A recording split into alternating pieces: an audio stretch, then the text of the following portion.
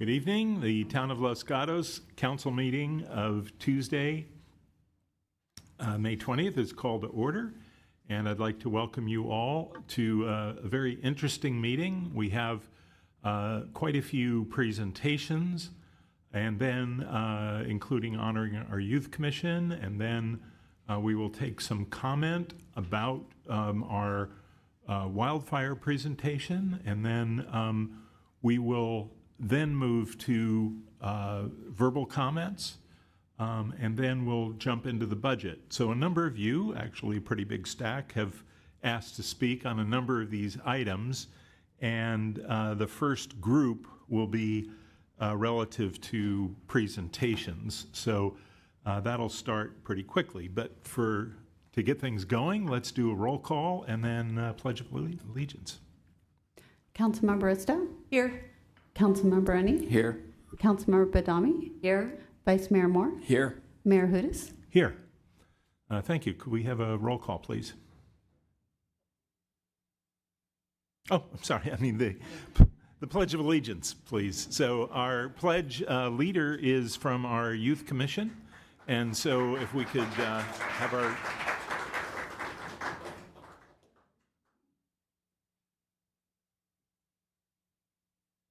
All right, everyone please join me for the Pledge of Allegiance. I pledge allegiance to the flag of the United States of America and to the republic for which it stands, one nation, under God, indivisible, with liberty and justice for all. Thank you. Thank you for all your work on the Youth Commission. Yes, so there'll be more absolutely. on that.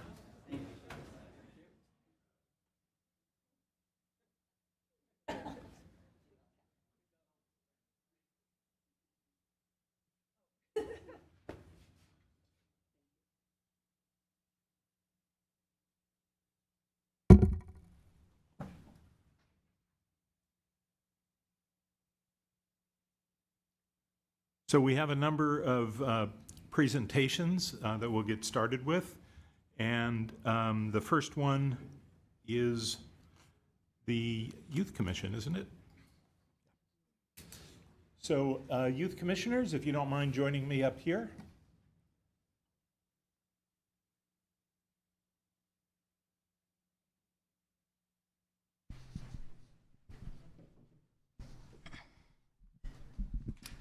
Go ahead and you can go ahead and make your presentation, and then I'll thank you for that afterwards. Oh, we should have a slide. Okay, we have slides. Perfect. All right. Well, you guys heard me for the Pledge of Allegiance, but as a more of a formal introduction, my name is Praveen Balasingam, and I am the chair of the Los Gatos Youth Commission. The Youth Commission is a group of around 20 students that are leaders and advocates in our town that advocate for changes and activities and projects that we see would benefit the community. Especially from a youth lens, we focus on youth advocacy projects that will benefit not only the youth population, but the community as a whole. This year, one of our biggest focuses was on community interaction and interaction between different projects, advocacy, and initiatives to overall increase the engagement of the youth in our community and to improve the different facets of our different projects that we're working on to improve everything overall. Today, we're spotlighting the different ad hocs that we're working on and to hear a quick 30-second speech on different updates over this year on what we have accomplished as a commission from the Community Outreach Committee, Teen Wellness, Traffic Safety, and the Environmental. And with that, I'll hand the mic over to Community Outreach to speak on their updates. Slide, please. Good evening. My name is Cody Chen, and today I'll be talking on the Community Outreach ad hoc for tonight. So as we stated in the work plan, as Praveen stated just now, we went into this year with a focus on community interaction and fostering better connections within the community.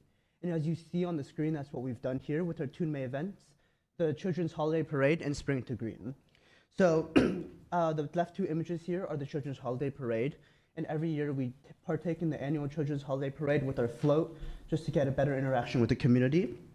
And this year on the bottom right, what we did is we combined our Easter Snap event and with our Spring to Green presents. And you can see we interacted with the community through our succulent station. And we also had a table full with flyers in order to outreach our different programs such as SNAP and also the other programs that the other ad hocs have been working on.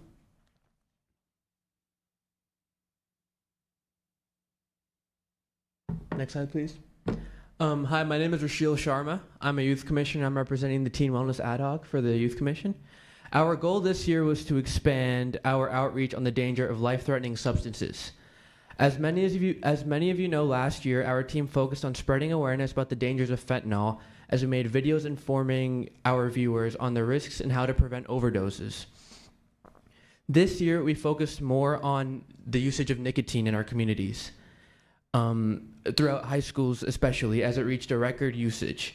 We felt it was important to outreach on this topic in a peer-to-peer manner, as it gives students a direct communicator on a very important topic. The videos we made on this topic, as seen here, fortunately we cannot play right now, were made to describe the risks of the harmful substance, and this video, as well as other helpful resources, can be found on our town's website. Thank you.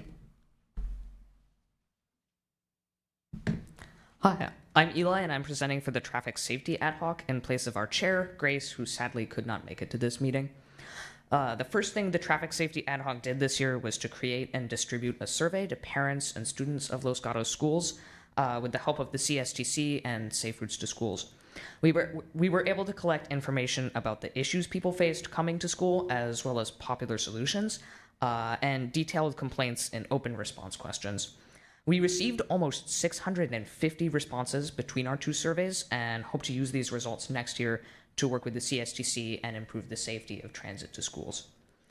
We also created an e-bike safety flyer to help address complaints of unsafe behaviors by e-bikers and just remind all bikers of the precautions they need to take when sharing the road with other vehicles. This survey was pushed out through town communications to thousands of Los Gatos residents and should encourage students across Los Gatos to use roads more responsibly. Thank you.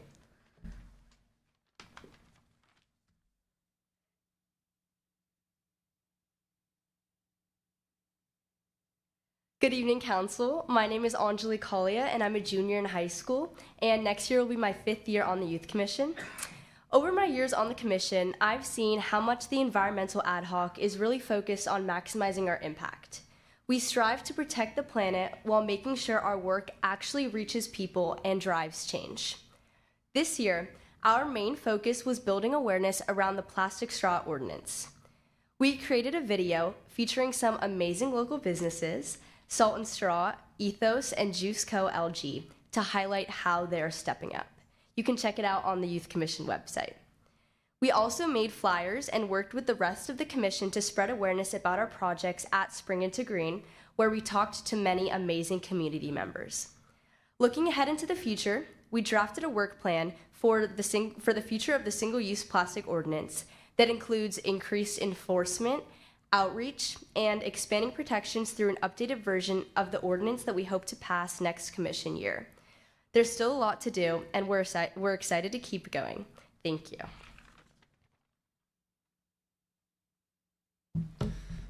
Hi everyone, my name is Ryan. Last year we were here representing Juice Co. with the Environmentally Friendly Business of the Year Award, and today we're going to follow up and see how this...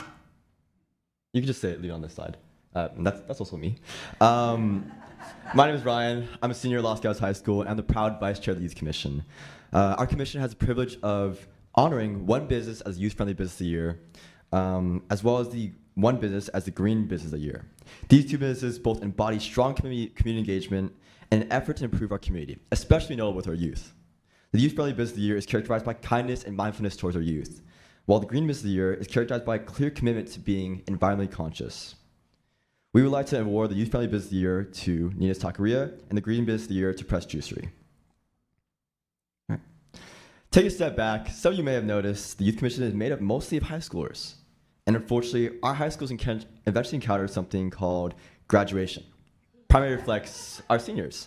To close up our presentation, we'd like to take some time to recognize our graduating seniors for their hard work throughout their time on the Commission, evident their purposeful and meaningful work, which you guys saw in the ad hocs, as well as representing the Youth Commission as a whole. So seniors, please come forward to receive your certificates.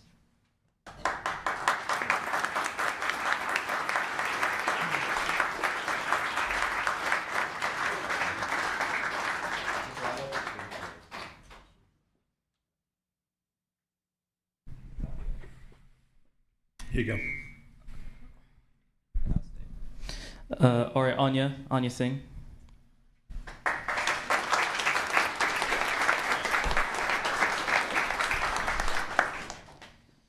Rashil Sharma.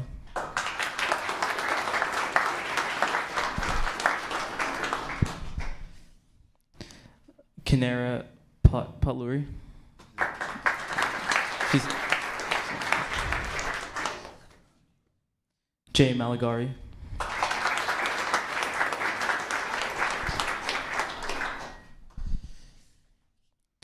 Gwyneth Pang.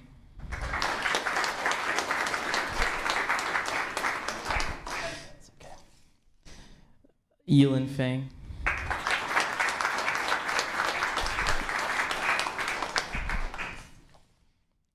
Ryan Itamoto.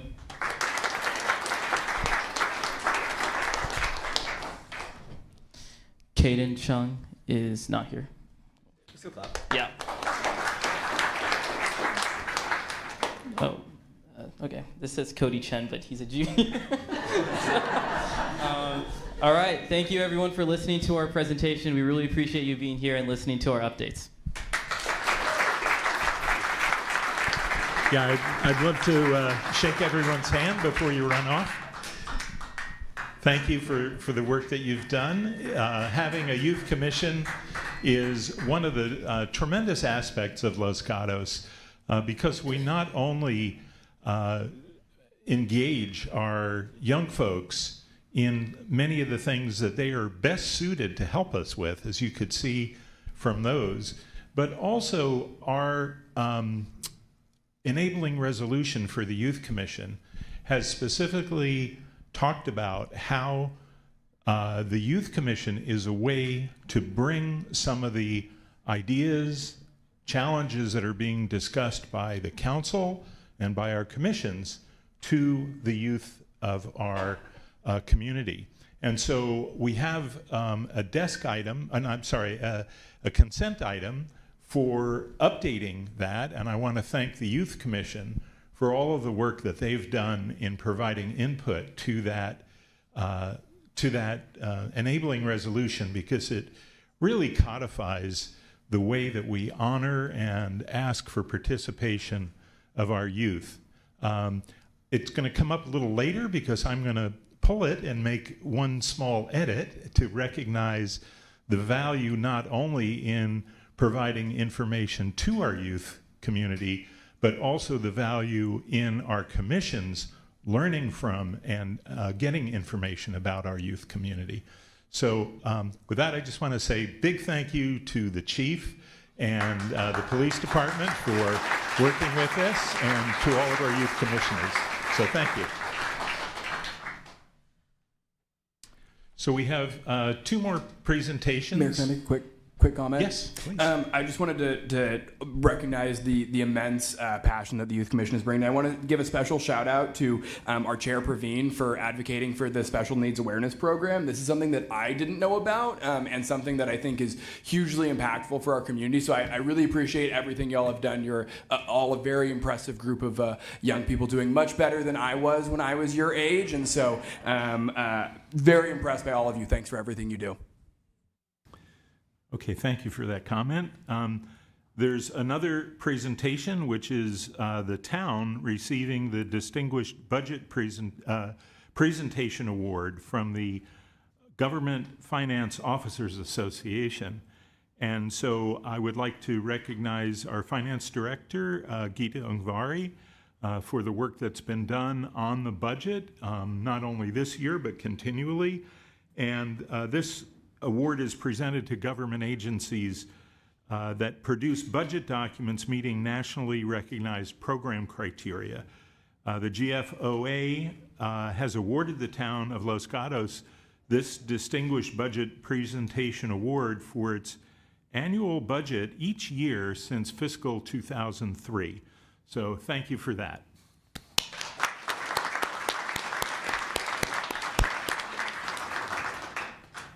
And then the last presentation that we have on the agenda is about emergency preparation and wildfire preparation. And so I'd like to first thank the town manager for moving forward the full council's action to hire an emergency manager and to allocate budget toward that. And so if you'd like to introduce our new emergency manager, that would be terrific. Thank you. Thank you, Mr. Mayor. If we recall back at earlier the year, we defined one of your highest priorities as being prepared for a disaster, namely the wildfires. And we know that we have quite a number of initiatives that we need to push forward, and that having a dedicated individual with the expertise that can help lead that for our community is keenly important, given how many of our homes and businesses are influenced in or will be impacted in the case of a fire or a disaster. So with that, I'd like to introduce our first ever emergency manager, Chris Todd, who comes...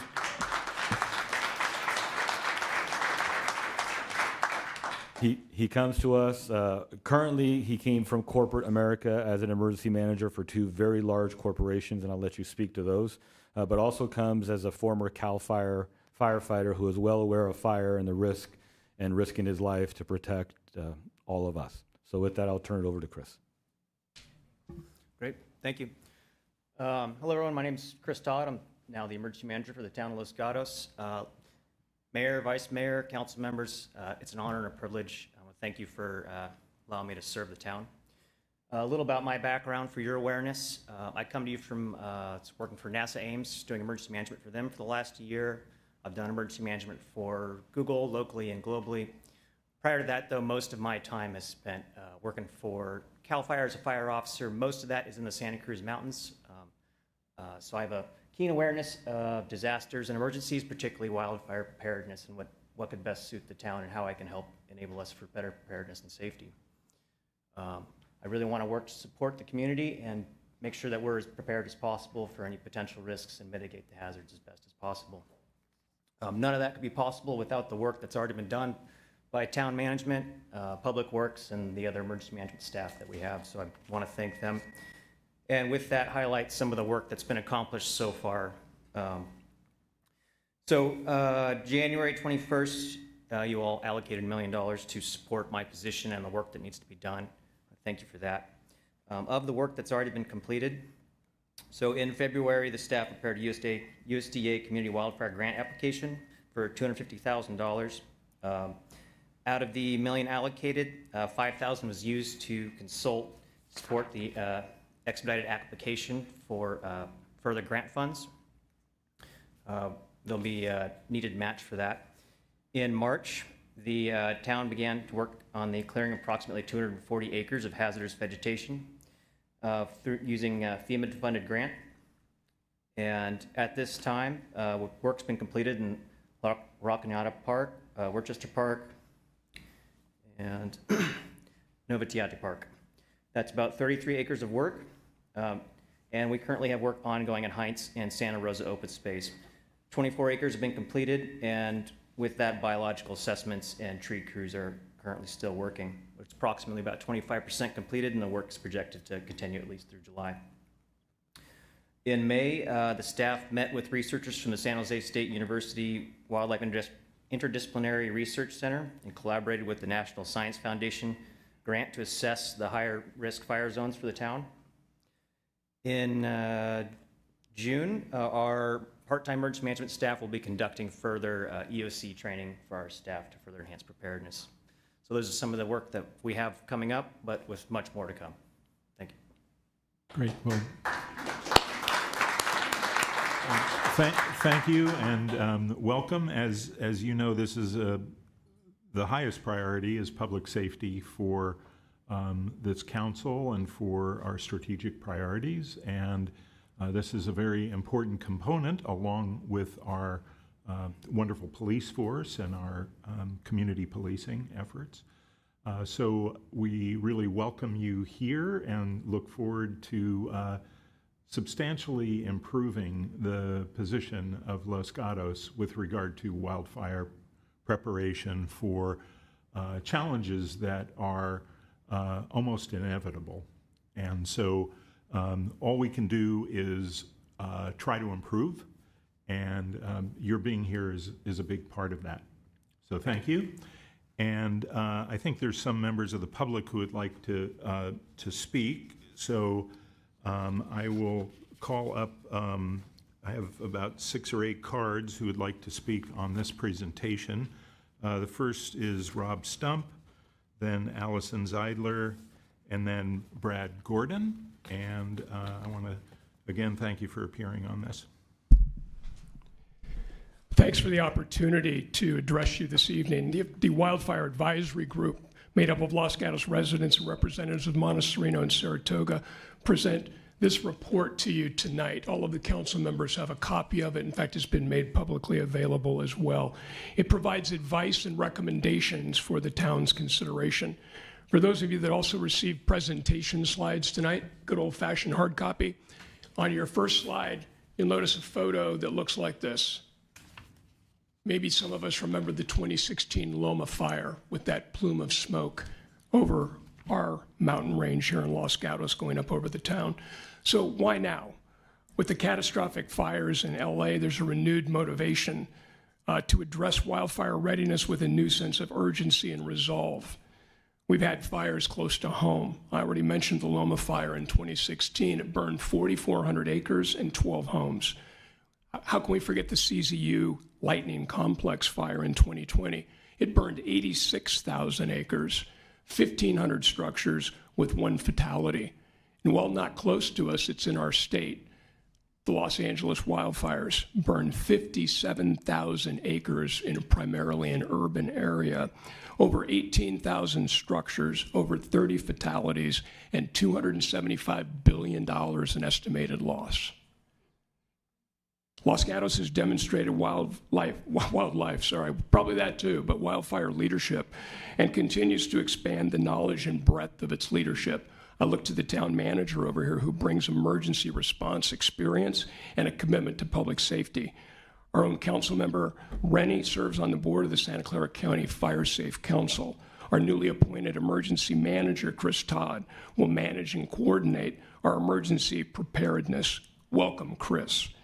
We've taken a fresh look at wildfire readiness, this group. Our mission, provide advice and recommendations on critical wildfire initiatives for the town's consideration. The first 5 pages of the report you've received contain those recommendations. The recommendations also fall in line with the 2020 Ad Hoc Wildfire Committee report. The goal remains the same: save lives and protect property. These recommendations are in priority order and fall under these categories. First, emergency communication. Second, evacuation planning.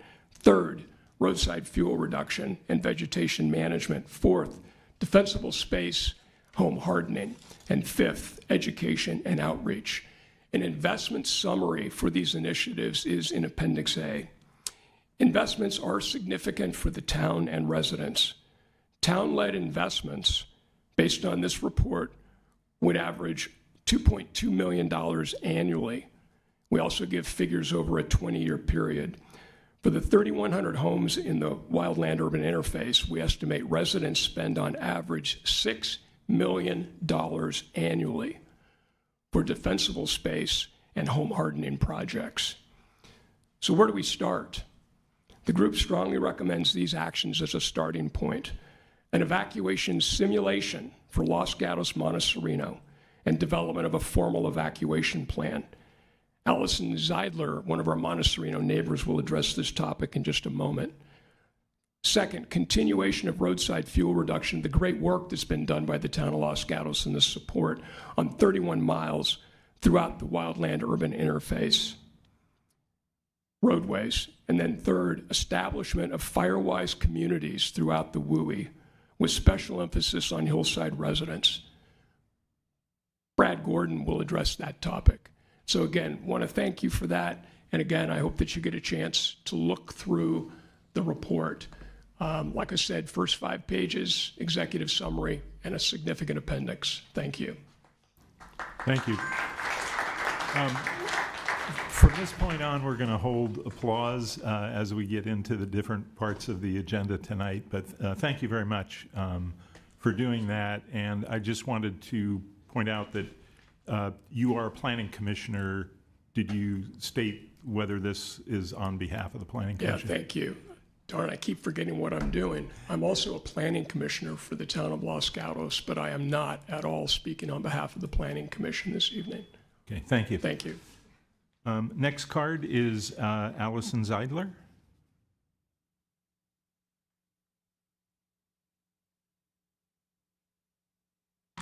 Thank you. Good evening, Council. I'm Allison Zeidler. I live with my husband and 2 daughters in Montecito.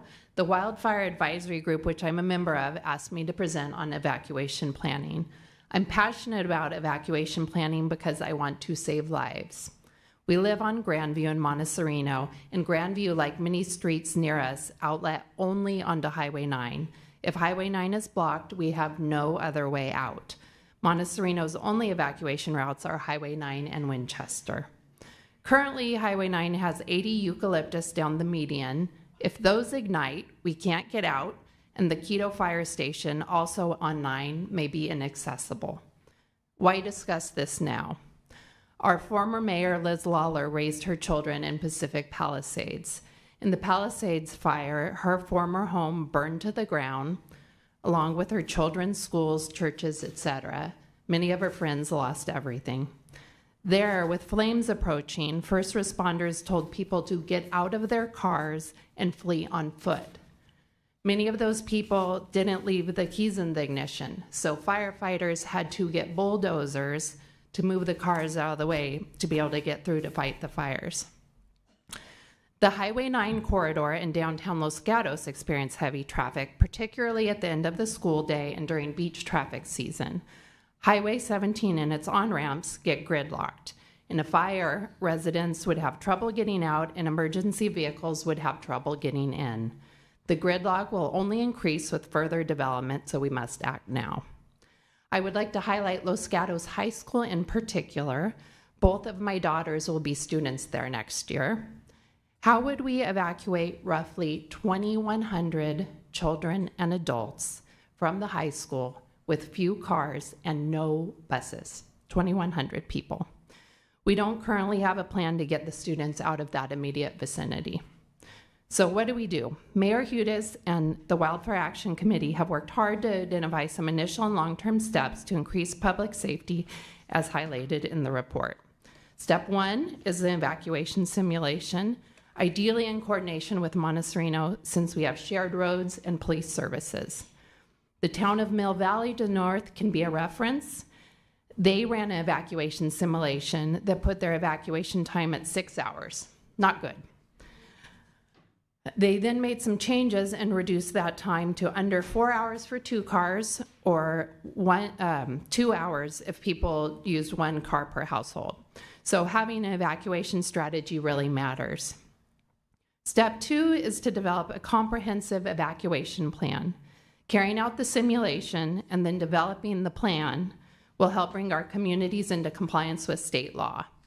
And then practicing the plan with first responders and residents will undoubtedly reduce chaos and save lives in a wildfire emergency. The estimated cost, $200,000 for steps 1 and 2, described in Appendix A. And lastly, thank you to the community of Los Gatos for being the regional leader in addressing wildfire risk, creating the Wildfire Advisory Group, and hiring the emergency manager. Thank you so much. Thank you, Ms. Zeidler. We will have to limit comments to 3 minutes. We will be holding additional hearings on this topic later in the year and hopefully go a little deeper into some of these. So, but again, thank you very much. I practiced at home. But Yeah. Know how it goes. Okay, Brad Gordon.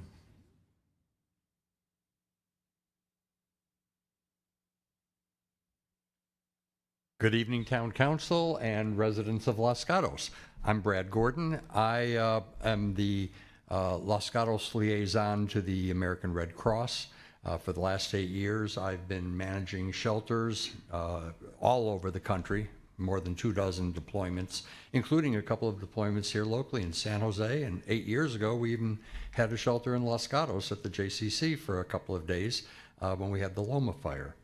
What I want to talk about for the next couple of minutes is 4 words: home hardening and defensible space.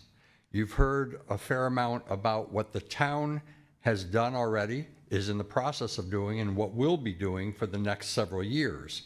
But that's only part of what needs to be done. The other part is your responsibility, what you do at your home.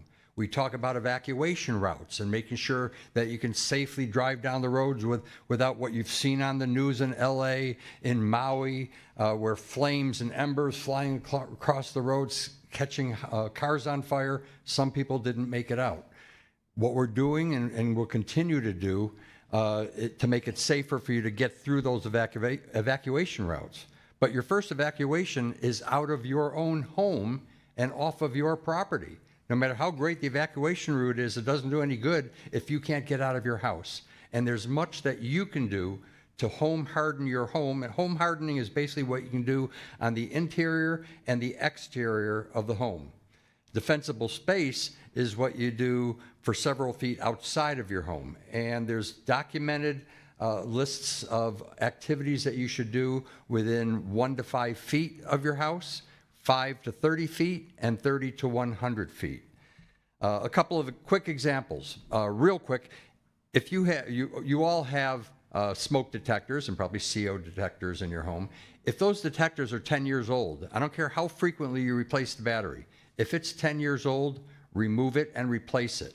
The batteries are one thing. Pushing that button and you hear the alarm, that just means the battery's working. It doesn't mean that the alarm is working properly. After 10 years, those alarms are not functioning properly. They need to be disposed of and replaced every 10 years. A couple of other examples. Double pane windows are much safer than single pane. Much less chance of the window breaking from the heat and flames and embers coming into the house. Protect your eaves by having 1/8 inch metal mesh so that embers can't get through the eaves and set the house on fire. Clean your gutters. The leaves and stuff that's in the gutters is one more thing that embers fall on. Next thing you know, your home's on fire. Fencing materials. Your fence that's close to your house should not be made of combustible materials. That's just a few examples. Defensible space, I already mentioned 1 to 5 feet, 5 to 30 feet, and 30 to 100 feet. Very important that you take the actions necessary so that you can get off of your property and prevent that fire from coming right up to your house and destroying your home. Gordon. Wow, that was fast. Yeah, I know. There's a lot there, and we need to think about the best way to continue to get these messages out. As you can see, many of the ideas and issues are things that go way beyond what a town government can do. And so that's why it's so important to have engagement from our community on this. Next card is David Weissman. And then Mary Buxton, and then Gus Hu. Go ahead. I am very encouraged to see that the town council is starting to take our wildfire threats seriously. For all the good that we are doing regarding housing, DEI, the environment, etc. If our town burns down, then what is the point? I also think that we have a long way to go. The Los Angeles Times has run a series of articles over the last 2 years analyzing what was done right and what was done wrong regarding past fire prevention in California, and what worked and what doesn't work. For instance, installing a sprinkler system on one's roof, surprisingly, is not necessarily effective. Last week, something unusual happened on my street. We routinely get fire trucks that check our fire hydrants and drive our mountain roads. But last week, for the first time, they actually rang my doorbell and offered me some suggestions regarding fire safety. A few days later, I received a follow-up letter from the fire department. These efforts are all good, but they should be just a beginning. I think that we are now at an important crossroads. We know some of the preventive measures that can work to help protect our town from wildfire. Is this council ready to adopt these measures and mandate that all high fire risk hillside homes comply? Because the research has shown that no matter what I do to protect my house, if my neighbors are not doing the same, then my efforts are probably for naught. So I thank the town, the mayor, the council, and Rob Stump and others for their initial efforts and hope that you continue to seriously pursue these initiatives with increased education, enforcement to protect our town and citizens. Since I have a minute and 20 seconds, a few specific suggestions. We now have an ecological consultant. This would be the perfect people to start coming up with ways and things that hillside homeowners should have to do. Second, and they can base that on science. Rob Stump has copies of these LA Times research reports.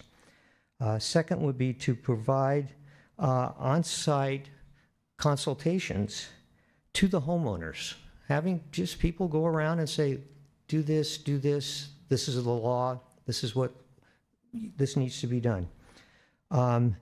Third, provide funding for the required work if a financial hardship exists.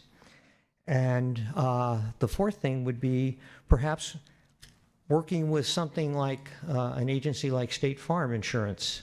I read in today's paper, State Farm is going to come back to the state next year asking for a 30% raise for homeowners insurance policies in fire areas. Let's get State Farm out here and say, what should we do? What can we do to make you happy so that you'll stop canceling policies? Thank you. Thank you. Mary Buxton.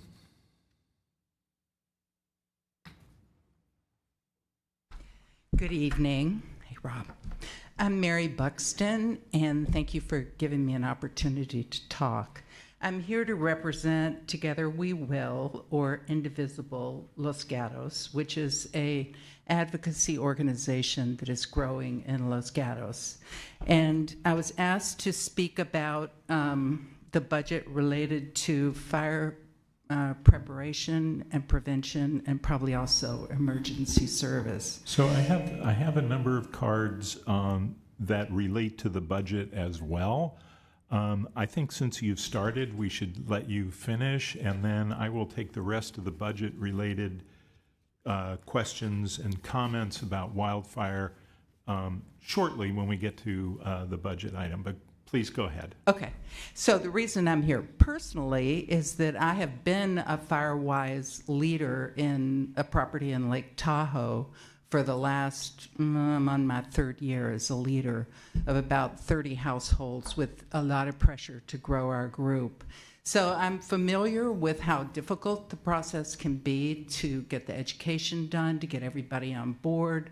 I just spent the hour before this meeting at an hour-and-a-half long meeting on developing community engagement in FireWise and how do you do that. So it's complicated, and I learned a lot from that meeting. So I just, Together We Will is concerned that the budget for the prevention and preparation might be cut, and they're not in support of that. They want to maintain what's already budgeted. And I totally agree with that because I've been working on this issue with all the home hardening and defensible space. And it is truly amazing when you get some of this stuff done. You can really see the difference in how a fire might not jump, you know, from place to place because you did this prep. Thank you. Thank you very much. Gus, who? Oh, I'm sorry, there's a question. Mary, can you come back? You don't mind coming back up for a question? Oh. Thanks. So you mentioned being part of a FireWise community, and we also heard the prior speaker talk about State Farm. So being a member of the FireWise community, did that help with your insurance premium? Okay, I just actually also scheduled an education meeting for our group with one of the Placer County Commissioners, insurance. I'm not quite sure what her role was, but she talked about what the California Insurance Commission has been doing with insurance companies to like speed up approval of rate increases or not, and make it more fair to the homeowners.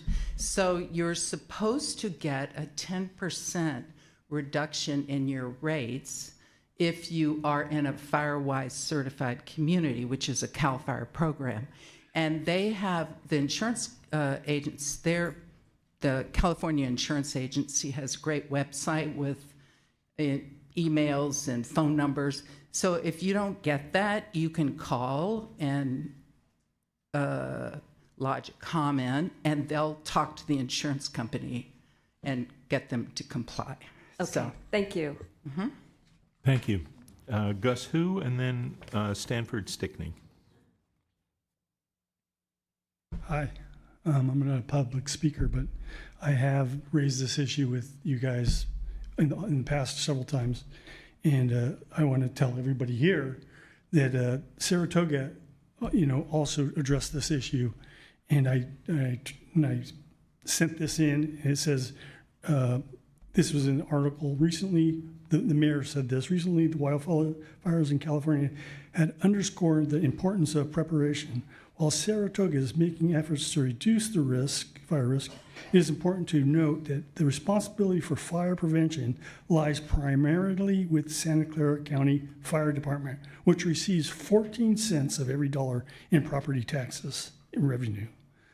The city said that they would chip in $200,000. I gave you this things. I also went to EMU and we talked about this with a person out of the University of San Francisco that's a nonprofit that they already have this system in place. And I'm trying to, last time I was here, I told you that you should, again, this is all on tape. The NUMU had a chief fire things, and I sent you this stuff in. I know we have a budget, and I think we have better money. It's like reading possibly $20 million for this system. This should be a county issue, not I built a house on a side of a hill, over 2 acres, and we had to clear. I had to clear it was right on the property line of Saratoga and Cupertino, and I bought a lot in Cupertino, and I built a house on it, and I had to. The city made me clear, all the weeds and stuff like that. That's the best way to prevent it, but it's a city issue. It's not a town issue, and we're just to hire this and try to create our own. The town to create their own system, not working with other people. There's already a nonprofit and other system in place, we have to get together, and I think it's the county issue. That's what the 14 cents of every dollar goes to. So we got to I think I'd ask you to reconsider some of this. Thank you. Bye. Thank you. Stanford Stickney.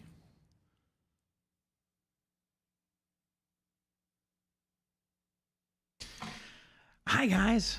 Thank you so much for the opportunity to speak today. My name is Stanford Stickney. I believe that as a community, we can work together and we can be stronger. We look at photos in the 1950s, and there weren't open preserves as we know it, but there were fire breaks for where urban interface occurred. And if you go into many of the open space above our homes, above the novitiate, you'll see fire debris that's waiting to be burned. There was a concept in the 50s, 60s, and 70s that if we removed fuel, there would be a smaller fire. It's a simple concept, but it's nonetheless powerful in nature. We have the fire marshal meet with us every year, and then we identify, or the fire marshal identifies what issues we can do, and then we have the fire marshal come back and then re-examine. What he suggests is that all trees are limbed 14 feet and all roadways are removed of brush 10 to 15 feet on each side of the road. And that policy should be applied to all areas outside the town, open preserves, and all roadsides within the town. For example, there's a street next to my street, which is on Fairview, and it's Wadsworth. It's a beautiful street. But when vehicles drive, they're often hit by trees and little shrubs and brushes because there is an area that's overgrown. And nature's beautiful. but we have an obligation to be stewards of the land. And you'll look next to Wadsworth, you'll see this cul-de-sac ravine, and there's piles and piles of dead trees that have been left. And then the question is, how will we remove them? Is that going to be on the landowner's impetus or obligation? Or can the town play a role if a homeowner is not doing their due diligence to encourage them to do so? We each have an obligation to protect each other. And if we work together, we can ensure that our community is safe. And just as a fun fact for the community members, thermogel is excellent. And if there's a fire that's imminent, you spray it on your home, you leave, your home most likely is going to be safe. I thank you for your time and consideration. Thank you for your comments. With that, we're going to move on to the consent items. And we have a number of items, so I'll ask council members whether they have any comments on those or whether they would like to pull any of the consent items, which number 1 through 16. Vice Mayor? Thank you, Mayor. It sounds like you have some questions on the Youth Commission, so I won't comment on that one now. So if that one's pulled, I have some thoughts and questions on that one as well.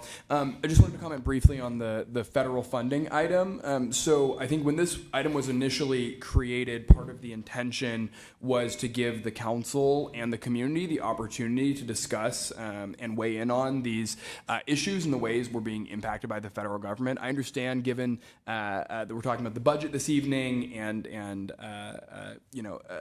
the fact that we have a lot of things on our plate, that this one would be on consent, but I would hope that in the future this would be on the regular agenda, and I would hope to talk about it on the regular agenda when it comes back in August. So that's my only comment there. Okay, thank you. Councilmember Risto. Thank you. I just wanted to comment on item 16 also, which, for members of the public, you can always look online, look at all of the consent items and see the outline of what potential impacts we have from federal funding that hasn't come through or has come through. And so I appreciate the summary. I appreciate the town manager's approach, like, for example, where we've got money for brush abatement or tree clearing. If we don't know we're going to get that money, we'll spend up to what our match was and then make decisions later if we know whether we're going to have the money or not. So I found that really helpful. Thank you. Okay, thank you. I will be pulling item 15, which is the Youth Commission Enabling Resolution. So we'll discuss that one later. So we have 1 through 16, and this is a time for public comment on any of those items. I do have one card from Brent Ventura on item number 5, and if anyone else would like to speak on any of these 16 or 15 items, this is the time to do that. So,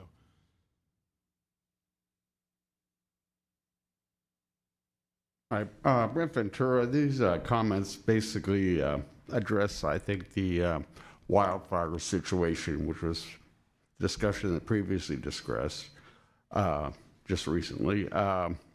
First, I'd like to commend the council for so diligently addressing the known wildfire risks by staffing, doing the studies, the budgetary allocations, the great commitments made by staff and community volunteers to address the known problems. I'm here to raise what I consider to be the unknown risks that were recently discovered by the LA wildfires and by CAL FIRE changing our severe wildfire risk zones, which they identify as high, medium, and low. They've greatly expanded in the area of Los Gatos. And I believe the town needs to adapt to these changes, which we haven't done. We've done a great job of dealing with the Paradise type wildfire situation. But what we saw happen in LA, where a highly densified urban area, a wildfire spread into that, we haven't yet looked at that and what we need to do to protect our citizens. I'd point out that currently 4 of the SB 330 projects are within or adjacent to severe wildfire risk zones as identified by Cal Wildfire. And we have not looked at doing any measures to try and increase the public health and safety to address adding hundreds of people to an area that's in great jeopardy. It would be similar to having people move into an area that we know with coastal ocean waters rising, as telling them to move into those areas, and then, well, they have to relocate because we put them in a high-risk area. And I would point out that we have, outside of the wildfire areas, several towers that are over 100 feet in height, and we have no information about how would they react to a urban wildfire. We know four things from what happened, especially in Altadena, which is very comparable to our situation, the Eaton fire. One is the water supply was insufficient to address the fire needs. The water pressure dropped and was insufficient to address all of the wildfires, all of the fires that the firefighters had to address. They basically had to walk away from some structures. There was no evacuation plans in place. It was chaos. There was insufficient communications. Notification to people who were at risk were never received. And finally, there were no tall 100-foot more, 75-foot more buildings in that area. We have no idea how those buildings will react to wildfires. For that reason, I say it is the obligation of you as our council members to address these public health and safety risks. Not today, but this is something we need to address as these projects move forward. And please do not delegate it to Central Fire. Don't delegate it to the developers and their consultants. You're our elected leaders. Your primary goals are health and safety. We look to you to take care of us in these important issues that have just recently been revealed. Thank you. Thank you very much. I have no other comments on the consent items. Is there anyone online who would like to speak about and I believe consent? I've submitted a letter for your information on this topic, too. Thank you very much. Thank you, Council. There are no hand raised on Zoom. Okay, so we'll close public comment on the consent items. Is there further discussion or a motion on the consent items? Councilmember Risto. Thank you.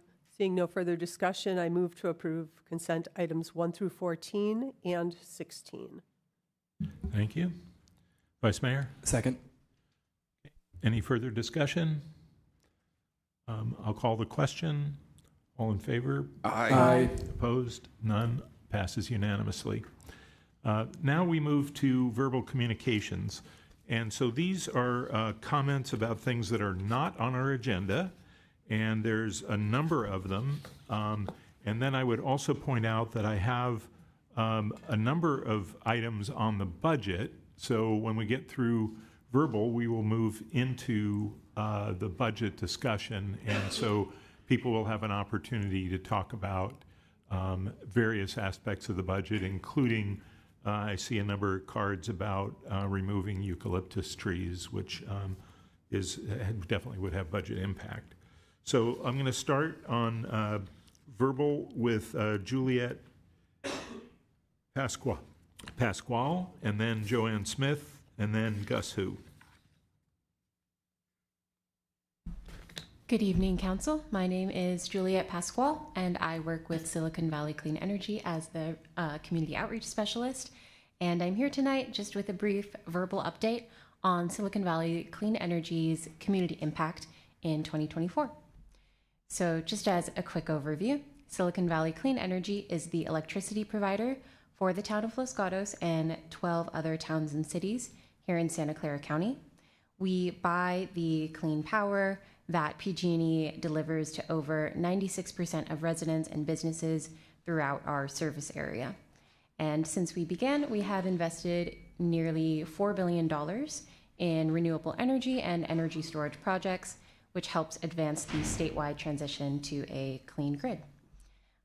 Just a quick shout out, we have a tremendous board of directors, and we're very thankful for Councilmember Rob Rennie's contributions as a director, as well as Councilmember Maria Risto's support as an alternate director. And again, here today to share more information about our community impact in 2024. So in the past year, Los Gatos residents saved more than $1 million on their energy bills. And that's an extra $1 million that Los Gatos residents had to spend on other priorities and investments instead of their electricity.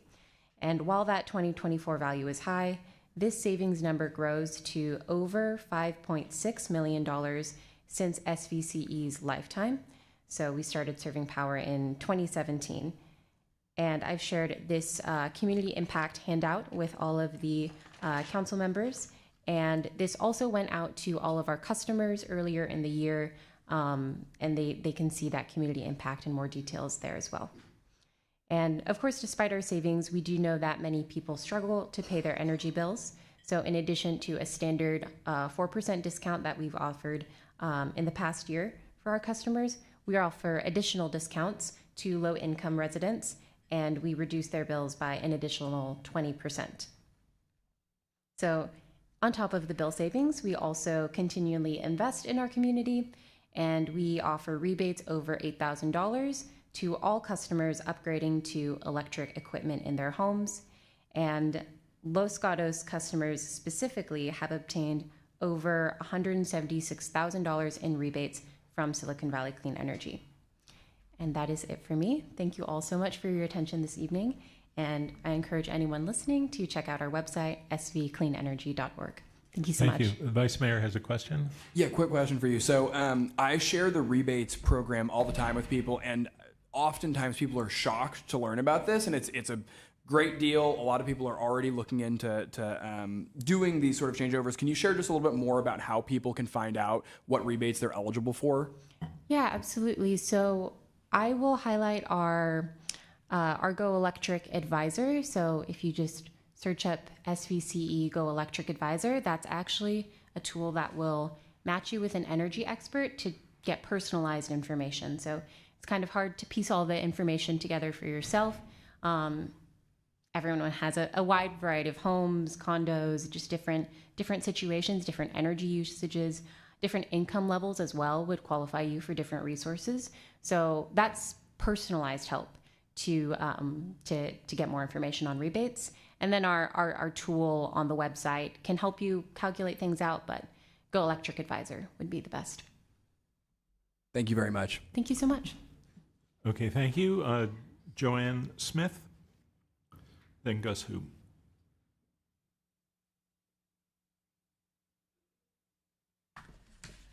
Good evening, Mayor Hudas and council members. My name is Joanne Smith. I just have a quick comment. I think it's going to fit right in tonight. Last week at our morning Rotary, we had Fire Captain Justin Stockman come and speak. He gave a presentation on regarding wildfire preparation and what to do in case of evacuation. And as soon as he mentioned evacuation, my mind went to beach traffic and the chaos and gridlock that ensues. And I thought, oh man, we're in trouble. But anyway, he mentioned some things that I thought were really interesting, and that he said that that they partner with the police department, and they have the police come in and move traffic along. And what I think he said, and this is morning Rotary, so my brain could be still a little foggy, but I think he said that the police could actually close down like both sides of Highway 17 and have the traffic go in the same direction, or Highway 9 and have it go in the same direction. And if that's true, I was pretty happy. Anyway, he didn't finish his presentation, but he gave us this flyer to sign up for Alert SCC, which I did, and I'm happy to report there have been no alerts yet. But coincidentally, last night, I found this that came with Mr. Hudas's email.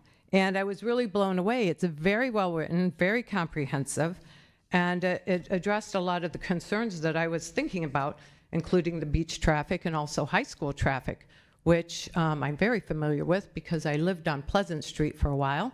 And I tried to get to the gym every morning, and if I don't time it right, I'm sitting in my car more than I'm in class.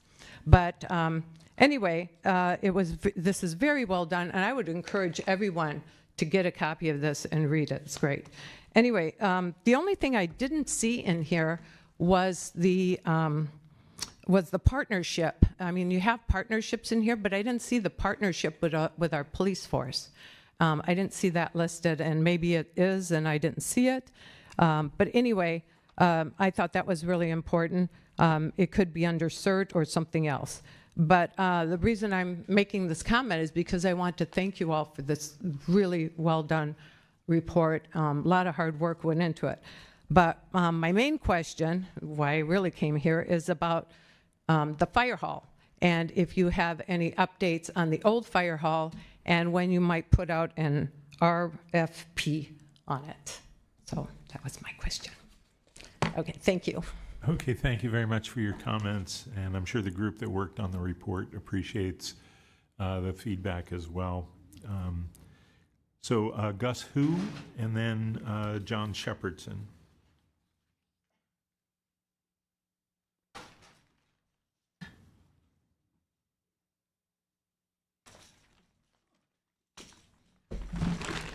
A lot of new faces here. Usually there's not too many people that come here.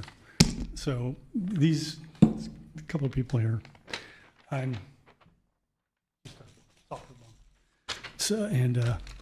have the same issues that I've been raising. Censorship, if I could have used some of this stuff.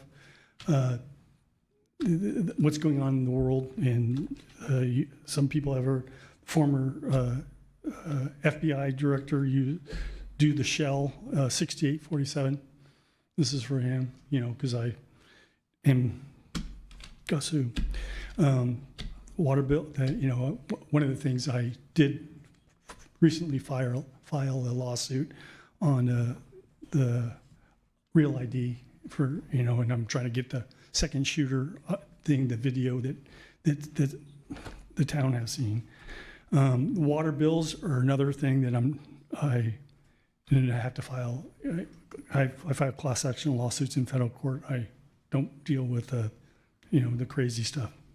That's what and then another thing today was the Lynn Avenue. Again, I went to Union Middle School and Alta Vista to try to talk to the principals. I've tried several times, and just to see if they can phone in and deal with that. And today they, hey, you're I'm trying to have a walkway on, safety issue on right behind thing, and they're saying we'll call the cops on you. We'll call the cops on you. And I said that, like Chris Wiley, the red curbs aren't painted. I saw that you painted the red curbs on Union, but I told him, hey, other people have said people got hit in crosswalks and by the school and stuff like that, and they don't care. I didn't appreciate that. And I talked to the school district, so I'm going to name the two principals in a lawsuit, probably in class action, and in the school district with some of you, because something has to be done on the safety issue on Lynn Avenue. And I don't want to. I mean, I have a statement from Rob, and I want to try to put that out that you're working on just the opposite of that.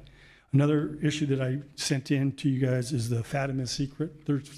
Fatima secret is playing out. Should take a look at that, because I think something's going to happen to the new pope in Turkey, and I sent you some information on that too. Also, World Cup Soccer 2026. Thanks. Thank you. John Shepherdson, and then Heather Newberry.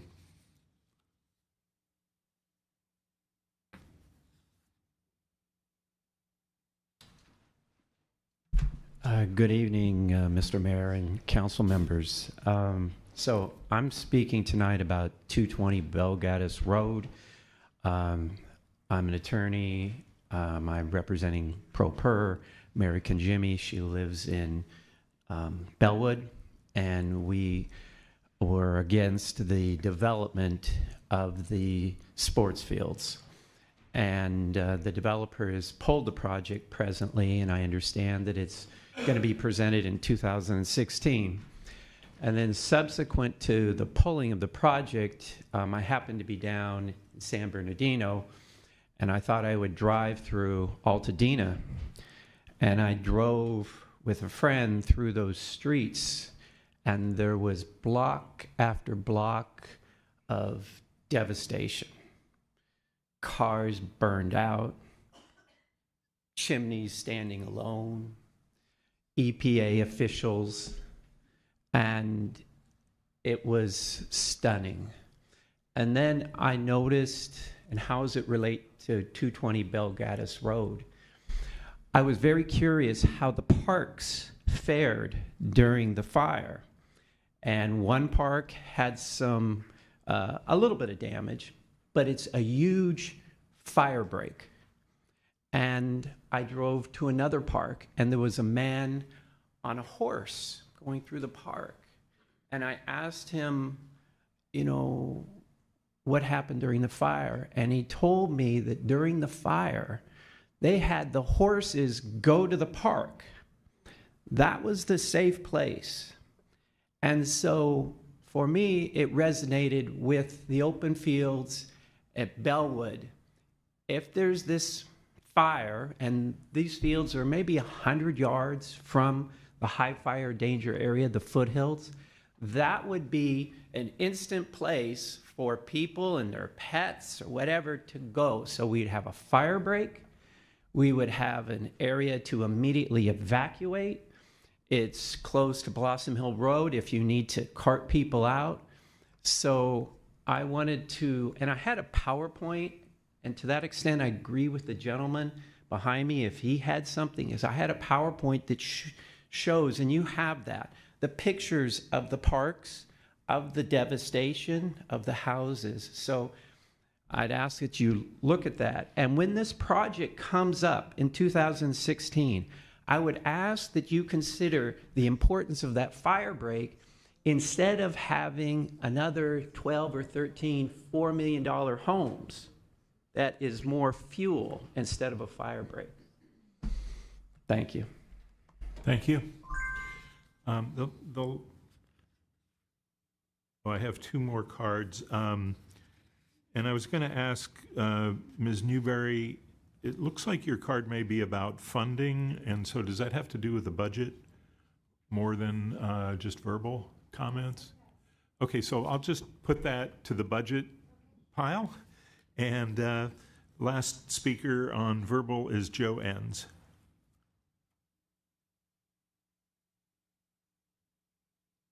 Mr. Enns here? Okay.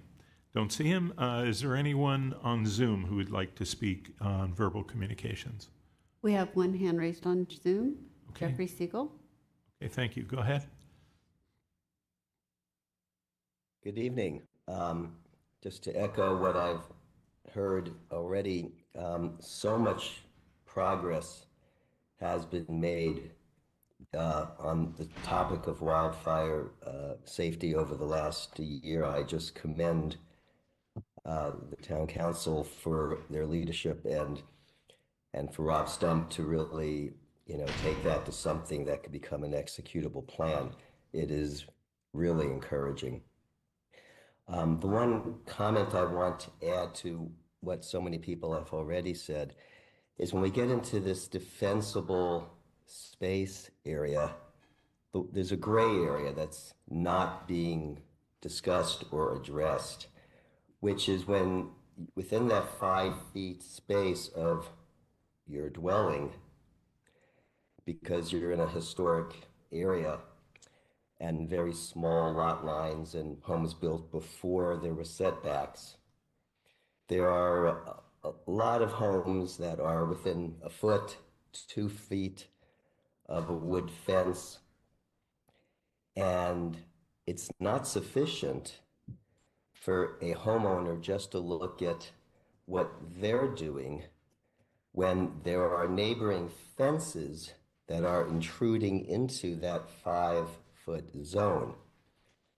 And the state, several years ago, I think it was 2020, addressed all of this, but local towns have yet to adopt what the state has already devised in order to make this into local ordinances that would be followed.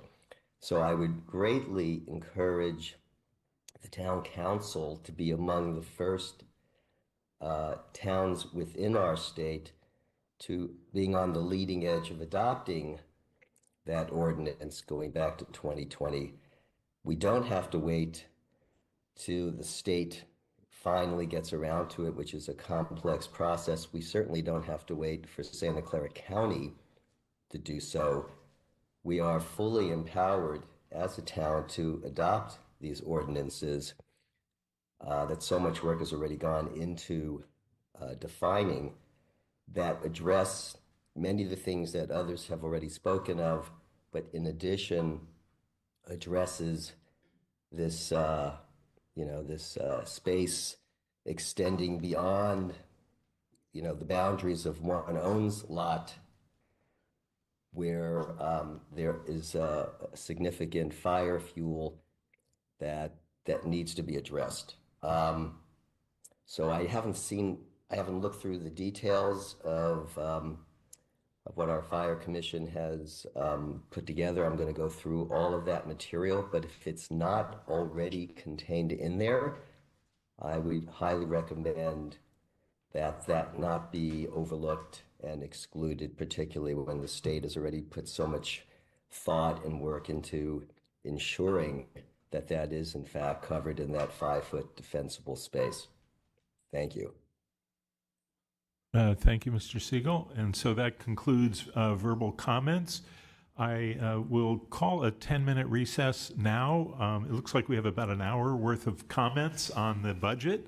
So we will get back in at 8:30. Thank you.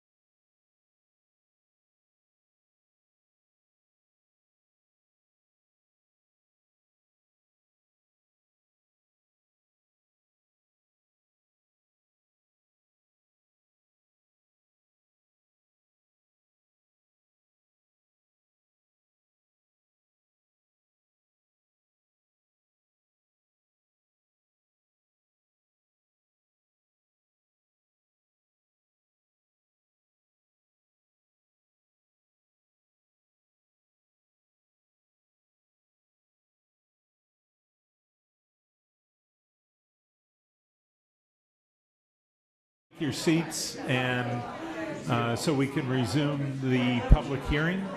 That would be appreciated.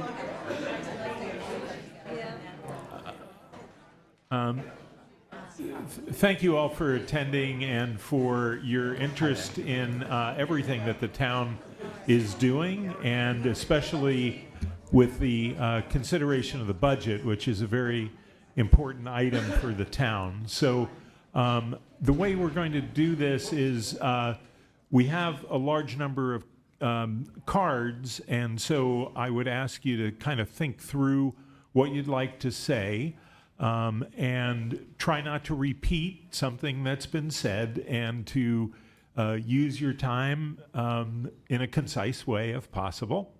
But first we will start with a presentation on the town proposed operating and capital budget for fiscal year 25-26. So, Town Manager, if you could orient us toward this, and then we can get started. Thank you.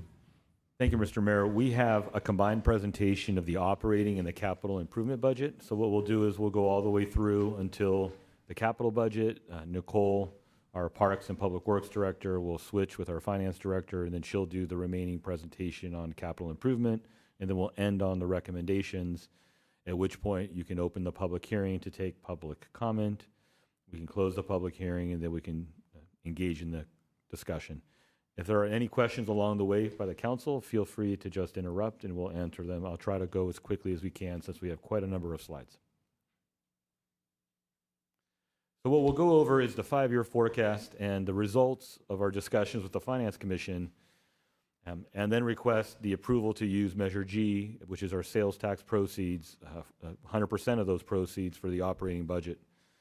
We're going to ask for providing direction on the operating budget. We're recommending further reduction of about $800,000 in expenditures. That's lower than we anticipated. Our staff report indicates a potential use of the reserves by about $700,000. It's actually about $1 million, and so we were refining the numbers and we had a typo there, so it's about $1 million. We also go over the capital improvement budget, recommending the establishment of a tiered CIP program. That's something we've talked about already. And for the council to accept the recommended Tier 1 projects, which are projects that are funded, as well as we have staff capacity to perform on those projects. And lastly, as we do annually, we have a list of potential deductions. There's a link that I'll have on this PowerPoint, and the attachment to the staff report includes the type of donations that we're asking the council to approve. Back in February of this year, we took a look at our 2-year strategic priorities and decided to reframe them in a more strategic manner. And in doing so, we also prioritized 3 of those in the areas of emergency preparedness, prudent financial management, and ensuring that we maintain a small-time charm as top priorities amongst the rest of the priorities. It didn't mean that there were lesser priorities. It just meant as we're focusing our efforts, we need to focus on fewer and do more than doing a little across all of them. At the same time, we talked about our future projected challenges and what our condition would look like in the future. And then we started talking about the proposed operating capital budget, first by releasing that budget on April 21st, and then meeting in special session with the council on April 22nd to discuss the direction the council wanted to give the Finance Commission. And the primary direction was to review the 5-year forecast and find opportunities to refine and narrow the gap between what was a $3.7 million deficit to what we will eventually find is a lower number.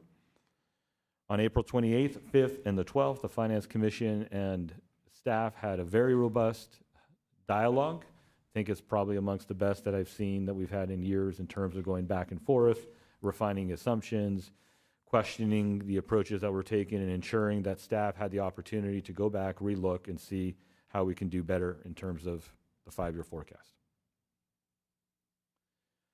To remind us a little bit about how we approached the budget, we knew that we were looking at a structural deficit, and we needed to prepare and provide the council options. And so directors had identified a list of reductions for each of their departments, had prioritized that, and we met collectively as an executive team to rearrange the differing priorities, starting with ones that had lesser impacts on core services digging deep to about $5 million of reduction. And when we reached $5 million of reductions, we were really hitting some core programs. Our primary focus was to protect those core programs and to protect what is the most important aspect in delivering those programs, which is our staff. Our full-time staff was also a primary consideration in these. So what we came up with was 4 tiers of expenditure deficit reductions. We also came up with a list of potential revenue increases, identified that we can't just reduce and increase taxes and fees. We also have to look at efficiencies within the organization and rethink how we deliver services. And then we need to look at innovation and economic development, which is a multi-year effort to grow activity in the town so that that activity generates organically additional revenue without us having to touch fees and charges in gaining that revenue. My recommended approach was more of a balanced approach between using reserves with prioritizing our core services and our people. As we go through this, you will see that I am not recommending that we reduce the budget, as the Finance Commission indicated, to use no reserves. I am looking to balance fewer reductions and balance that with relying on some of the reserves for 2 reasons. One, to ensure that we don't overcut and then end up with a surplus. And secondly, because the town has not gone through a process where they had to make tough decisions, we wanted to, which was in what will be a multi-year process, I wanted to ensure our first year was a little lighter than what would potentially occur later and buy us the time to organically plan, get more information using objective analysis for a future 5-year forecast, and then make better decisions instead of just starting to cut. On the capital improvement side, we realized that we had a tremendous number of projects and a lot of money allocated without the staff capacity to deliver. So we provided a tiered structure so we can narrow and focus on what is most important and what do we know we can deliver. And as we discussed yesterday with the Government Finance Officers Association presentation, prioritization of capital project is a best practice, which is something that we weren't necessarily doing in our 5-year forecast. Additionally, while we're looking at fiscal difficulties in the future, we also have to institute internal controls. You can't just focus on waiting for the budget to occur and plan on the next year. During the course of the year, you have to engage in additional activities to protect the finances of the town and its operations. So one of the avenues we took was, rather than conduct a hard freeze on positions so that any vacancy that occurs, we wouldn't fill them, we instituted more of a provide a justification so that we can analyze the impacts of it and then decide whether or not we fill it now or we wait a little bit to fill those. And so this is a pretty robust evaluation that is not just looking at finances. It's looking at impacts on operations. It's looking on our town priorities. It's looking at service level. It's looking at a balance between multiple departments to try to find the best mix of saying yes to fill positions without overly burdening one department over another. It's very challenging. I know it's very frustrating for our department heads to have to go through pages and pages of analysis, but I believe provides a prudent approach to avoiding just a hard stop on filling positions. Secondly, instituting of expenditure controls. We are already looking at vehicle replacements that were on the cycle to be replaced this year and trying to determine what we will replace and will not. And also during the course of next year, we'll be instituting departmental budget control with regular monitoring, which is not something we were doing in the past. In looking at a 5-year forecast, the GFOA, which is the Finance Officers Association, has a best practice that you should conduct a multi-year forecast, at least looking 5 years into the future, or if you have very unusual events in the short term, a shorter term forecast. You need to take that forecast and integrate it into the budget process. This is something that our town has done now for the last 5 years, which is a good thing. We need to build a transparent and assumption-driven model.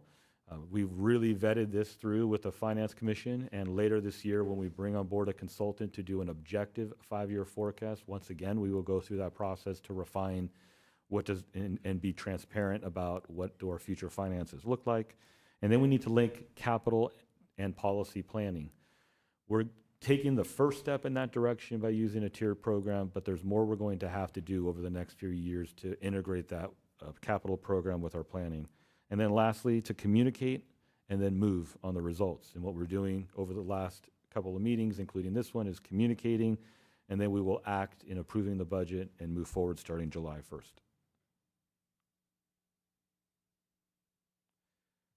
So staff had prepared a very conservative 5-year projection. We do this annually for the period of next year, which is the 25-26 year through the 30-31 year. Our initial projections was a structural deficit of about $3.7 million. When we look at what are the reasonings behind that large deficit, it is really that our revenues are not increasing as fast as our ongoing expenses. And as the GFOA representative discussed yesterday, the best practice is to match ongoing revenues with ongoing expenses. And when we look at what is really that driver, it primarily results around salaries and benefits, contract escalators, and just the price of things that we're actually purchasing. In the next year, as well as we had done for the first time in this year, we are including a 4.6% vacancy factor. That vacancy factor is intended to be a reflection that we don't necessarily fill all our positions during the course of the year. We don't fill them at the step and benefits that we assume we would fill, and that changes during the course of the year can result in some salary savings. However, as we're looking at vacancy savings, the balance to that is you have to have internal controls that if you're banking on a vacancy savings to bridge the gap in your budget, which is what the town is doing, that you're monitoring and adjusting to ensure you're able to achieve that. Secondly, last year we projected using $600,000 for Measure G sales tax. That was about half the amount available from the sales tax. This year, what is needed is the entire amount of a little over $1.1 million. So to graphically represent one of our primary drivers of cost and our two primary drivers of revenue, we have this graph that where in blue, we represent the property tax, vehicle license fees, and sales tax from 2021 to 23-24 in blue. In red, we show salaries and benefits for those 3 years. These are actual numbers. And as we can see, we also have drawn a red line to the top and a blue line. The red line represents the rate of change of our salary and benefits, and the blue line represents the rate of change of our tax revenue, which are our two largest tax revenue sources, to support salaries and benefits and other expenses. And what's important in the graphic is to realize the difference between the two lines, which is how far off we are from revenues and expenses. And you can see as you go down the line, it is growing and will continue to grow into the future. That is one of the primary drivers of our challenges. Our services are top-notch. Our latest community survey that has been released has shown we are doing very well, thought very highly of, and we need to do the best that we can to protect our people and those core services. But as time goes on, we're going to be facing challenges in doing so given the revenue sources that we have. When we take our 5-year forecast and consolidate it down to make it a little easier to understand, I won't speak through the whole graph. We've looked at this before, but the lines to look at is the bold line here, which represents our revenues, our total operating revenues, and this line right here, which represents our total operating expenses. And when you subtract these lines, you get what is estimated to be our deficit. So this is our original 5-year forecast. So as you can see, that $3.7 million is there. And as we go into the out years, into the last year, it's $5.6 million that we're projecting. And you can see this in attachment to page 8 of your package or page 585 if you're looking at the singular PDF file.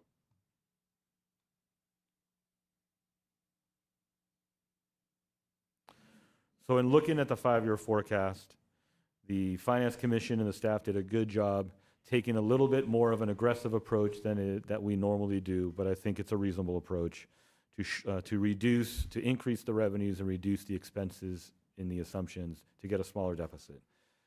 Before we move on to the next slide, I do want to highlight that projections are just estimates. But conservatism is still necessary when you budget. And to the extent that we're wrong on the revenues, that means the deficit grows. And to the extent that our expenses are higher than we project, that further increases the revenues. And then you rely on your savings account, which is our fund balance, to cushion that difference when you're spending more than you're taking in. So when we met with the Finance Commission and went through line by line, the summary of this is highlighted in attachment 1. if I can get the slides to move, we'll see what the results were. We took a look at the different drivers of revenue. So we looked at property tax and identified we could increase and be a little more aggressive and assume revenue would come in $200,000 higher. We also looked at interest income, looking historically, and identified that we probably could be a little more aggressive and add another $880,000 on the revenue side. Our planning fees, we had hoped for about $50,000, but based on our internal projections, that number would come in at about $15,000. And then business license revenue, if we try to tackle identifying some other businesses that haven't necessarily paid or what we predict in the future in terms of activity, another $50,000. In our expense line item, our CalPERS benefit expenditures line item is very significant.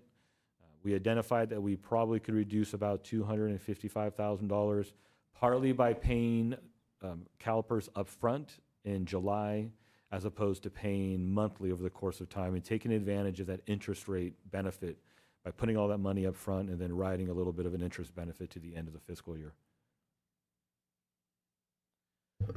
We also worked internally with just staff to come up and utilize new information to further refine our 5-year forecast.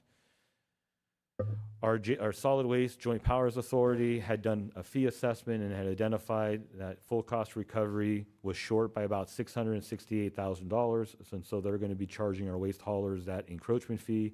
An encroachment fee is a fee you pay for using the public right of way. So when somebody, let's say PG&E or anybody else wants to use our sidewalks or roads, they're paying the town an encroachment fee.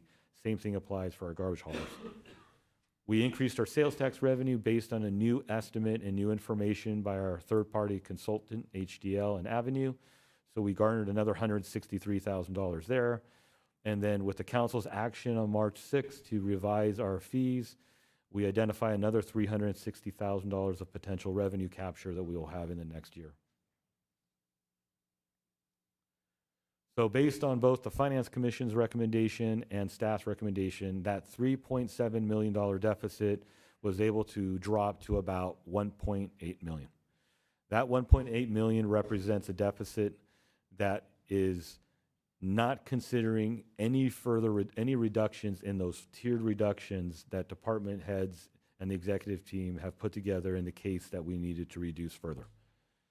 And so we're not that far off compared to where we were with our original projection.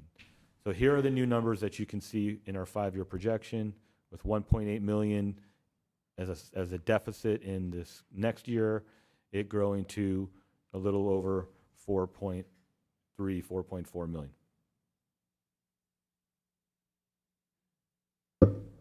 And so when you look at a year when we have surpluses, we add money to our savings account or fund balance, and when we have deficits like we project for the next 5 years, we take out of our fund balance.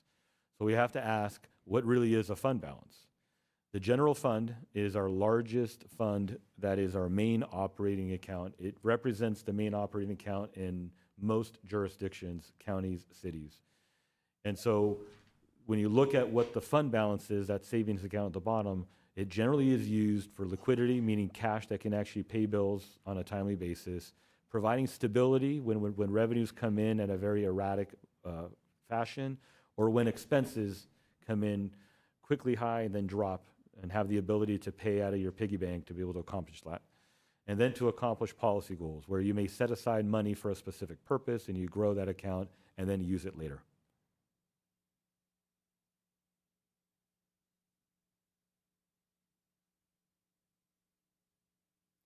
I apologize for the small chart here, but I will point out colors to make it a little easier. So what you see here is a breakout of the general fund. General funds are typically broken out into 5 categories according to governmental accounting standards. A non-spendable one, which is money that it's not really money, you can't expend it. Restricted fund balances, which are money that are used for a purpose that was restricted by some outside restriction. A committed balance, which is restrictions that we've put in place at the highest level of our government, which is our municipal code. And then assigned, where we actually identify in the budget where we want to assign money, but it's easily money that we can move around. And then lastly, the green line, which is unassigned fund balance, which is an unallocated amount of funding that's available. In the first column, this is the beginning balances that you would see for the next fiscal year. So we're estimating about $29.2 million. And then you will see the revenues that we project coming in, the expenditures that we project going out, and the deficit that would be reflected in this category. The deficit is $1.8 million, partly because we also include a $390,000 transfer to the pension trust. This is a policy that the council has to accelerate the funding of some of our unfunded liabilities, by doing so reducing the interest rate hit that the town takes by paying quicker. It's like paying on your credit card a lot faster than the minimum balance. You're going to pay it off quicker, and you're going to pay less interest in the long run. And as we look at this, the purple categories, our catastrophic and our stabilization reserves, represent about just shy of $16 million. These two accounts are very important. They represent about 25% of our total general fund operating expenses.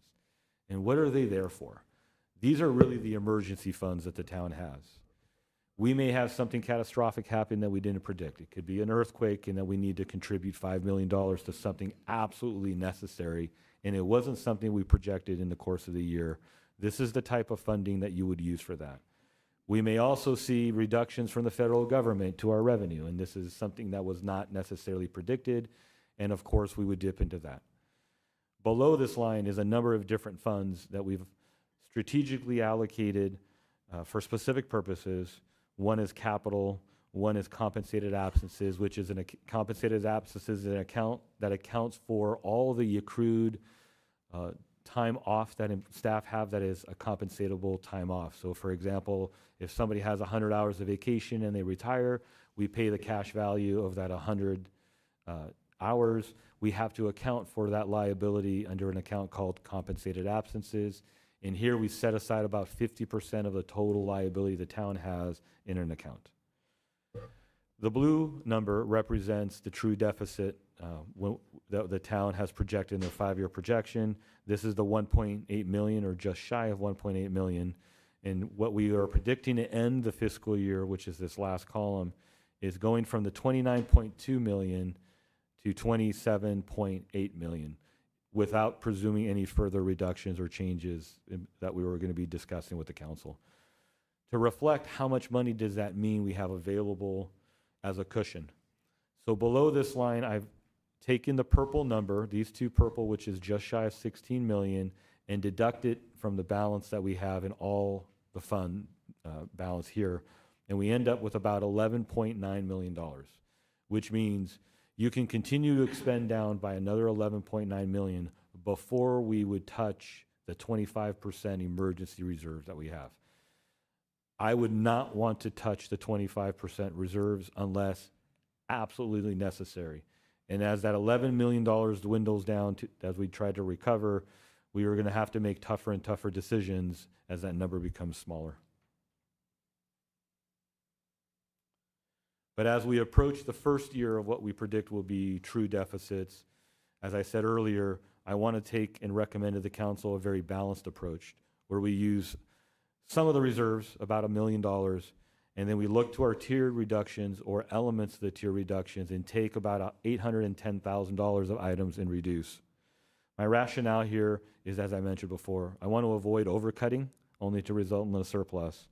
And I want to bias the opportunity to do more refined analysis and to work more closely with the departments in streamlining, becoming more efficient, and finding opportunities to shore up that gap without necessarily asking for more or reducing critical programming.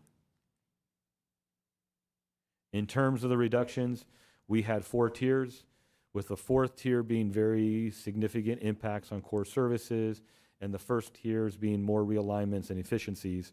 And so we've identified these reductions that add up to the 810,000, and we'll go through them. And in looking at the reductions, we're not necessarily taking all the tier 2 reductions, which we initially assumed we would have to. So we went through strategically as town management and tried to pull out things that may have had more of an operational impact that we could avoid. In terms of our tier 1 reductions, the most significant one here is a reduction in the commission budgets. The council has allocated about $2,500 to each commission to be able to utilize for a variety of activities. A lot of the times we're purchasing things and materials to provide at events. And so the recommendation we've made is to reduce that full allocation down and to have $5,000 remain, to pool that $5,000 and to purchase items that the commissioners can utilize as event and buying in bulk. These would be items that we already purchase for staff when new staff come on board. So therefore, you're only buying one set of items and not necessarily a variety of others, but it still is a reduction. We're reducing some of our unfilled part-time and some of our retired annuitant hours. Our retired annuitants are there to provide extra help as needed. We don't believe that this reduction would have a material impact in any core service. It's about a $31,000 reduction. And then other efficiency and reductions to the tune of about $250,000. These are adjustments we would have made during the course of the year that would not have been things that would have come to the council, but we're just highlighting that for more transparency. In terms of the Tier 2 reductions, we're recommending a reduction of about $355,000. We currently fund a hotel program, housing program. We're recommending reducing the total balance from about $28,700 down to $20,000. So that's a reduction of about $8,700. We believe if we're prudent, we can still offer the services that we provide during the course of the year. And if for some reason we reach the end of that funding, if we identify additional funding later in the year, we could always supplement that to be able to get to June 30th. We're reducing half of our part-time emergency coordinator hours. Up until us hiring an emergency manager full-time, we were using 2 different coordinators with a basket of part-time hours. We feel that we can do with lesser hours on the part-time side since we've hired a full-time coordinator, and we shouldn't see a reduction in service on anything emergency related. The town attorney has identified about $110,000 of reductions she can make in outside legal expenses. However, the impact would be to delay responses from 2 to 4 months. I think in some cases that trade-off is a good trade-off for that cost, but we'll have to evaluate and determine whether we need to add more resources later as they come to fruition. We're reducing the decorative tree lighting wrapping downtown. I know they're beautiful, but it's an aesthetic add.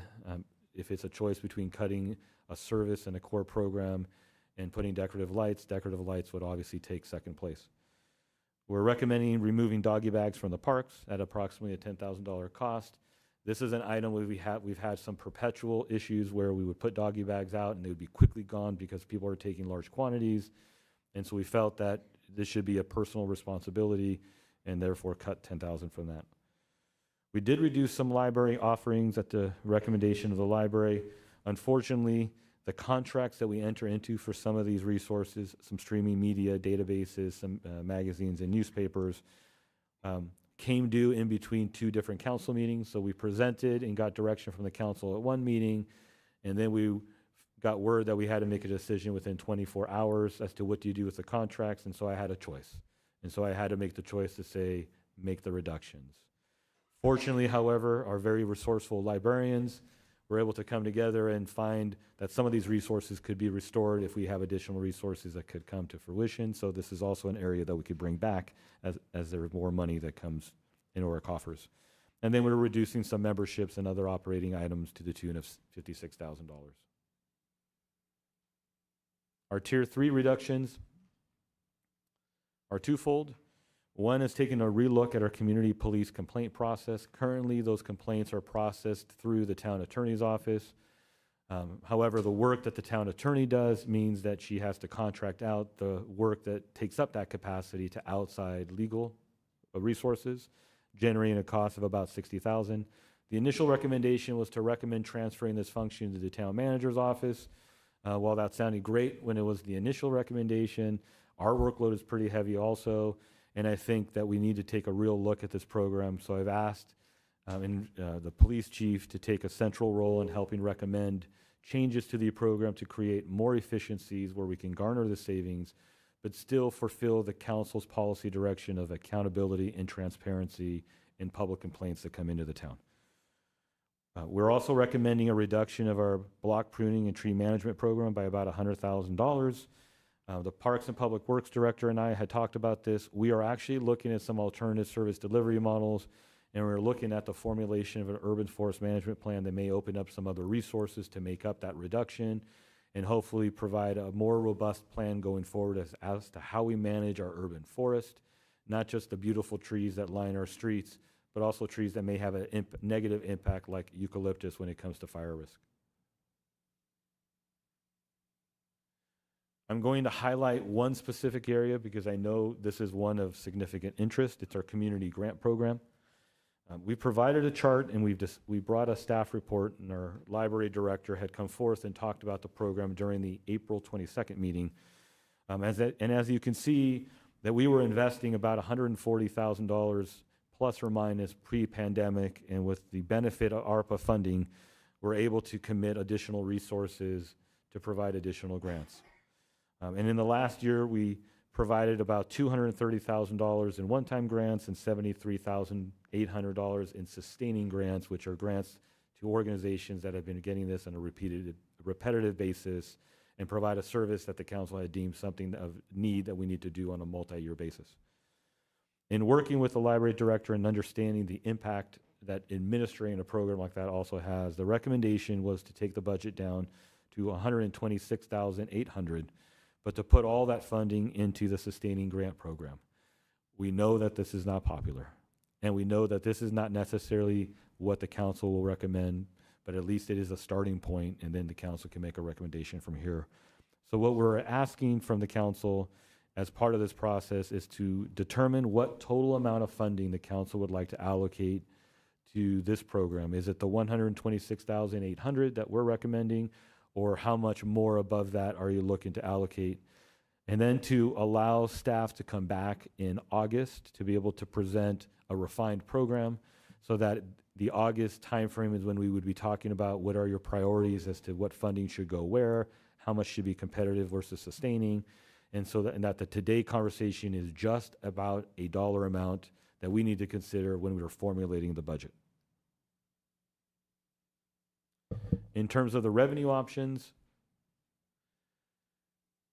our department heads were able to provide a litany of different items to look to. Again, I apologize, putting this on one slide is very challenging. There are two columns of numbers, one that's short term and then one is considered medium term. The short term are items that we could implement and benefit from in the next fiscal year. And then the medium term are items that we would need to create the programming, create the legislation, and not necessarily derive a significant benefit until later in the year or future years. There are some of these items that as we were formulating this and the same time formulating the budget, we had taken and we had already integrated into the proposed budget. And I'm going to highlight a couple.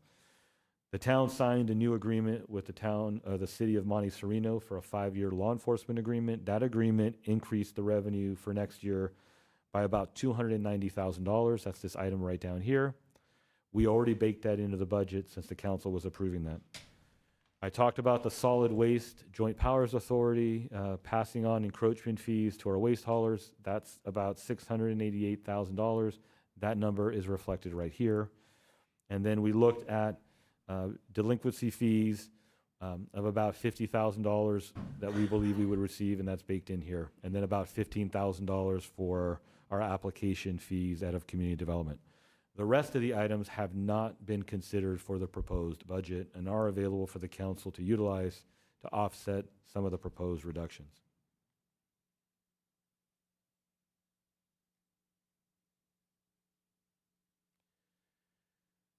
So as I mentioned, it isn't just about cutting expenses and increasing revenues through fees. There also is the opportunity to become more efficient.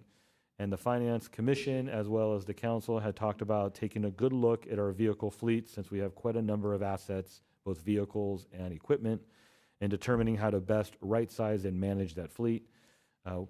We're looking at first the initial request for the next year in terms of the vehicles, and then we're going to be doing a deep dive in Parks and Public Works into the vehicle fleet and re-looking at the total policy for vehicle replacement and trying to become a little more efficient. And where we can divest ourselves of assets, we will divest ourselves. And where we could avoid future replacements, we're reducing future expenses. And then we're going to manage our fleet and extend its life where we can so that we're replacing vehicles on a longer cycle. We also have already begun looking at our insurance rates, our general liability, and our workers' compensation programs.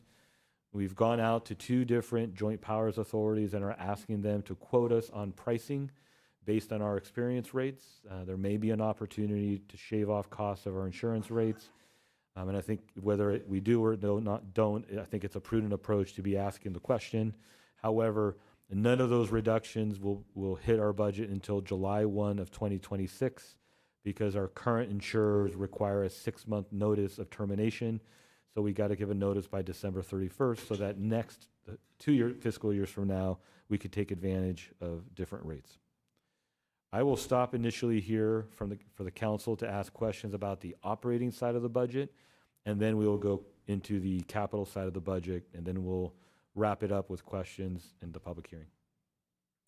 Thank you. And I would just encourage council members to stick to high-level items at this point in terms of questions, because we haven't heard from the public yet. And so if we could try to keep this part concise, because there will be plenty of opportunity for questions later. Councilmember Rennie. Thank you, Mayor. So the one thing that jumps out at me the most, you didn't have a slide on it, but it relates to the 5-year forecast slide. In attachment 2, page 3, which is 580 of our iPad. You don't have any transfers out to GFAR for all of the 5-year forecast, which is a little worrisome to me because we need some discretionary. I mean, we get some capital for roads, must be used on roads, must be used in a few places, but things like capital repair a building, a significant repair, so forth, has to come from somewhere. I realize we've got some money now.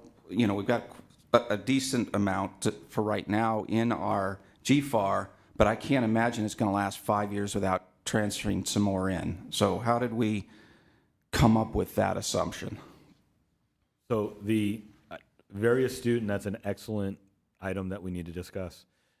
For the previous few years, we've regularly contributed into our reserves. Reserves for future projects that at some point we would take the money out of those reserves and put it back into the operating budget for projects. And those are reflected between the numbers we see here.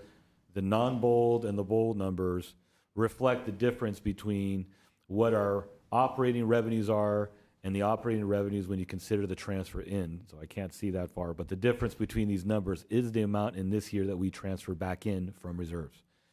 On the expense side, and the transfer that goes into those reserves, it is the difference between these two numbers. And as we can tell here, all we see is about 0.4, which is really 390,000, and that transfer is the 390,000 that you have in your policy to transfer to the pension trust. That is the only thing we're contributing.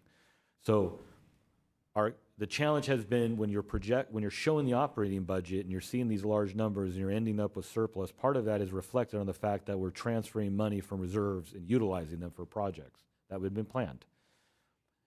In the GFAR, which is where we put money for projects that we've allocated the funding to, we had a really large list of projects. And so now that we're moving and recommending the tiered program, we're reducing the allocation that we're doing from year to year, which allows us to extend the balance a little bit longer in terms of those funds. But by no means does it address the total future liability that we have. And we will be seeing impacts on the capital services side, projects that we can't fund, lesser work that we're going to perform. Councilmember Badami. So I'm looking at this general fund, and I'm looking at almost $3 million in the restricted fund balance for the pension trust, and so that the community can understand that there's $3 million there. So you had explained that a restricted fund balance is dedicated for a specific purpose. So almost $3 million can only be spent to pay down our unfunded pension liability, correct? So why wouldn't we use more of that money and use it for what it's intended to and pay down our unfunded pension liability, which would free council up to have more money in the future to grant, wishes of our community and the needs of our community, instead of going down this path of a deficit year after year? So two things. So that $3.2 million can be used for pension liability and also pension cost.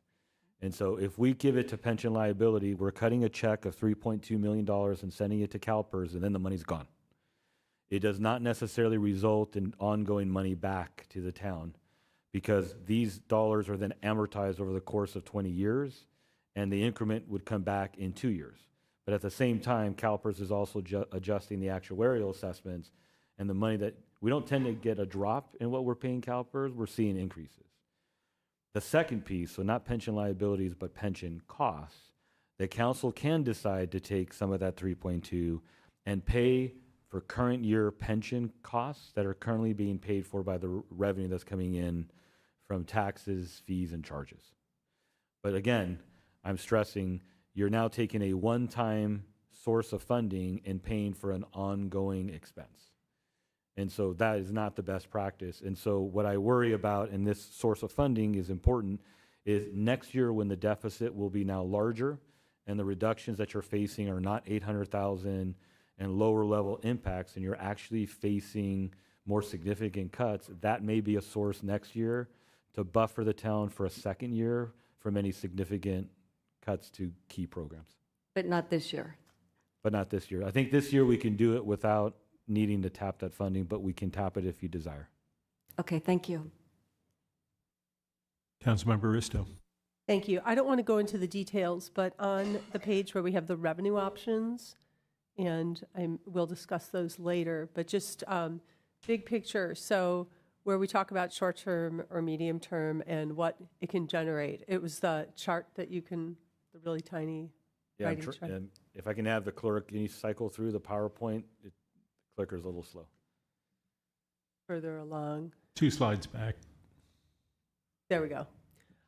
Just big picture, those numbers there, are those annual numbers? So for example, if we say business license compliance audit, 60,000, is that 60,000 a year or one time? We assume it would add to the tax base, so it's annual. Okay. And then if, I don't know what we'll do later, if we were to say we want to do all the short-term items, are they actually doable this year, or is this something that would take work and would have to be phased in, and it's not possible to just turn the switch and say, do it all? So we would be contracting out to one of our 2 firms that we already have. They have programs that when they identify revenue that wasn't received, the town gives up 30% of that for the recovery, and 70% comes to the town in the first year, and then after that we collect the full amount. And so it just depends on how we administer it, but I can tell you, it might seem simple to say administer it, but try going to a business and saying you haven't paid for 3 years, so you're going to pay for 3 years, and you're going to pay a penalty, and you end up with $2,000 or $3,000 of expense on a couple $100 tax, and you tend to want to make adjustments. And so we may do an amnesty program, and so the revenue amount may be shrunk by an amnesty program to offer people the opportunity to pay without getting a big penalty. Okay, so I guess what I'm hearing is that if implemented on an ongoing basis, these are numbers that could be generated annually, but it doesn't mean that the day it's implemented or the day we ask for it, we get that much money per year. It could be, there could be a lag, or there could be expenses incurred in the first year or 2. Maybe, but we're projecting these numbers and we're hoping that those come through. Okay, thank you. Councilmember Rennie. If on this same page, one more question. On the downtown paid parking, there's a big number there, $2 million. We talked this about a year ago, doing paid parking downtown, mostly about giving people an option to not have to leave after 2 hours to pay. And when we looked at that, it was actually, the revenue that came in was less than what it was going to cost us to implement that. So I'm curious, what were the assumptions that would get us to a $2 million revenue for a year? What, how much are we charging it, and what was the assumption behind that? I can take that question. Nicole Burnham, Director of Parks and Public Works. So that number actually does come straight from the report that was presented on parking. It actually was in August of 2023. So it was a bit ago. The assumption is that on-street parking would be paid at $3 per hour off-street parking. In the parking lots, the first 2 hours would be free, and it would be $2.50 an hour after that. The revenue generation is actually a little over $3 million. And then we subtracted out of that operating costs and some additional staffing that we believe we would need to support paid parking to get to the 1.9. Okay, thank you. And if you notice, it's in the medium-term column, so it's not something we would necessarily see in the next fiscal year. Okay, thank you. Sounds like we've gotten our first round of questions off, and so now we'll go to the capital budget. I'll ask Nicole, our Parks and Public Works Director, to come up. She will lead us in the presentation.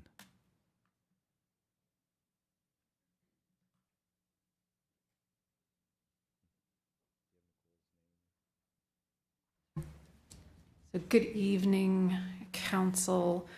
I will walk you through the capital improvement budget program.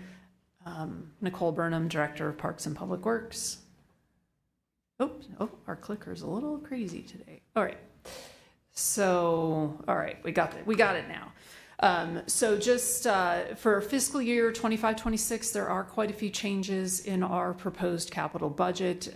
We switched over to a tier system. You saw an introduction to that in the study session on April 22nd.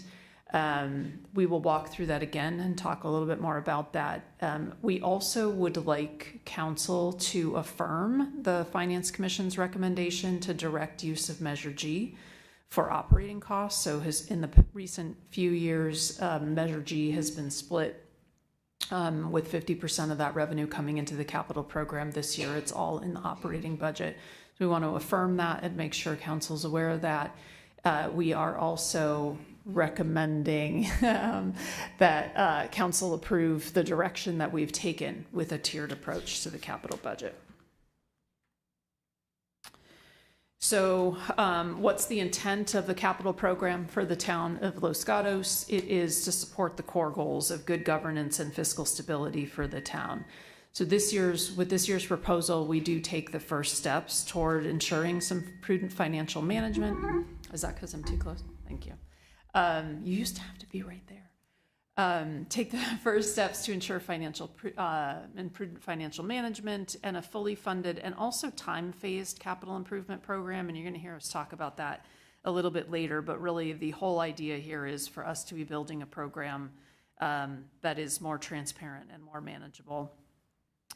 And we are also starting to build on the prior work of defining our deferred capital maintenance. And so I think in future years, you'll start seeing how we put that into practice with our town facilities and also just the life cycle of the assets the town owns.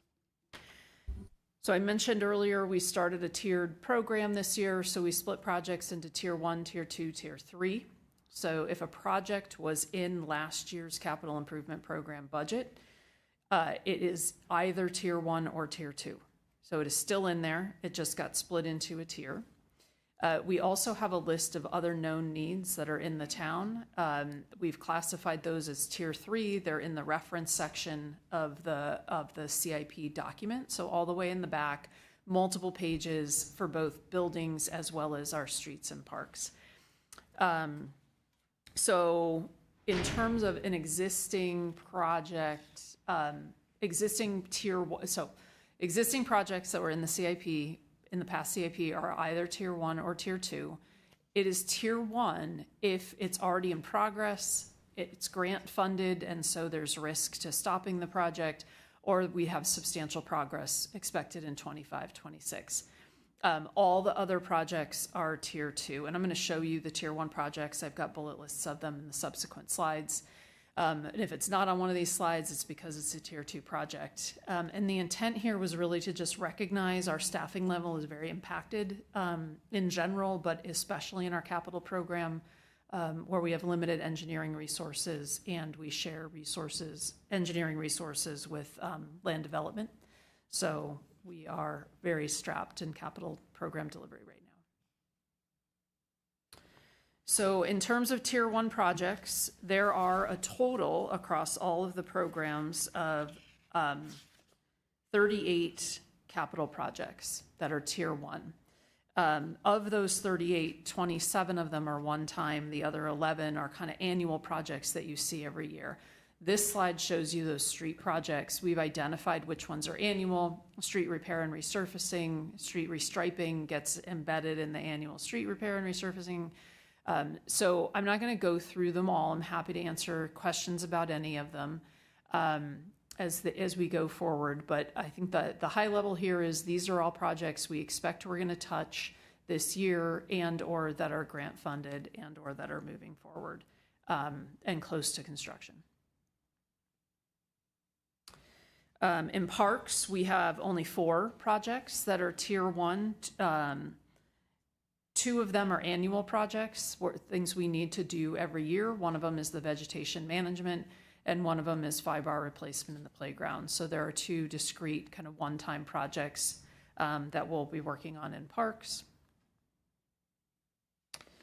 And in public facilities, which is a combination of both hard assets, the building that you're sitting in now, for example, our police operations building, our public works yard, but it also includes a series of projects in the last 4 projects in the right-hand column there that are related to IT infrastructure or standing up our EOC. So to be clear, Public Works is not the only delivery agent of the projects that are in the capital program. So we have 14 projects here, and only one of them is an ongoing annual project that we work on every year. The rest of them are discrete. They all are either under construction or are well into the design process. So we did add 4 new projects into the CIP that are labeled as tier 2 projects.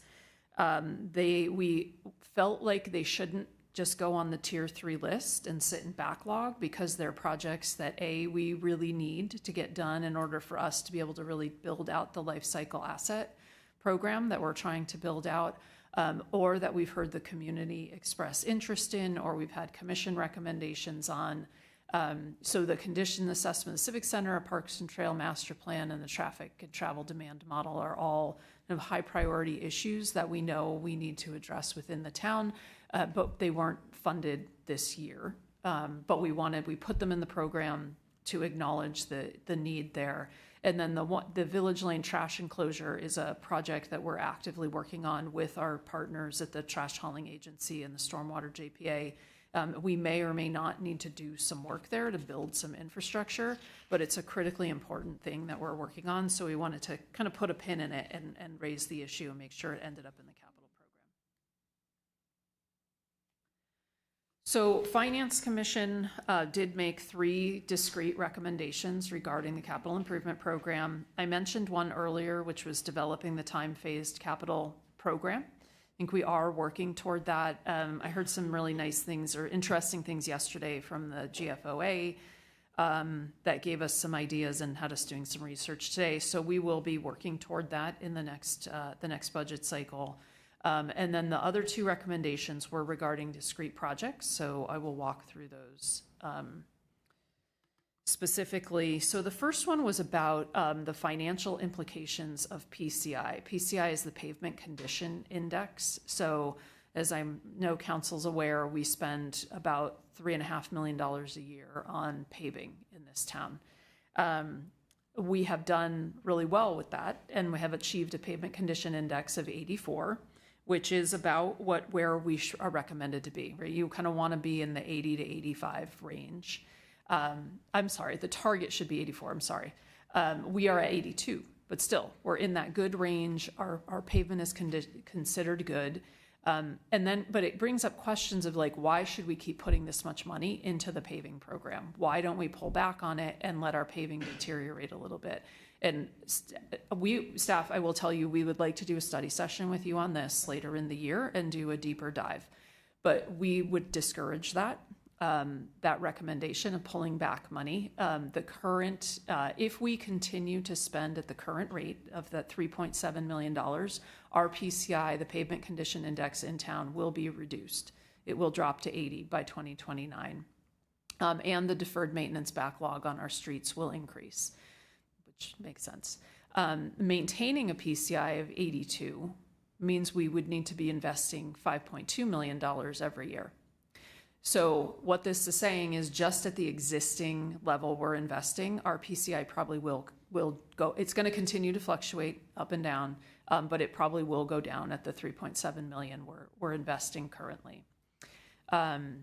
There are also implications about how much money we put into paving each year and how that influences how much money we get from Senate Bill 1 funding for the pavement. So there's a set of tethers behind the scenes that we're pulling on and strings that we're tugging on to balance all of those things.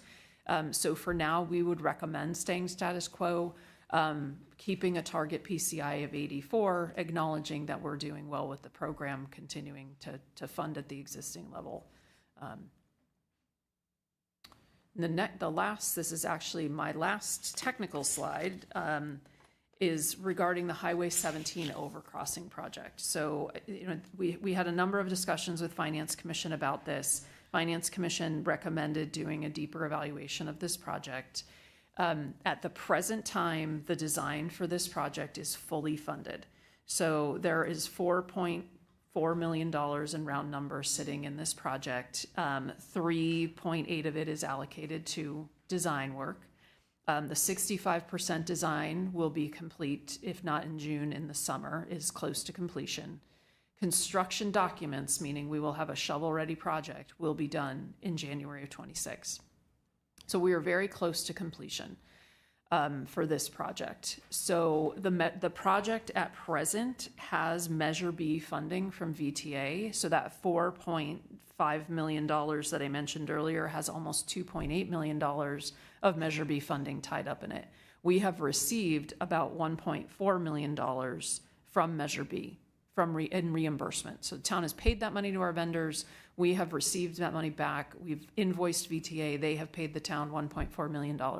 If we stop this project, we need to pay that money back to VTA. We confirmed that with VTA staff. If we proceed, which staff is recommending that we do, our next step is actually in June to submit. We are recommending that we submit a Safe Streets for All grant application for the remaining construction costs of this project.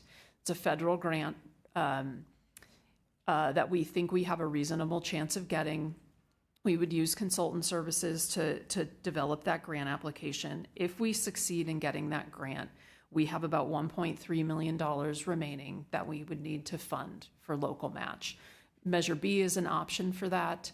There's also excess funding in this project right now, $600,000-ish, that we recommend holding on to, but we also could apply that for the match, meaning the town would only need another about $700,000 of new money. So for a variety of reasons, staff's recommendation is we continue to move that project forward. At the worst case scenario, we end up with a shovel-ready project in early next year, and then we can sit on it if we want, if we're not ready to move forward on a grant or if we haven't been successful in construction grants. So with that, we can take questions before we go into the final wrap. Vice Mayor? Thank you. I have a few different questions. Wanted to first ask about the, I guess I'll go to a few tier 2 projects I have questions about. So one is the downtown streetscape revitalization project. So looking at that in a little bit more detail, do we still have $120,000 there? And if so, is the plan to try to stretch that for the bollards, or what is the goal there right now? Because I know right now we have it in sort of tier 2, priority 3, but does that mean it's just going to sit?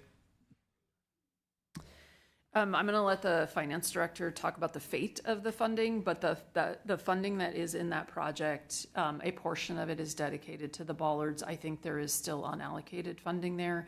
I think the direction we got from council at our last, when we presented on it, was to kind of hold on that, which is what we're doing right now. Other questions? I had a question about the Highway 17 overcrossing project. what is the estimate to complete the project, and what portion of that would the town have to fund? Are you asking about design or construction? Or? I'm talking about all the way through. Okay. We estimate that, so the most recent construction cost that we have is from 2024. We will have an updated cost next month. At that time, the construction cost was around $23 million. I'm thinking about numbers. It was probably more like 25 million. And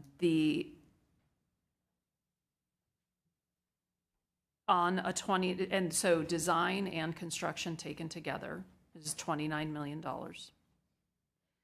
The match we expect would be 20%, so it's a $5.8 million match. The $4.4 million that's already in the project all counts toward that 5.8 million. So the remaining match that the town would need to find is 1.3 million in round numbers. And Okay. it can be Measure B, and 600,000 of it is sitting in the project right now. So that brings it down to about a $740,000 need. Okay. Another question which I've asked in previous years is, how does the cost, the $29 million for that project, compare to the cost of actually fixing Blossom Hill Road overcrossing, which could accommodate separated bike lanes, and we know that overcrossing is inadequate because a truck crashed into it and it was disabled for months, and it's below spec. I'm going to answer the question, and then I'm going to see if the engineering team dares to throw a number out. What I can tell you is that if that bridge were to be replaced, it would need to be a Caltrans project. And so they would lead the project, and so for us to add the supplemental bridge was the more cost-effective solution. I think also replacing with Caltrans, it just becomes a much more complicated and more costly project. I'm going to actually ask if the town engineer can even begin to throw a number at that. I could try, but it would be complete speculation, and I wouldn't want to throw a number out that wasn't accurate, unfortunately. Okay. Well, I've asked the question before.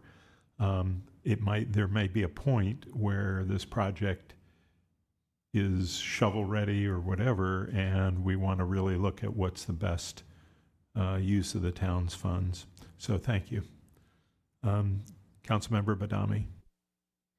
Thank you. I want to talk a little bit more about that overcrossing project. So the Finance Commission said stop it completely or just pause it to do a deeper evaluation at a later date, because your recommendation is we proceed with it. So I want to make sure I understand that their recommendation is it just is too costly, period, and doesn't make good financial sense for our town. I understood their recommendation to be to put pencils down, stop work, and cancel the existing contracts. Thank you. Other questions, Vice Mayor? Thank you. I'm super supportive of that project, so I wouldn't support disinvesting in it. But I wanted to ask about the Live Oak Manor Park project, which is a little bit... do you have a status update on that? Because I've talked with the folks at Rotary, and they shared that it might be more expensive than they anticipated. And so I wanted to ask what our sort of anticipate. It's not. I don't see it here. So if they got the funding, if they got all lined up, would the town be able to support their improvements to the park? As conceived, that project did not include any funding from the town. It's a 100% gift. So we have not offered money. I know that they're working on rescoping and making some changes. Right. I just mean, do we have any role? Do we just sort of let them? What is the town's role? Yeah, Yeah, no, that's a great question. We are doing construction review, reviewing their design documents. We'll work with them in the field. We'll do inspection. We're helping them kind of navigate the irrigation system. So we are supporting the project. Okay, and that's all just contained in At a staffing operating. Okay, got it. That's helpful. Thank you. Okay, thank you. Any other questions? One more, Vice Mayor. Yeah, thank you. And then I just wanted to ask about the SR 17 congestion relief project. So how I read the capital budget, we're not investing in that project this year. I wanted to understand if we anticipate in the near future putting money into that project, because again, right now we have it in tier 2. Priority 4, and I ask because for the knowledge of the public, VTA this year is investing about $11 million into that project, which is a fantastic, it's really exciting. The total cost of that project is $150 million. But again, it's similar to this project that you just described earlier about the Highway 17 overcrossing, where we'll only be on the hook for a small portion of that. And so my question is to make sure that we're ready to contribute our portion when the time comes. I think that's a great question. We, in past years, had been putting Measure G money into that project. With this proposed budget, we're pulling back on that. Our match in the congestion management program of Measure B will be 10%. So of that $150 million, we need to find $15 million. And I think we'll have to understand in the future as we get closer to construction ready how to fund that. Okay, and how much have we already contributed? I would need to check the detail page, but it's 1.7, 1.6 million. Okay. More in there. Thank you. Okay, Councilmember Risto. Thank you. One more question about the congestion management project. Will we be eligible to seek grants for our match, or is that going to be straight up contribution from us? That's a good question. I don't know if we could use Measure B for match for the congestion management project, but I think that project, the great thing about that project is it's led by VTA, and Caltrans is supportive and VTA is supportive, so we're not going to be alone in trying to solve the funding riddle of $150 million. We will need to solve our $15 million funding riddle, and we may need to do that through some kind of structured financing. I don't know. But I don't know of any grants offhand that we'll be able to use for that. I think that's a conversation I should have with VTA. Okay, but to clarify, so VTA is the driver on this project, and it happens to be in Los Gatos, and we had to change our general plan to allow for that extra lane to go in, and because it's happening in our community, we have the match. And my understanding is that the town advocated for that project. It was the top priority project that the town requested in the congestion management portion of the VTA Measure B program. Right. So we advocated for it. And it includes the auxiliary lane. It also includes a complete reconstruction of the Highway 9, Highway 17 interchange. So no more clover leaves. We will get actually traffic signals and bicycle infrastructure and pedestrian infrastructure to cross there. So, thank you. Right. Thank you. I'd like to move to public comments, and so we're going to start with Heather Newberry, Ed Lozwicki, and Diane Hembry, and then after all of the public comments, then we'll start with more questions and potentially some modifications or changes to the budget. So, Heather Newberry.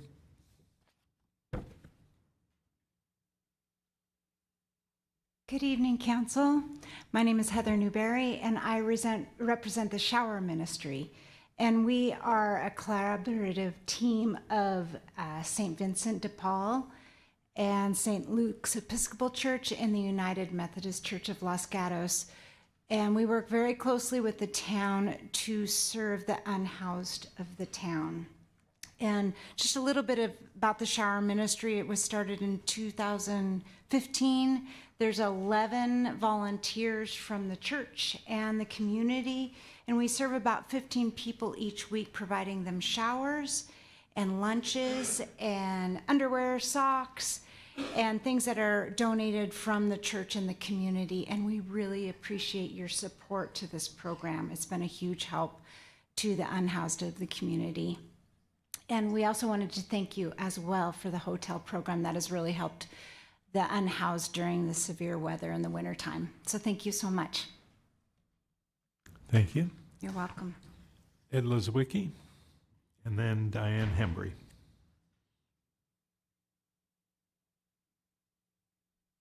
Good evening, Mayor Hudas and Vice Mayor Moore and council members. My name is Ed Lozwicki. Pardon me for the hoarse voice, but I'm getting over a bug. I've been a resident of the town for 42 years. My wife and I raised our family here and love the town of Los Gatos. I wanted to follow up on the presentation I made on February 11th to the council about the hazards of the eucalyptus trees on Hilo Road, which is right in our neighborhood and literally right next to my backyard. A group of the neighbors next to Hilo and in that vicinity are here with me tonight, and due to the lateness of the hour, I'm going to ask all of those folks to raise their hand, and they may or may not want to speak. It's up to them, but I'll try to cover the ballpark, again, because of the lateness of the hour.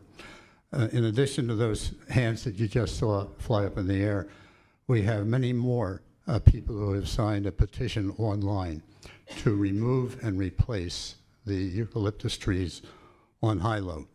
Since our February 11th presentation, there's been a significant development with respect to the eucalyptus trees, and that is that PG&E has proposed to the town that they remove most of the trees at their expense, specifically the trees that overhang their power lines adjacent to Hilo Road, because in their view, the overhang presents a wildfire risk to the town. The town staff has communicated, I understand, with PG&E regarding the proposal. There are 5 trees that are not included, and those 5 trees don't overhang the transmission lines, so they're orphans, so to speak. We understand also that the staff has been conducting what's called a nesting bird study, and I don't know the status of that, but it is a timing issue because PG&E can't start their work until the nesting bird study is complete. We think the work that PG&E proposes to do should be done before the wildfire season starts this year. We are asking for 3 requests of the council. First, for the town to collaborate with PG&E on the removal and replacement of the trees with a more benign species, non-flammable specifically. Second, for the town to complete the bird nesting study as soon as possible so PG&E can complete the work before the wildfire season. And third, for the town to remove and replace the 5 trees, the orphan trees, that are not covered by the PG&E project. 5 flammable trees are too many, and I recognize it would be an add to the budget. At the February 11th council meeting, the town manager listed the top 3 existing priorities for the town. One of the 3 was, and I quote, fire safety and emergency preparedness, particularly in the area of wildfire risk. We understand the town has also set aside about $1 million for that purpose. The PG&E proposed project is consistent with this priority. In addition, it's a golden opportunity for the town to save the expense of removing these trees in the future because PG&E would foot the majority of the bill. Thanks very much. We have a question from Vice Mayor. Thank you, Mayor. Thank you very much, Mr. Lozowicki, for your advocacy and being so proactive on this. I appreciate all your neighbors who've worked hard on this. I think this is super important. Can you share just a little bit more about the timeline as you understand it from PG&E? If tomorrow the nesting bird study was complete, and they were told go ahead, are they ready to move, quickly? My understanding, and Jean, correct me on this, Jean has been our contact. I've been working on the PG&E issue. So So what they told us is that the bird study is the only thing that's holding them up. They understand they have it on a high priority list, and they committed that if we get the study done quickly, that they would get it done before the wildfire season. So they're thinking, June, July. So we just need to get it into their cycle, because if we wait too long, it falls out of the cycle, and we have to wait a long time after that. So thank you. And we'll note that you spoke. If you don't mind filling out a card, that would be great. Okay, thank you. Councilmember Risto. Yeah, actually, can I ask questions of staff? Thank you, Mr. Lozowicki. Oh, thank you.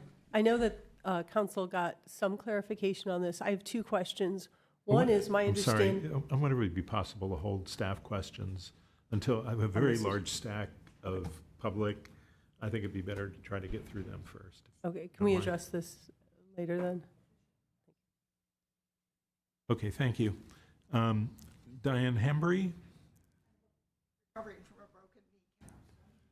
Take your time. Stairs. Okay, I live on right on High Low, and my house is right next to the eucalyptus trees. So if the fire marshal came to my house and said, "You need to be proactive," he would have to walk 15 feet from the middle of my kitchen to touch one of these trees. So those 5 trees are so close that we cannot make our house fire safe. I understand the council last year removed 18 trees on Overlook at an expense of about $40,000.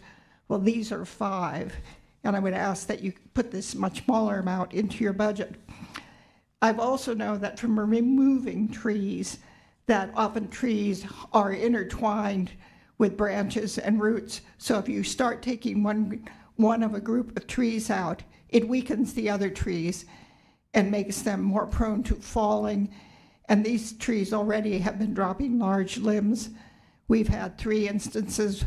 One blocked Hilo Road for a while. The second hit our neighbor's garage and broke some of their property on the side yard. The third one came down on our power lines, tore the service knob off our house, damaged our roof, so we had to get PG&E out. We had to get our roof repaired and had to get the line restrung. So they are very much a danger. Also, if I were doing a hardening plan, they say they want trees over 14 feet.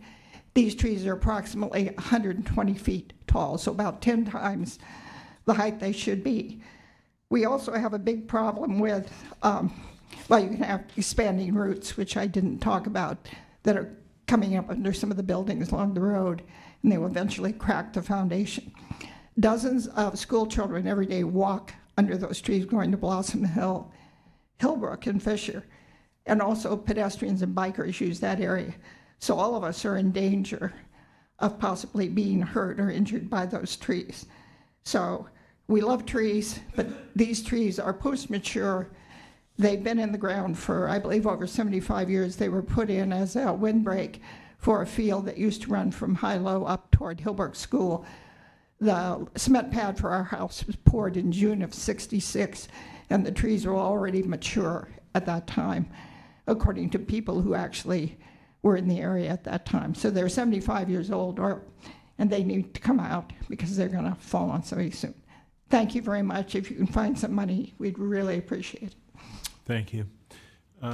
Claude Gautier and then Valerie Lozowicki.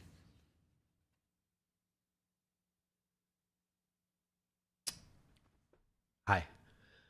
Thank you for conducting this meeting. And I guess this is my first meeting, so it's my first chance to see kind of the marathon and the grind. And I appreciate your service, and I have a better appreciation for what you do now and some of the stuff, that goes on. So I live on Rosalie Court, kind of in the upper Marchmont, I guess, area it's called, right? Just down the road from Hillbrook. And I just wanted to speak, and I'm not going to kind of talk over, try to give you some time back. But I wanted to speak to the evacuation aspect of it, of these trees on High-Low. So I've come to learn a lot about eucalyptus trees. And basically we live really close to to the fire station, and that's great. But then we've got this single lane road with 20 trees that are just gonna explode and throw out embers everywhere. And it would be hard. It's our only way to get out, really. It comes out to that, there's a 4-way intersection, but we know that these trees can kind of create their own weather. I mean, they create, if 20 of them go up, then that wouldn't be a very good intersection. So I'll just leave it at that. I'm supportive of all these people, and I'm supportive of you guys. Thank you for all your work. Thank you for the work on the budget. Really insightful. Thank you. Valerie Lozwicki and then Denise Leffers. Well, Denise had to leave, so just... I'd like to tell you about 3 of my college friends who went through the fires in Los Angeles earlier this year. All 3 lost their homes, but one of them, my closer friend, not only lost his home, he lost part of his nursery. It's called Nuccio's Nursery, and they have developed over 90 years different kinds of camellias and azaleas. And so the 2 brothers that are running it now are out of work. I wanted to add some information about what happened in Los Angeles. Wind gusts created flame embers that traveled for miles, and people were involved in losing more homes.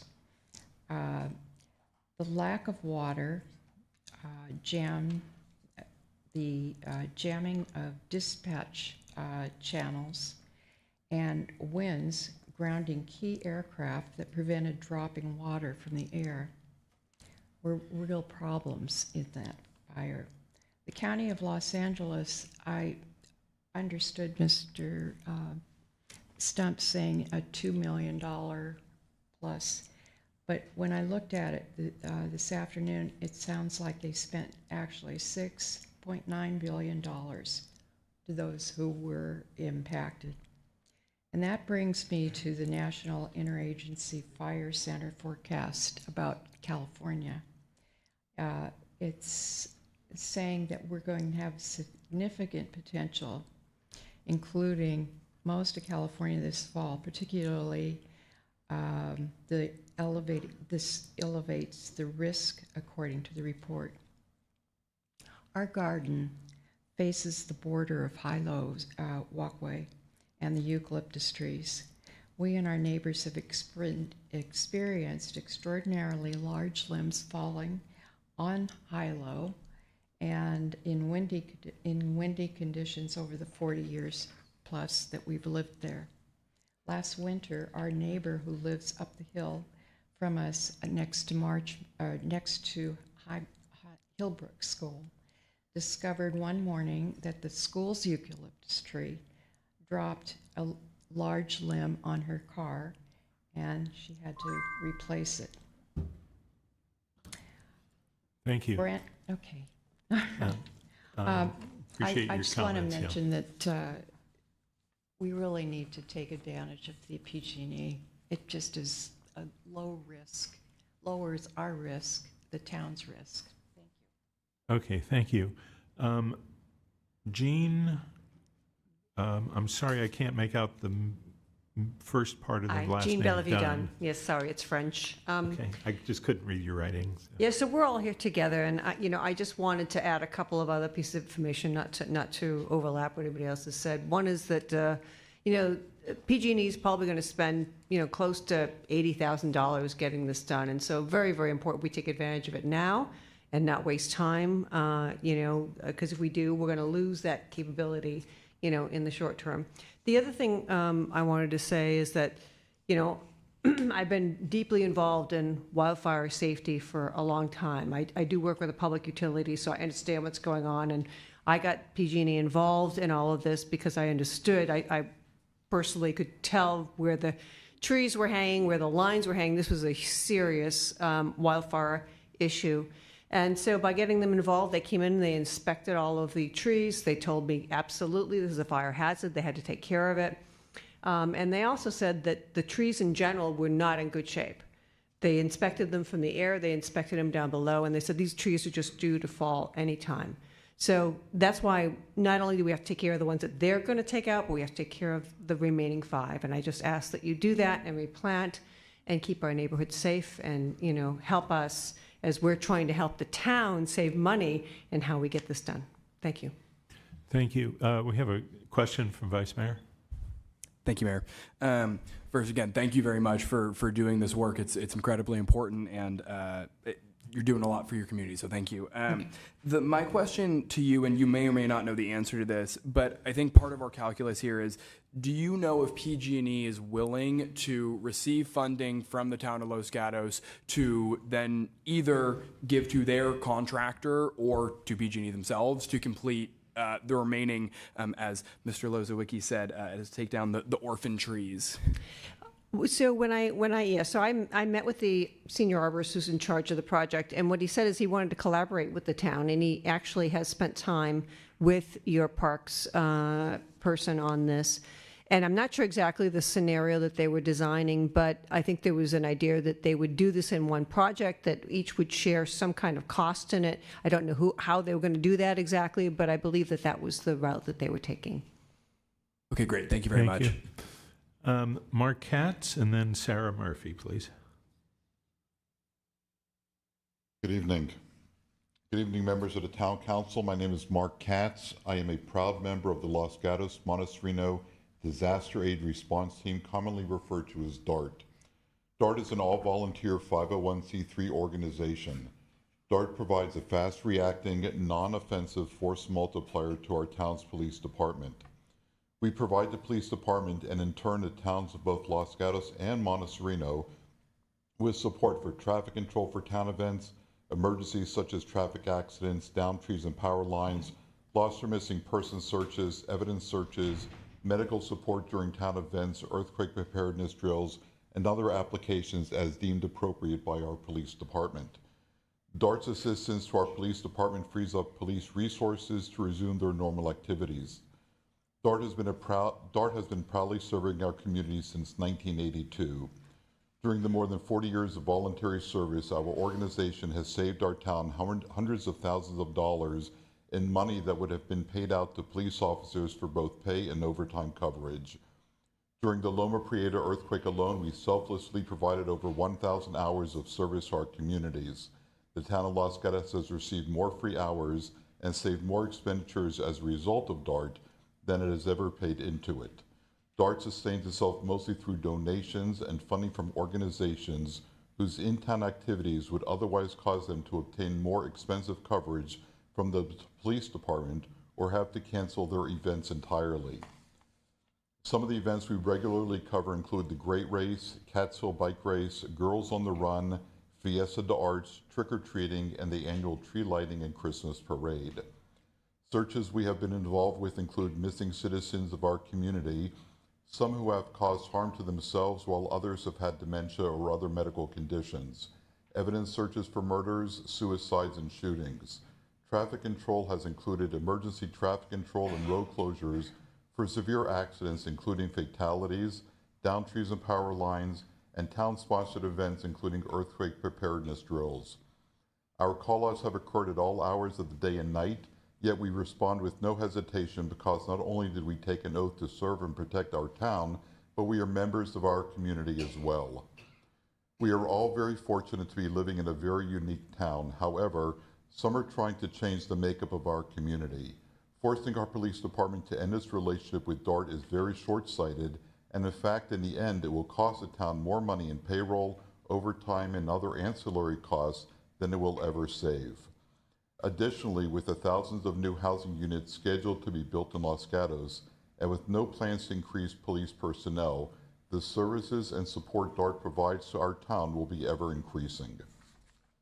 We are happy to meet with any member of the town council or town manager to discuss our accomplishments and actual costs and savings to the town of Los Gatos. Thank you for your time, and I've also left some handouts for you. Thank you very much. Sarah Murphy, and then Sue Ahmadian. Thank you, Mayor, Council, and fellow citizens. I am here tonight to speak in favor of retaining the only public restroom in the downtown area, which I understand the city of Los Gatos is considering eliminating due to budget constraints. As a concerned citizen and retired medical doctor of 40 years, this topic invites discussion of serious health and safety concerns, as well as economic impacts on our businesses, which I would like to highlight this evening for your consideration. Many people are restroom challenged, meaning they need to go urgently. This includes pregnant women, seniors, and children, all of whom are important members of our community. Removing the only public restroom shifts the burden on supplying a relief area to small business owners. A survey in Washington, D.C. showed that when public restrooms were eliminated, that small business employees spent 52% of their time serving as bathroom monitors. This results in customer dissatisfaction as employees are busy cleaning and monitoring the bathroom, as well as creating employee morale issues. Employees are forced to make a decision regarding who to allow into the shop bathroom, creating potential discrimination issues. The other option is to post a sign on the door declaring no public restroom, which does not create a welcoming environment in our business district. Eliminating the only public restroom in the downtown area can be seen as discriminatory and/or anti-family, and puts an unreasonable burden on local businesses. The lack of a public restroom increases the risk of people urinating and defecating in public areas, such as streets and sidewalks, as well as private property in the downtown area. The lack of a public restroom was found to be the major cause of a deadly hepatitis A outbreak in Southern California in the 2017 to 2019 timeframe. The common sense situation of having a public restroom supports our small businesses, our residents, and their growing families. People are more likely to spend extra time exploring our downtown area on foot, encouraging walk-ins that support our local economy. Providing a public restroom where people can attend to their basic needs promotes a sense of community, inclusivity, and dignity. Thank you. Thank you very much. Sue Ahmadian, and I see two cards for Sue Ahmadian, so we would need to only take one public comment if you don't mind. I was going to speak on behalf of Joe Greiner on the second card, but that's up to you. Hi, my name is Sue Ahmadian. I'm the current president of St. Vincent de Paul Los Gatos. I am part of the collaborative effort between ourselves, St. Luke's Episcopal Church, and the Los Gatos United Methodist Church that works closely with the town to serve our unhoused residents in a variety of ways. The town hotel program places our unhoused neighbors into hotels when we experience extreme cold temperatures or severe rain. I want to thank Assistant Town Manager Katie Nomura for her tireless efforts 7 days a week throughout the winter months, monitoring these conditions and triggering the program when necessary. I also thank the tremendous work of the town staff, fielding calls and questions every day in winter about the hotel program. The town completed another important winter season, protecting the lives of those who cannot protect themselves from harsh winter conditions. In March, several of us met with the managers of the 3 hotels hosting this program. To a person, they expressed their positivity and pride being a part of the program. There were no complaints. 2 suggestions were made about offering food cards before the hotel stay and making an eligible persons list available. The hotel program cannot operate without the vetting services provided by the St. Luke's Pantry and the United Methodist Church shower service. I ask the council to again award a non-competitive grant to United Methodist Church for shower cleaning. That program will end without it. St. Luke's will also be adversely affected without their non-competitive grant they use to purchase food and supplies every week.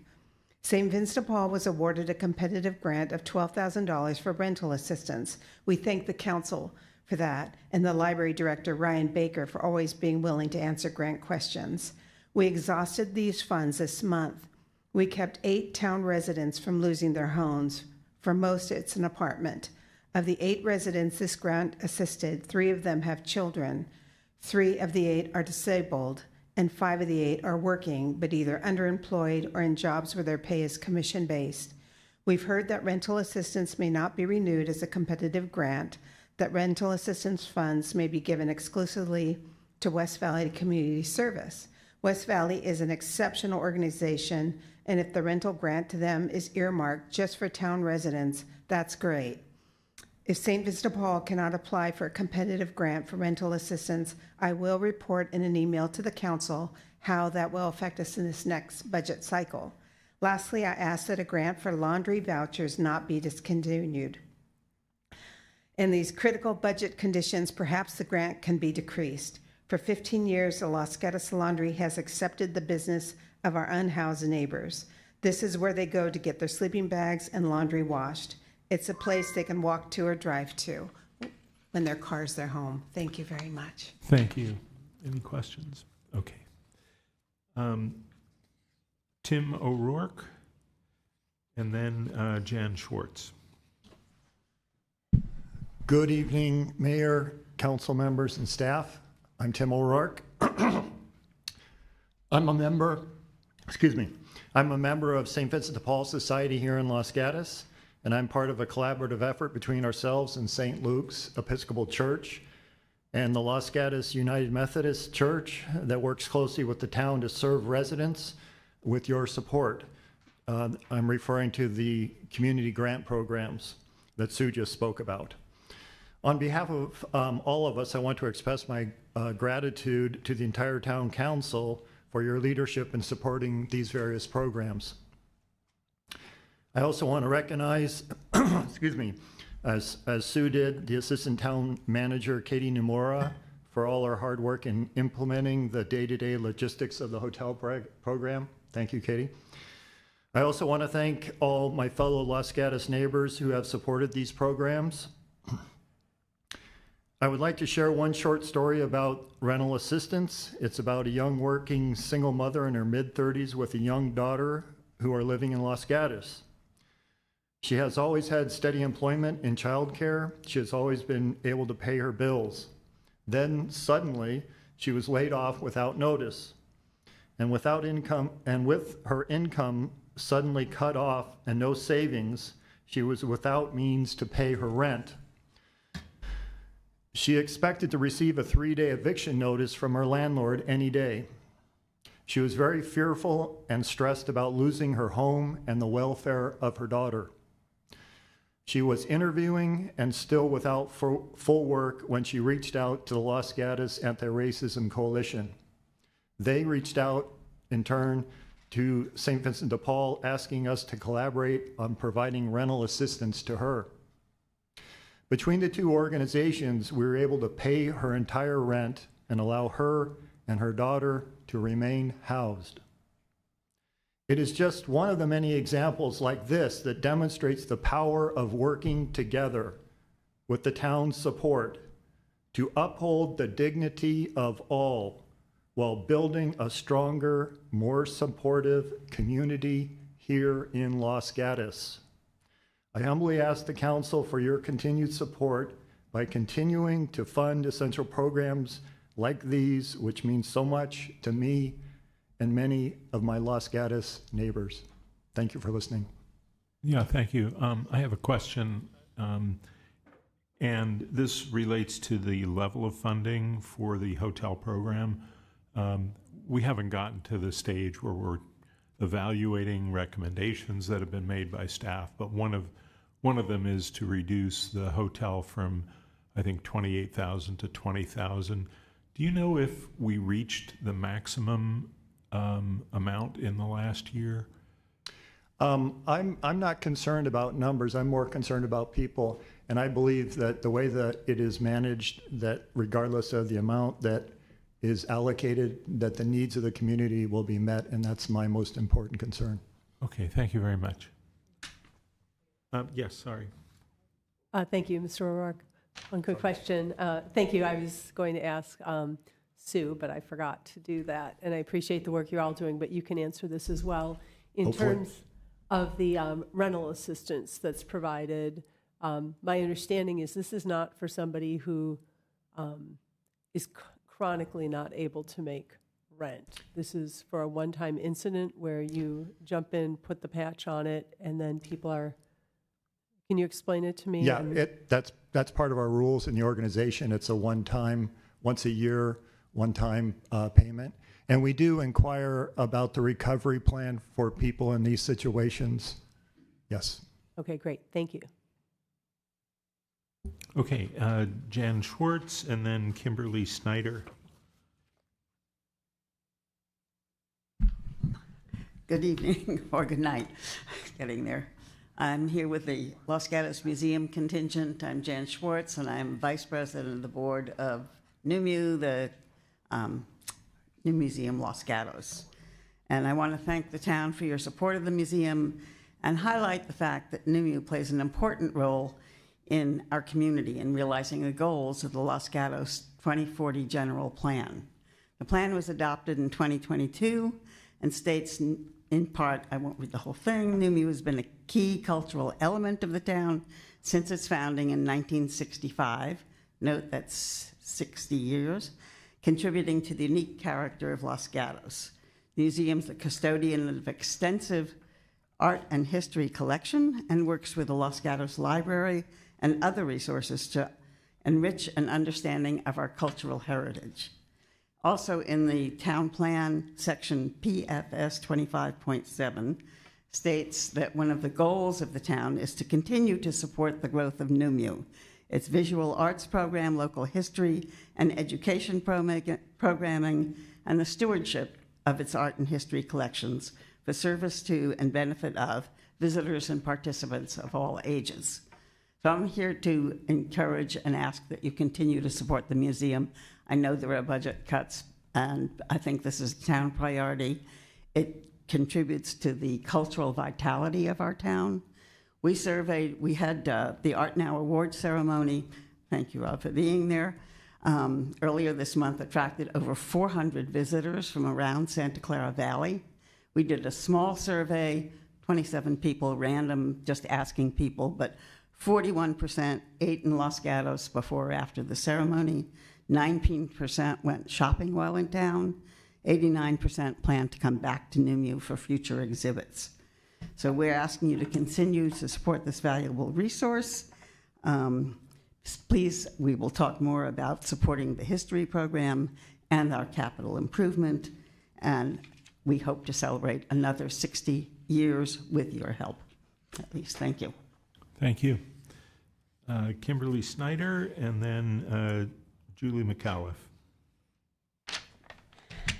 Good evening, Council. My name's Kimberly Snyder. I'm the Executive Director for New Museum Los Gatos. First off, thank you for your continued support of the museum. I'm here tonight to talk about the museum's partnership with the town and to advocate that the museum's included in this year's upcoming budget. Since reopening and rebranding in the Civic Center in 2015, the museum has experienced significant growth, drawing over 7,000 visitors annually. We've attracted regional and statewide recognition, effectively elevating the town's cultural profile. We also have secured funding from diverse sources and brought in much needed outside investment into our local economy. This year is particularly meaningful for us. We're celebrating two major milestones: the 60th anniversary of Los Gatos Museum Association and the 10th anniversary of New Museum Los Gatos. These anniversaries not only mark our longevity, but they are a testament to the enduring impact. Museums like NUMU are more than just cultural spaces. They are economic engines. Americans for the Arts released a study last year that demonstrated that museums generate substantial economic activity, including boosting home values, driving tourism, increased job creation, and supporting local businesses through their programming, events, and community engagement. An investment in the museum is an investment in our community and our local economy. The museum also provides a both valuable social and cultural benefits to the community. We provide educational experiences for all ages, and to name a few, including our annual high school juried exhibition, Art Now, the Footbridge Mural Camp. We feature 10 annual rotating exhibitions that create a welcoming space for dialogue, creativity, and connection. We are a collecting institution with over 14,000 objects and ephemera pertaining to the history of Los Gatos and the surrounding areas that the public can engage with through our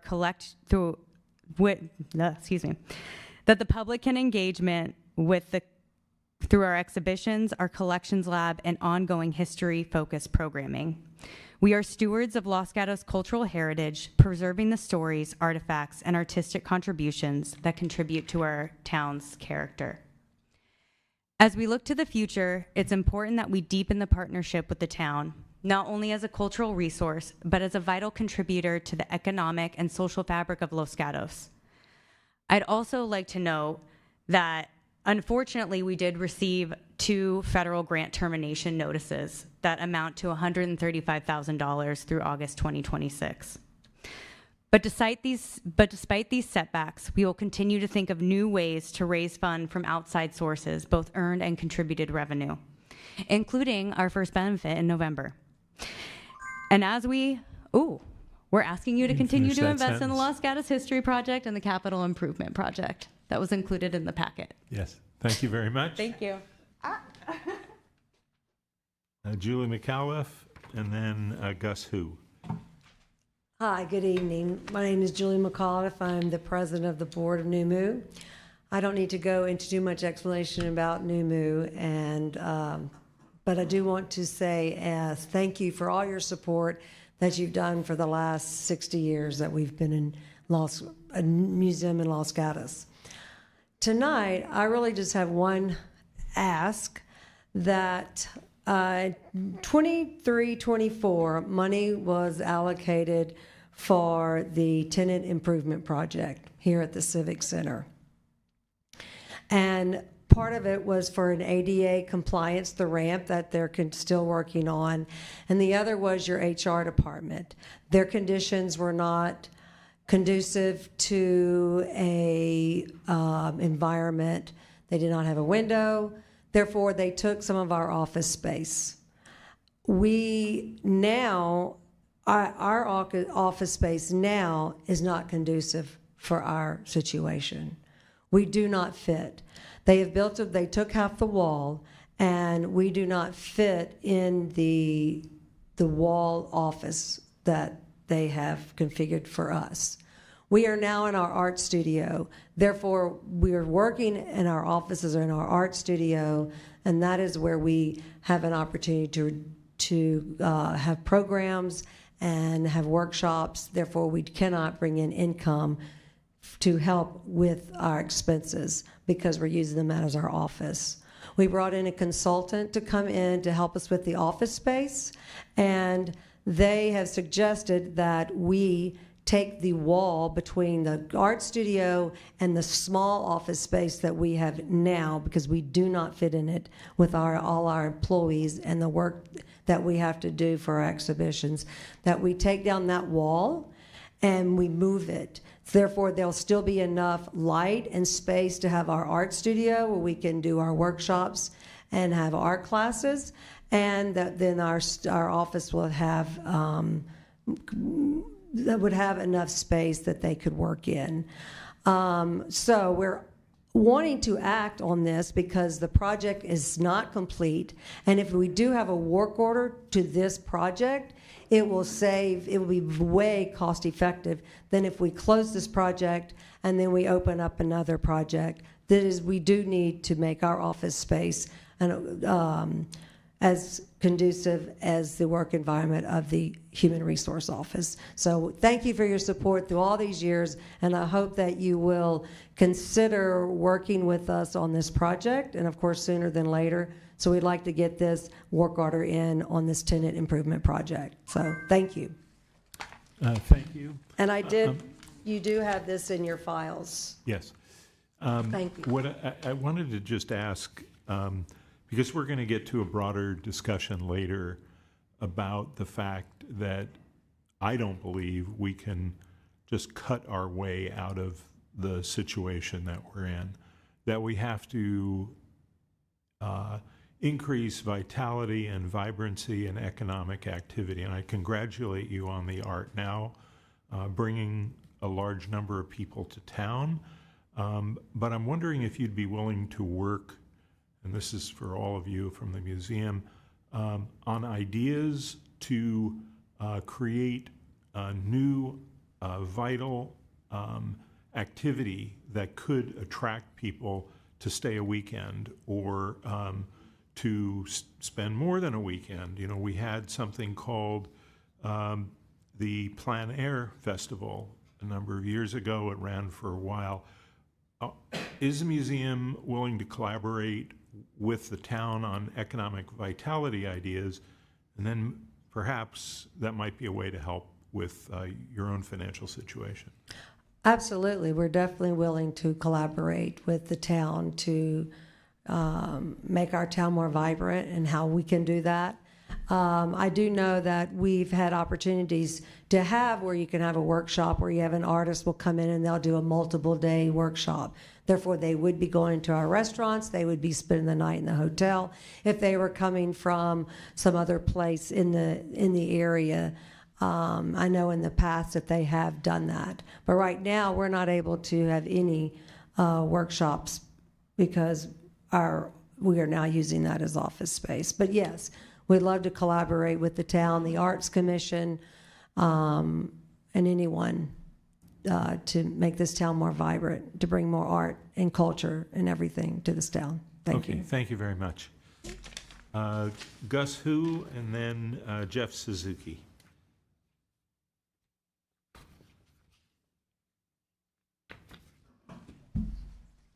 I'll try to make this quick. Got my good guy hat. Sorry if I disrespect you guys. I'd like to talk to the audience. Please address us if you don't mind. That's our protocol here. Okay, well, I still like to talk to that. I've been here for a year. We reported a 1.1 surplus last year, and now we're, I guess, going down to 3.7. Jump from $50 million budget per year to $60 million, and I remember the mayor asked if staff can handle it, and the staff said that they could. I recall Measure G being brought up by Jack when there was a tax thing, and let's see, I was trying at that time to get soccer and football and basketball, because there's $1 billion in when you have in Santa Clara. I grew up in Santa Clara, and I've asked them several times, hey, put a budget for the next year, 2026. All three of these sports, San Jose, everybody's trying to cash in on the industry of the things. We have, the town has, and I going to town people and saying, hey, it's going to happen no matter what, if they sponsor it or if they don't sponsor it.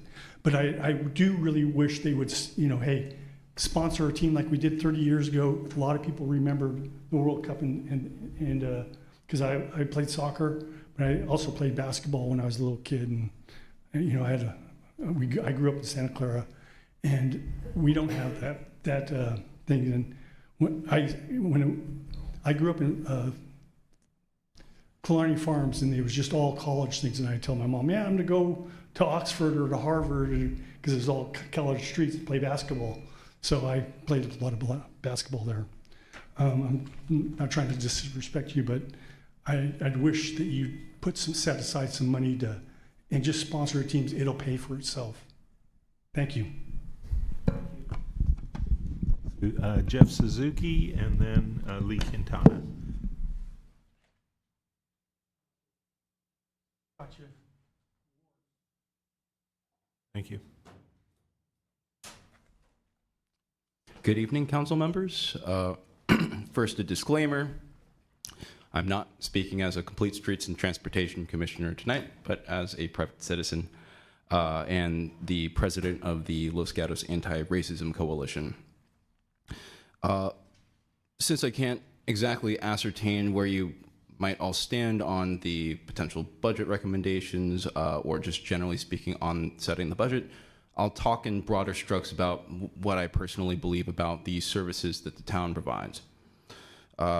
As you all know, the Los Gatos Anti-Racism Coalition alongside St. Vincent de Paul Society out of St. Mary's of Los Gatos received grant money for rental assistance cases. And I have to say that as somebody who has personally administered dozens of such rental assistance cases, specifically in Los Gatos, there are a lot of stereotypes about people who are on the verge of becoming unhoused, that they're lazy, that they're not looking for work. I haven't really seen any of that. I've seen single mothers who've just lost their jobs. I've recently reviewed a case where a senior resident here in Los Gatos had been a victim of fraud and basically lost all of her savings and had to rely on Social Security and couldn't buy food and medicine, which is why she fell behind on rent. And the rental assistance grant that we received made it possible to help keep her housed. On a broader level, we have to understand that when we're talking about services like the food pantry, the hotel vouchers, public restrooms, that these are ultimately preventative measures. An ounce of prevention is worth a pound of cure. And in a way, we can actually view it as a fiscally conservative solution to larger, more catastrophic problems that would arise if we didn't proactively address these issues in a substantial way. And also, many people find out about these kinds of services directly through the library, which brings me to my second point that I need to cover real quick, which is that I am a bit concerned about potential library cuts. I've heard concerns about cuts to staffing.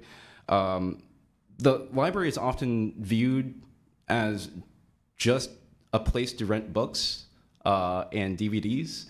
In reality, it is really a nexus of information for the town. It's a place where we create a more informed citizenry of these services, and people often come and ask about questions about the general plan or when the next council meeting is going to come. So we have to think about that as well. Thank you. Thank you. Lee Quintana and then Jennifer Lynn. Good evening. Actually, I think my comments would probably be made more appropriate at another time because I'm not asking for monetary support, but I was going to be speaking about the Historic Preservation Committee and some of the issues that we've encountered and that we would like to work on, but I'll do that at your next meeting during public comments. Thank you. Okay, thank you. Jennifer Lynn and then Stanford Stickney.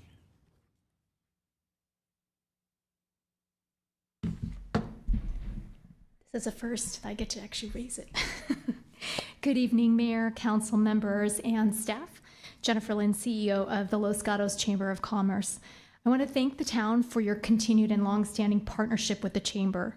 We were pleased to submit our year-end report, which details how we have delivered and in many areas exceeded the expectations to provide the destination marketing and visitor services outlined in our contract with the town. Rather than reiterate those details tonight, I want to highlight the broader impact of this work. Our annual contract is more than a service agreement. It's a high-value strategic partnership. With a modest investment annually, the town leverages the Chamber's marketing capabilities, digital tools, and trusted relationships across the business community to achieve shared goals, increasing town visibility, elevating Los Gatos' brand, and engaging visitors in ways that fuel economic growth. The results are clear: more commerce, strong business participation, and a vibrant, resilient local economy. Guided by a multi-year plan, the Chamber has implemented a phased destination marketing strategy to position Los Gatos for long-term success as a top choice for getaways, special events, and return visits. Phase 1 focused on awareness, building visibility through our destination guide, refreshed maps, expanded digital presence, and signature events that draw regional visitors. Phase 2, now in its early stages, deepens engagement using curated content, mobile-friendly tools, and storytelling to help visitors explore more of what Los Gatos has to offer. Phase 3 will focus on economic conversion, turning day visitors into overnight guests and positioning the town for milestone celebrations and extended stays. I want to emphasize that each phase is essential, interdependent, and builds on the last one, creating momentum that drives sustained economic impact. The Chamber is uniquely positioned to lead this work. We combine destination marketing and visitor outreach with direct support for our businesses, delivering services that no other organization in town is equipped to provide. Though the Chamber is driving more destination marketing initiatives than we ever have before, we recognize the town's current budget constraints.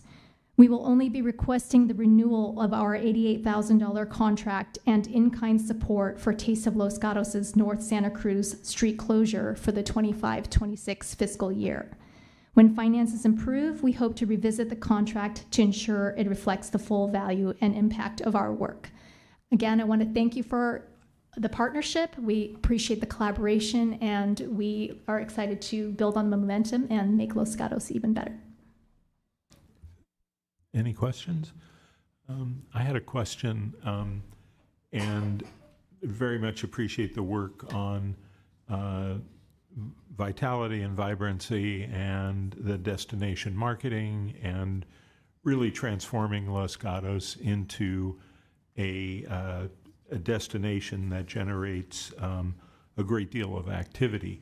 Have you had conversations with town staff about what the financial impact could be of such a plan that you've talked about? Because I'm looking at the 5-year forecast and I see some impact maybe on sales tax, but I see virtually no impact on TOT, which is the hotel tax. It's projected to be flat for the next 5 years, and I don't understand how that comports with plans to make Los Gatos a more vibrant community with more people staying.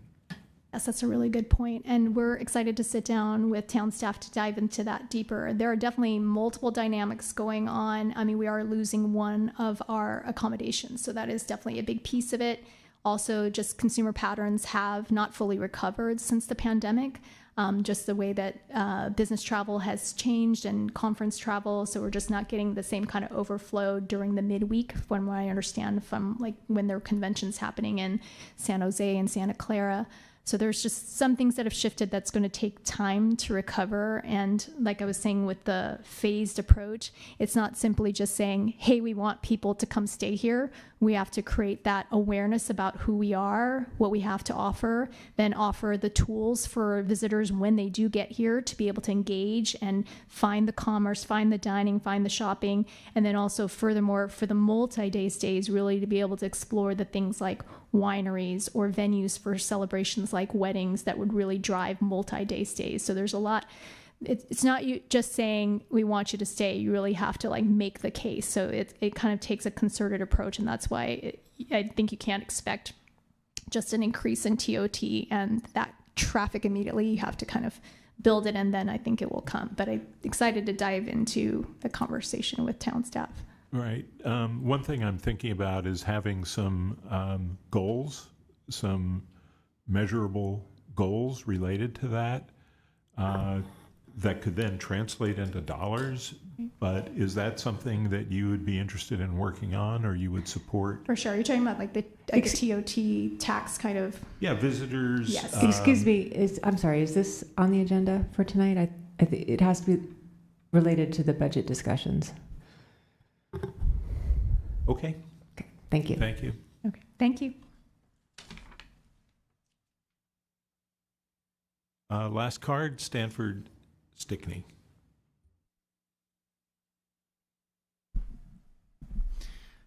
Thank you for the opportunity to speak in front of all of you tonight.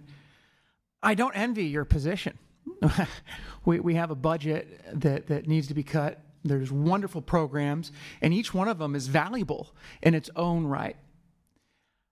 Yet I come before you to champion one in particular, and that is our police department. Our peace officers are exceptional human beings who consistently go above and beyond the call of duty to protect our community. From a numerical standpoint, I believe we have under 40 active officers. And of those 40 officers, there's always a certain percentage while in the service of duty where unfortunately they're injured. And so the number is in fact lower.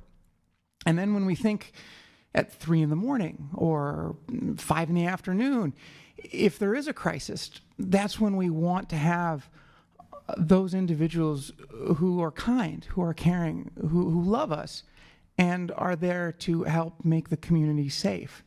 I believe in the philosophy, better to have and not need than need and not have. I'm very fortunate to have had the privilege of growing up in this community, going to Dave's Avenue, being part of a DARE program, Officer Howard, Fisher Middle School, going to baseball games with peace officers, transforming the person wearing a uniform to someone that you look up to, who is a valuable community member that is a guide on and a friend. I mean, I can go on the list of Officer Wanell, Quartz. I remember being on the youth commission, and that's when I first met Chief Fields, and how unique it is that in our town, our peace officers are proactively engaged in civic duty and in civic engagement with our children and our students at all ages to instill the values of what it means to be a good community member. I thank you for your time and consideration. Okay, thank you. That's the last card. Is there anyone online who would like to comment on the budget? We have one hand raised, Ali Miano. Go ahead. Hi, thank you for taking my comment and for all you do and for making tough decisions.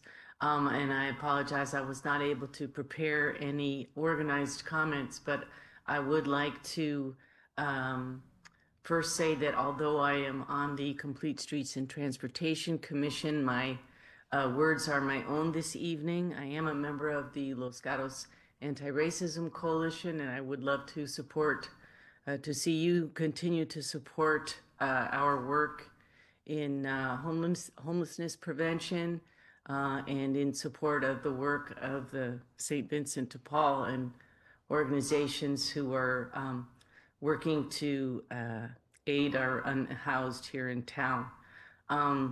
Something else I would love to see you support is a senior transportation manager. That position has gone unfilled for some time. And so on the Complete Streets and Transportation Commission, when we have inquired and sought to, maybe consider planning for a shuttle in Los Gatos someday, or having a shuttle between towns, that would bring folks, bring some folks from Saratoga over here.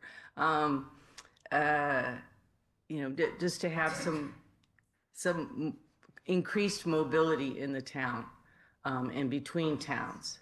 But we can't get any of that done, any kind of shuttle, like Mountain View has shuttles, I believe it's Morgan Hill does.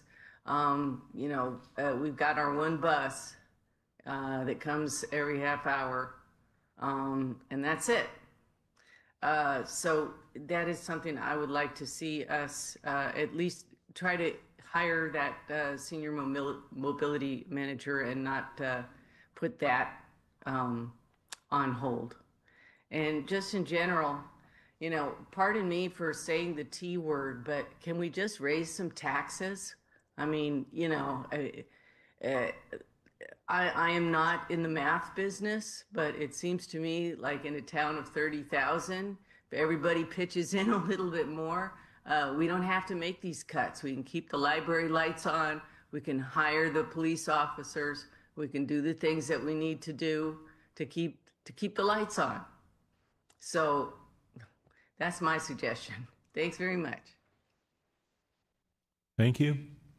And that's the last comment that we have on item 17. So I'm going to close the public portion of the hearing. We're going to take a 10-minute recess until 10:50 p.m. Thank you.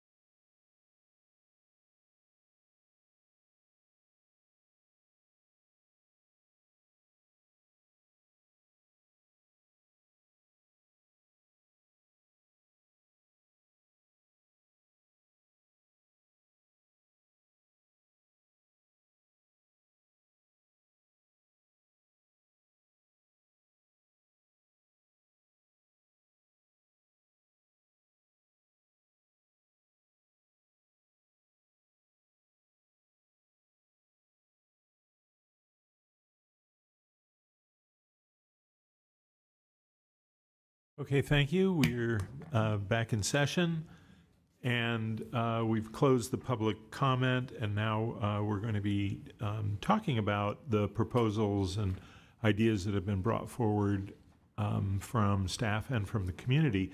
I thought maybe we could start with some clarifying questions from council members, like, quick round of things, maybe clarifying points that were brought up by the public before we delve into taking positions and debating and all of that.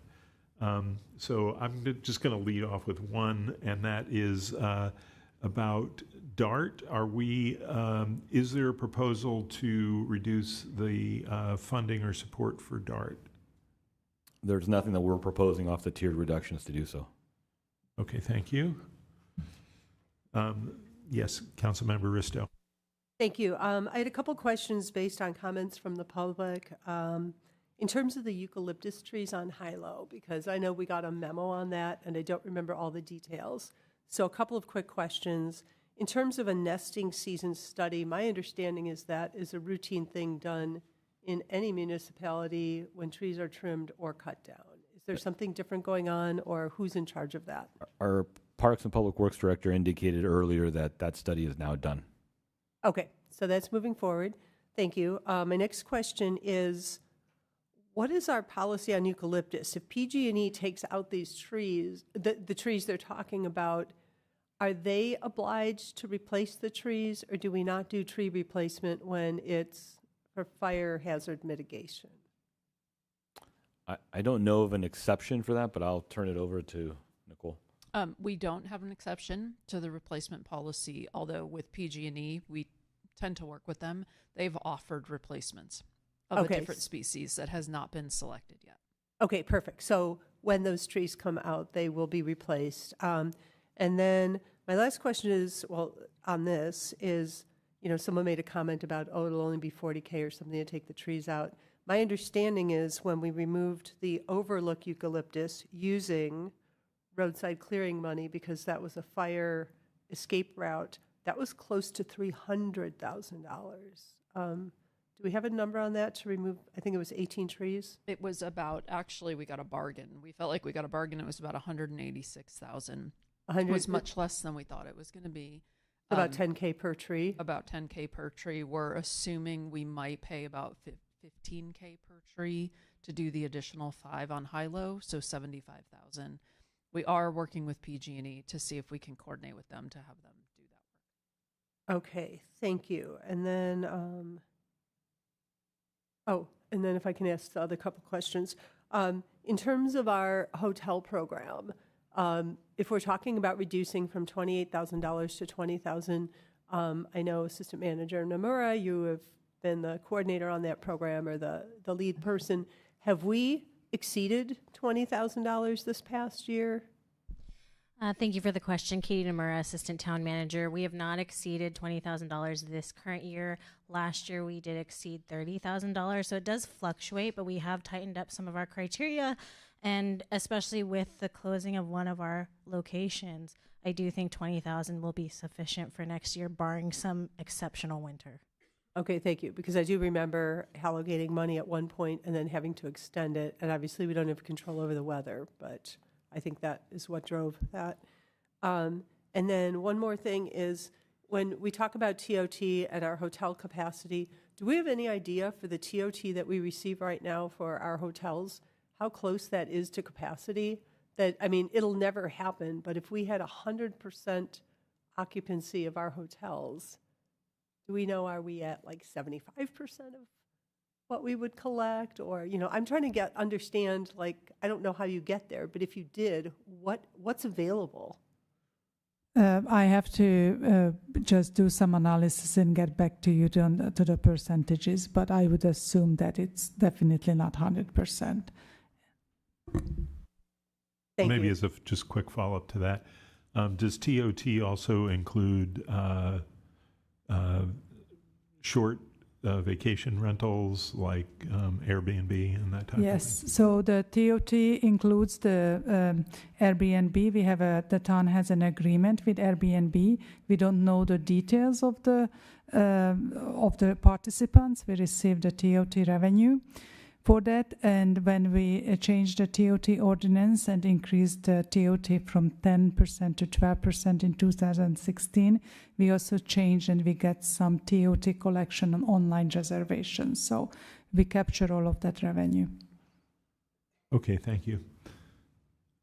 Councilmember Rennie?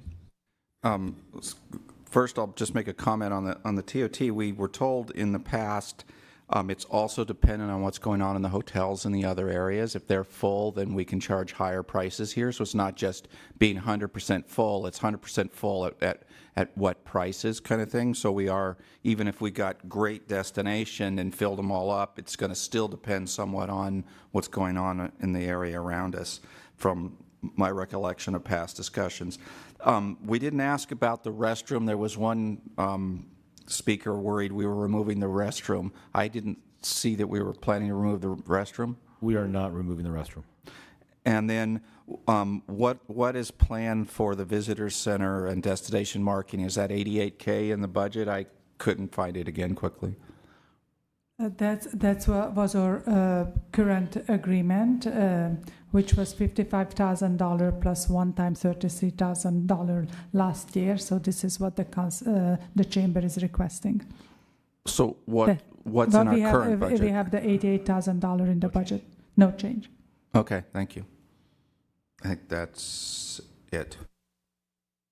Vice Mayor? Thank you.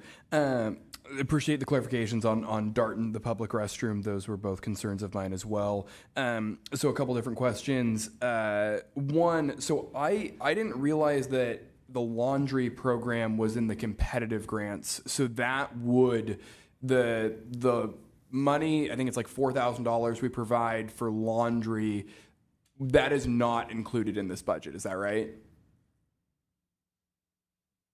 If the council's direction is to make all the funding move over to sustaining, it would not necessarily be there. Actually, right.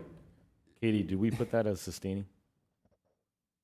No, we have the shower program and the food pantry as proposed as part of sustaining, because those programs are necessary to run the hotel program, but the laundry program is not one of those. Okay, I talked to the speaker who shared that offline, and she said that they only probably need $2,000. So I would be interested in potentially funding that. And then a question maybe for the assistant town manager or through the town manager. What if next year, for instance, was an exceptional winter and we exhausted the hotel program funding before the winter storms were over? What would our plan be?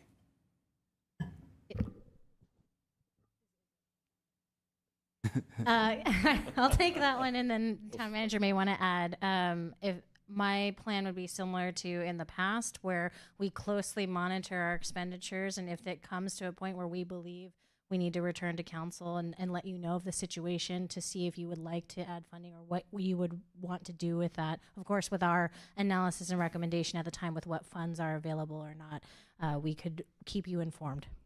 And maybe for the town manager, so that threshold, let's say it's an extra $5,000, right? That we need to help people get through the winter. That's within your discretion. So if there were an exceptional winter, would you have the authority to come to not have to come to council, spend the money, and then have council reconcile that at a future meeting?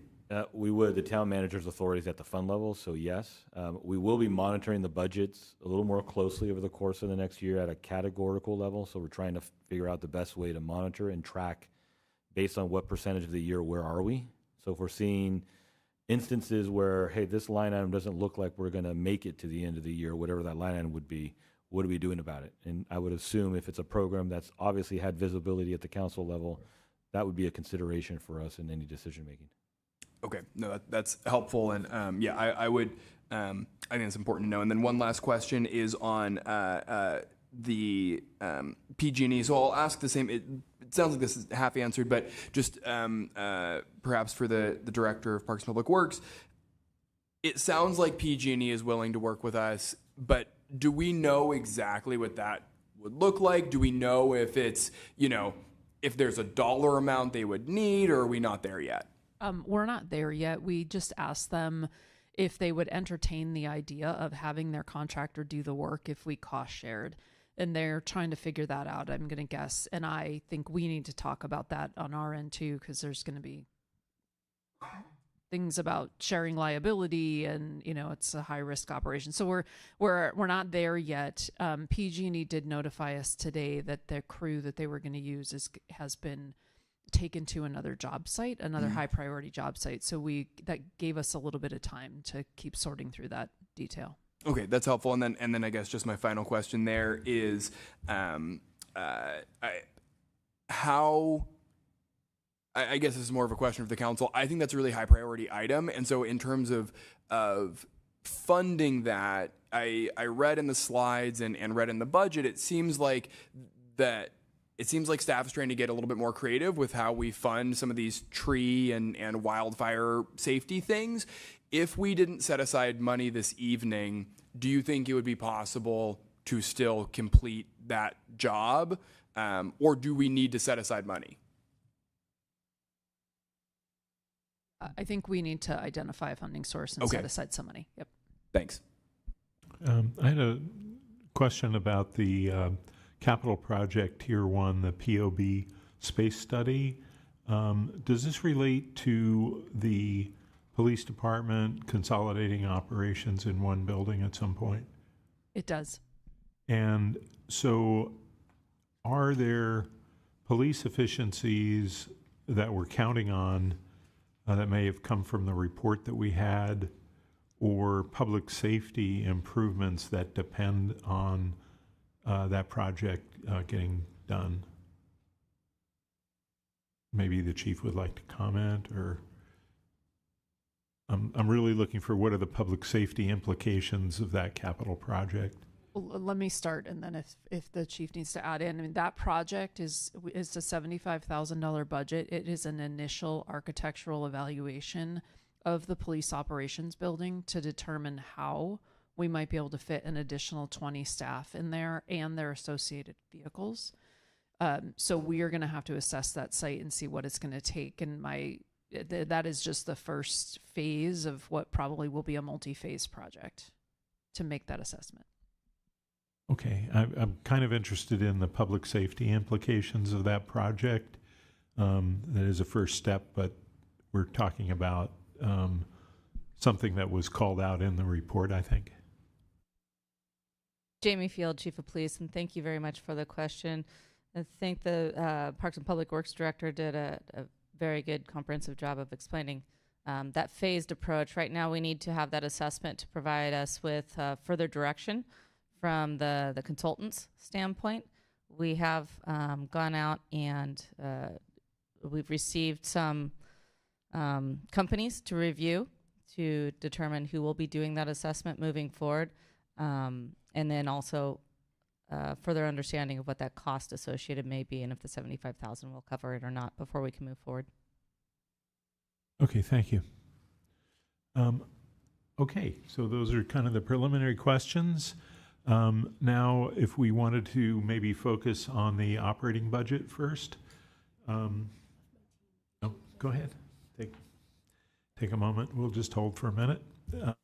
But we will focus back on the operating budget and any questions or ideas or thoughts that people would explore about the operating budget as soon as Councilmember Risto gets back.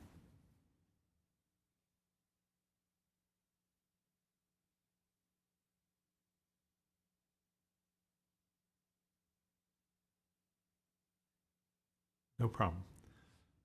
We're going to be at it for a while. Do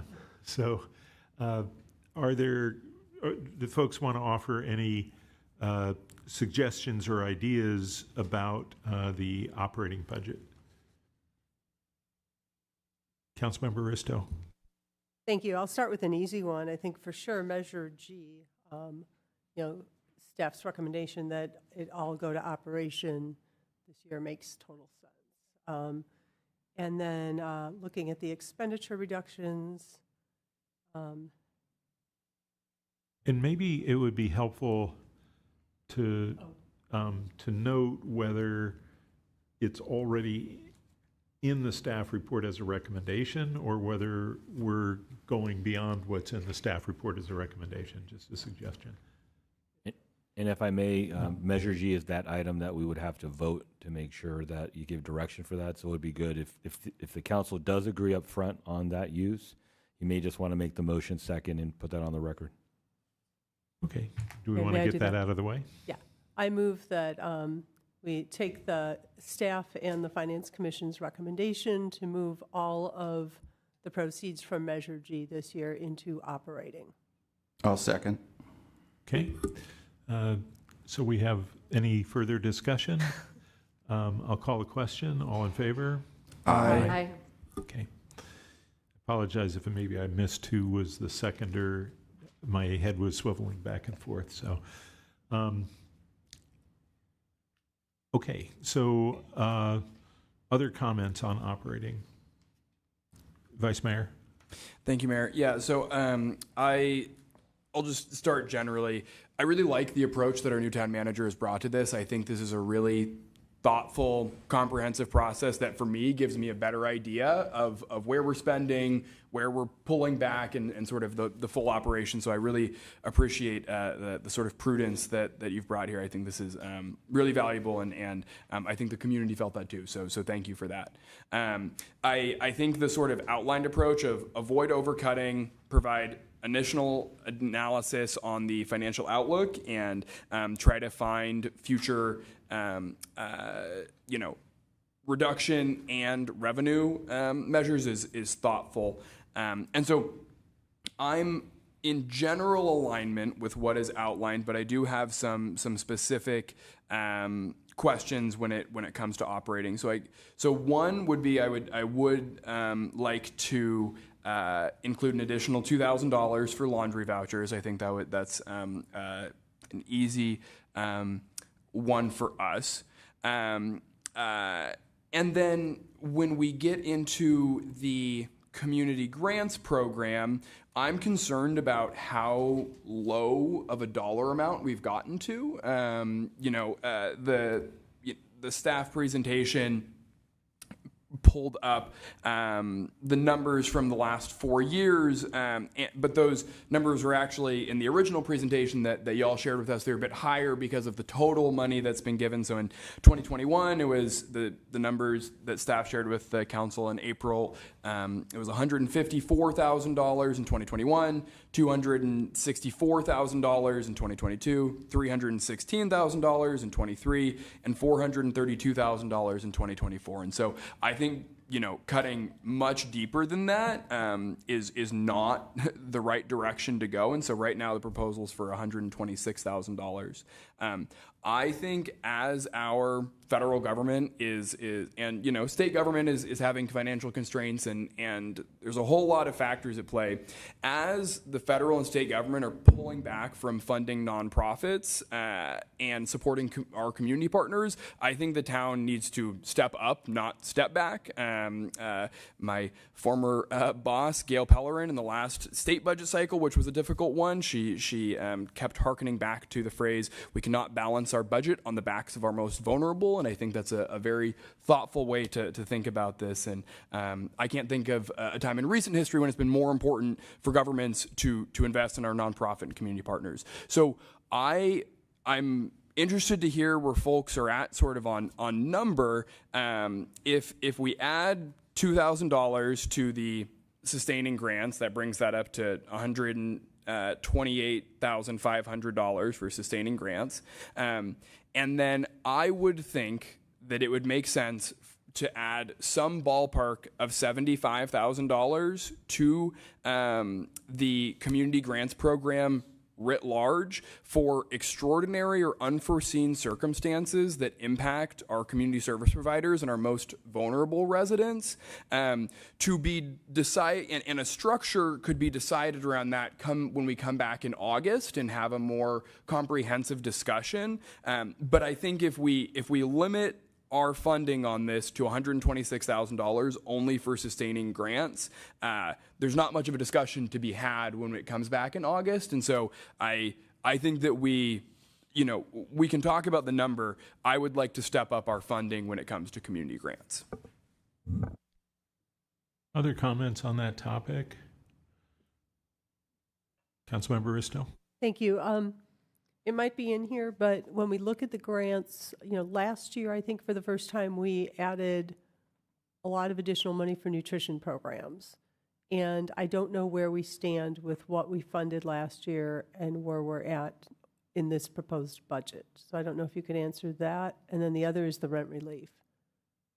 Because I think our money to West Valley Community Services goes to a variety of needs.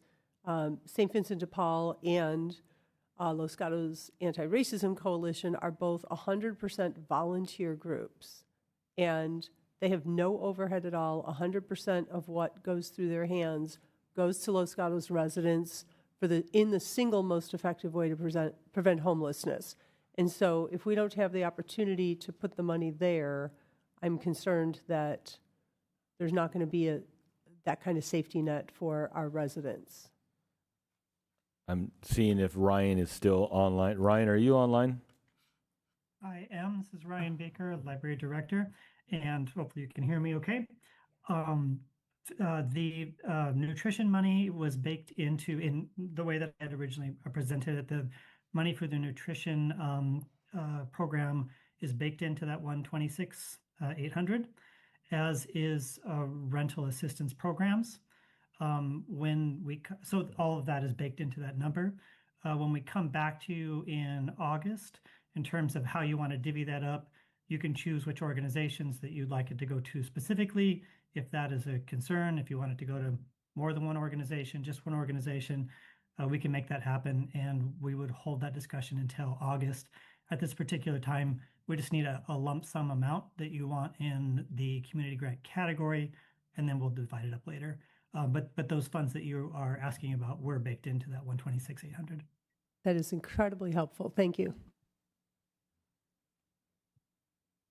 Other questions or comments on the community grant program?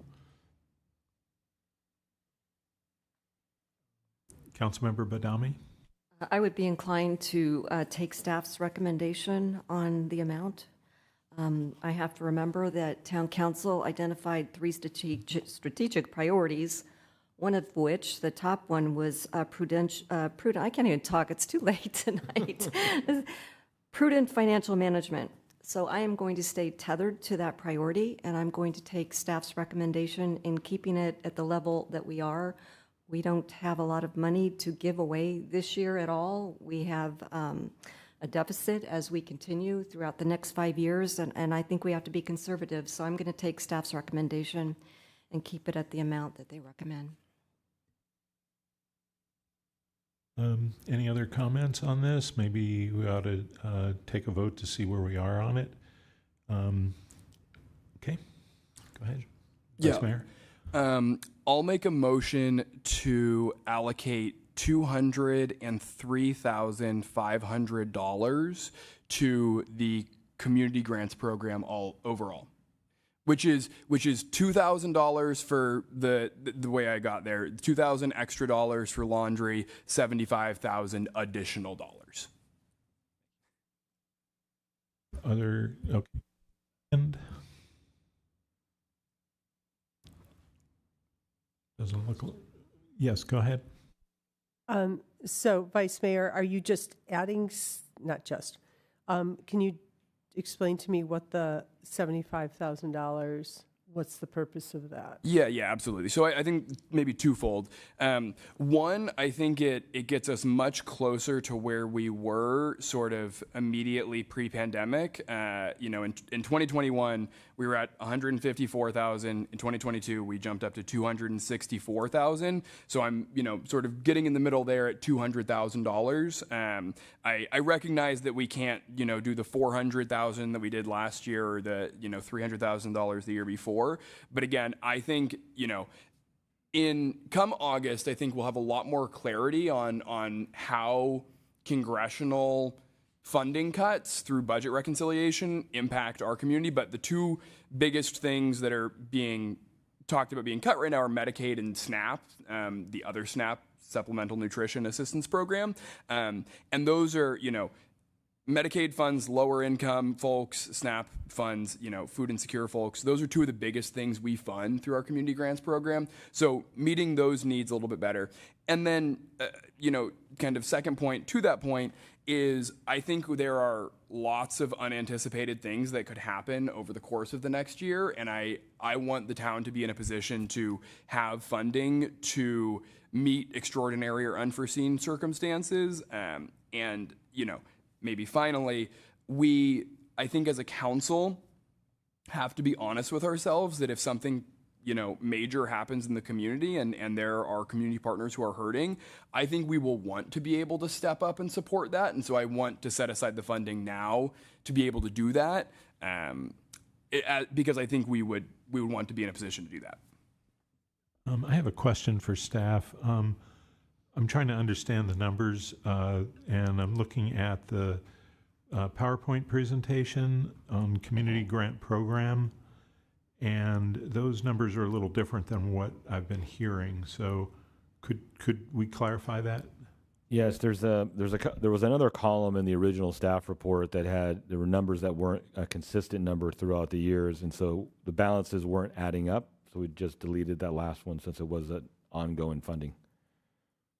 So is that correct that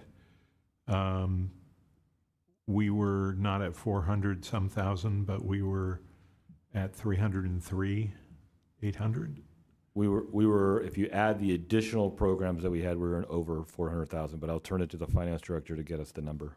Okay. So we had couple of one-time grants given $100,000 to particular NUMU or KCAT as a one-time, and we removed those items because it was not really fitting to the grant program. But before the pandemic, usually our grant program was around $150,000. That was our usual level. So my comment is I am concerned about the dollar amount, but I'm also concerned about the program and the process. And I really don't think it would be good to turn all of our attention onto evaluating individual grants as they come in at any time, as some of these one-time grants did. And so I actually am in favor of the competitive grant program because I think that it was a fair process and one that involves the community in a way in the decision making. And so I understand that it was burdensome to administer, and so I would be interested in some other ways of doing that. But if you only have the sustaining grants, then the number of requests for one-time grants is just going to go through the roof, I think, as things change. And so I'd rather have a structure that allows us to target a number and to allow a program to administer the decision-making process so that the council isn't constantly getting a request for one grant after another. So yeah, so we do have a motion. I don't think we have a second yet. See if anyone wants to second. Not seeing that. You want to try something a little different, Vice Mayor, or how would you like to proceed? I mean, so I just to respond to what you're saying, I don't disagree with you. Actually, I think there's definitely merits to the competitive program. I just think overall, $126,000 isn't going to cut it, sort of either way. And so I would like the number to be $200,000, and so that's my ask here. Councilmember Rennie? I'll just add my thought is I see it as two pieces, and so I'm hesitating just tossing in another $75,000 I kind of like the 126 is what we're expecting to send out, but if something extraordinary occurs from federal government funding, then we have something available to react to that. I worry that if we put in the 75 in the lumped in, that then it becomes, okay, yeah, that's just, we're going to give everything away during the sustaining grants, or whether you add competitive or not, when in fact what we're really trying to do is be ready to react to a greater need that could occur but might not occur, in which case the money isn't spent. Vice Mayor? Yeah, I'll just say, so what I'm hearing from the council is a lot of different opinions on sort of the best way to do the grants program plus other money that we give out. I think what we have to figure out is what the dollar amount is for all of the things included in this. And so that's why I think, again, if it's, we can frame it however we want to frame it. But if it's 126 for sustaining and $70,000 is set aside, either way, that $75,000 is new, and we have to incorporate it into the budget. So that's what I'm trying to get to. I think I like the $200,000 number. If I could maybe ask, what are some examples of items that would be funded with that additional money? Yeah, good question. So my thinking on this, and I think, again, I would be really interested in having a more robust conversation come August when we, can better get our arms around this. But for instance, if SNAP is cut in the way that we're talking about, I think that our Live Oak Senior Nutrition is going to be really hurting, that they get a huge amount of, and so will West Valley Community Services, and anybody who gets money from Second Harvest, because Second Harvest gets a lot of their money from these federal programs, and the need for, food assistance in our community doesn't go away. And so responding to a need like that is what I'm thinking. And I think there's a few, you could do that with Medicaid, right? If there's a massive Medicaid cut, a Medicare cut, a Social Security cut, I would think things like that. Okay, that's helpful. Councilmember Risto? Thank you. First of all, I want to thank the mayor for bringing up kind of the scenario that I appreciated about having the grant program, because otherwise it becomes the one-off feeding frenzy where we've got people coming to us asking for money here, asking for there. I like the discipline of setting the money aside, understanding where it might go. I liked the competitive grant process when we had it because it gave opportunity for people to apply, and outside of the council, we had the guidelines, we had staff making those decisions. Given that that is a lot of time on their behalf, and we understand that as we're making some of these streamlining decisions, taking the grant administration out of the hands of the library is helpful to them. So I'm not sure what we're setting up. I mean, I appreciate the Vice Mayor's point, and I think that makes a lot of sense. If we maybe in August decide the money that goes outside of some of these grants is here, but then we're going to have to put some pretty tight parameters around it, or we're going to be sitting here at a meeting while 3 other groups are asking for the money, and we don't have guidelines around how that gets used. So that's why I would have a hard time maybe upping the number if we don't know how it goes, or having a reserve, like as Councilmember Rennie said, oh, if we put it there, it's going to get used, and then, if we want to say this is for an emergency or this is for an increased need, I'd almost want, and I guess we can have that conversation in August, to define exactly which needs, like place a hierarchy. Okay, if Live Oak Nutrition absolutely cannot meet the number of people coming, they're the first one, or set a tier.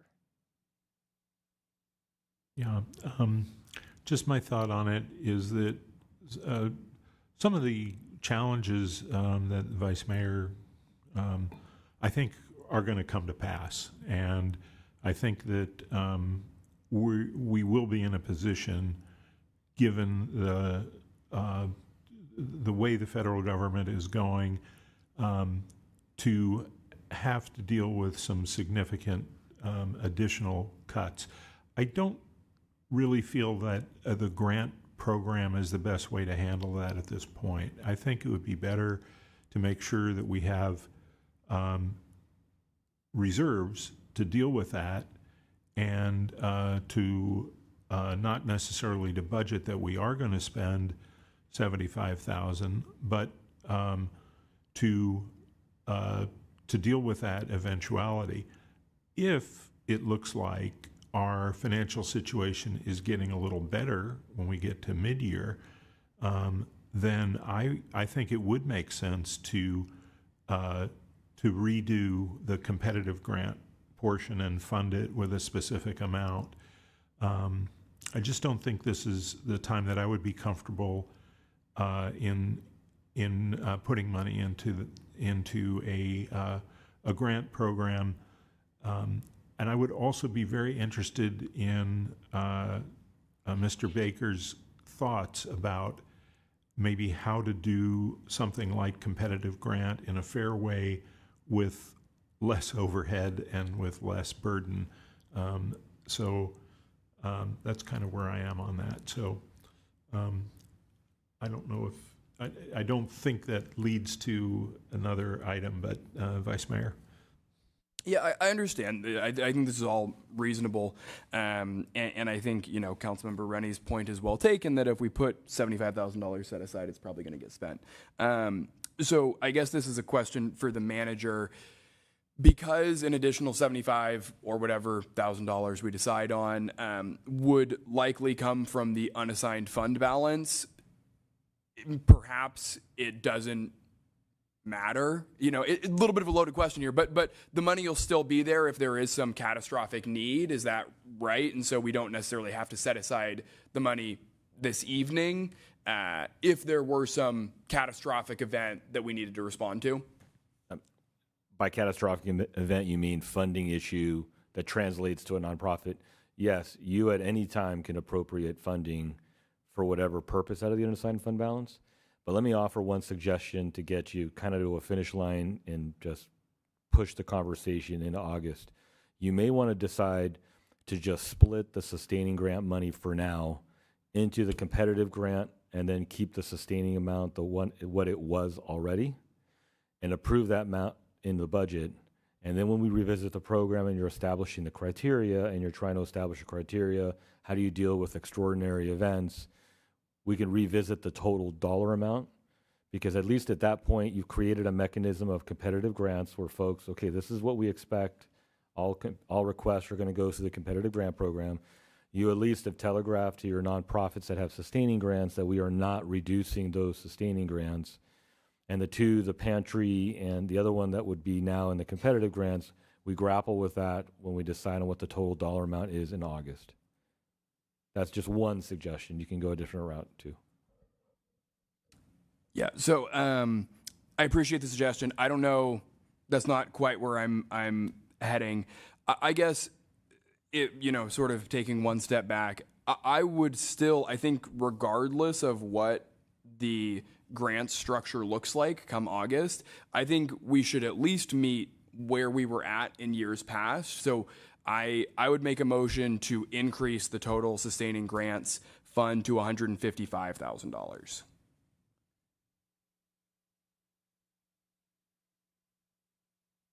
There's a second? I'll second. Okay. Maybe I could just ask the question again. Where would you see that additional money being spent? Additional 20, what is it, 20? Yeah, call it 24,000 or something. Sure. Yeah. So I think we're actually in a few different places on how we want the community grants program to be structured, and so I could see the sustaining grants being, to the manager's point, increased, decreased, changed, and incorporating some level of competitive grants back into the program. And so I'm just trying to get the total community grants program back up to where it has been historically. I don't think we should, in a hard budget year for the community writ large, I don't think we should be coming under where we have been historically in total funding. Other comments? Councilmember Badami? I won't be supporting the motion. We're looking forward, not backwards. We want to close deficits. We want to increase revenues, before we start spending money that we really don't have. Other comments? Okay, we have a motion and a second. Is that motion sufficient in terms of direction? Because the staff was proposing to put that all 126 into sustaining. I think the motion was to allocate $155,000 for the sustaining grant program, and then we will visit the allocation in the program in August when we discuss it.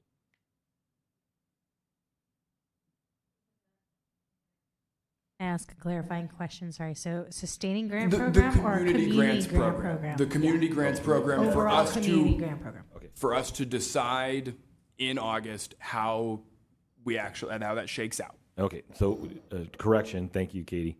To allocate it generically to the community grant program, and then we will decide its split and allocation in August when we talk about the program. Yeah, I mean, I'm reluctant to do anything that pushes us the wrong way on the budget, but I don't think this is a significant amount, and I think that it will. I'm glad to hear that other council members are interested in some other form of a competitive grant program, because I think it saved a lot of trouble and conflict that we don't need to have. So, I will support the motion. All in favor? Aye. Opposed? Passes 4-1. And so let's continue on with any discussions of operating. Are there other points? Councilmember Rennie. Yeah, I wanted to address the eucalyptus, the rest of the eucalyptus trees. It seems to me, and I would be willing to make the motion, that we just take, we work with PG&E and try to find, the cost-effective way to do it, but we just take the money from the $1 million that we allocated into the emergency funds, because this is really about fire safety and so forth, and it seems appropriate to take it from that $1 million that we already allocated. And we're talking about somewhere between 40 and 60,000 out of $1 million. So I'll make that motion, and unless the town manager wants to argue against me. Okay, I'll second that. I think that we have funded this type of vegetation management out of our emergency budget before. If I may respectfully ask for an amendment, we don't know what the dollar amount is on the budget, so you may give us direction to say, yes, we want to take care of those trees. Come back to us with what you need to make it happen. And you could give me authority up to 100,000 plus 10% contingency, and I'll just come back to you with what I actually need if the timing doesn't work out. I think this is going to cost us more than $40,000. Vice Mayor has a comment. No, I just have a question for the manager about that. With how the public commenters were talking about this, it sounded like it could happen in July when we're off. So how would you propose making it happen? If you give us directions to do that, I'd be asking the Parks and Public Works Director to work directly with PG&E to say, we'd like your contractor to, we'll single source and let the contractor do the work and say, can you give us a quote to do the extra 5 trees? In which case, whatever they quote us, we'll come back with the council and get an appropriation to do that. All we need is to know that you want to actually do it with city resources, town resources, and then we'll proceed. So sort of a question back. You asked for 100,000 plus contingency. That number sounds a little high to me. I would be more comfortable maybe saying 80. Nicole says 80 is fine. Okay. And seconder's okay with that. So further discussion? Okay. All in favor? Aye. Opposed? None. That passes. Other comments or questions or suggestions about our operating budget?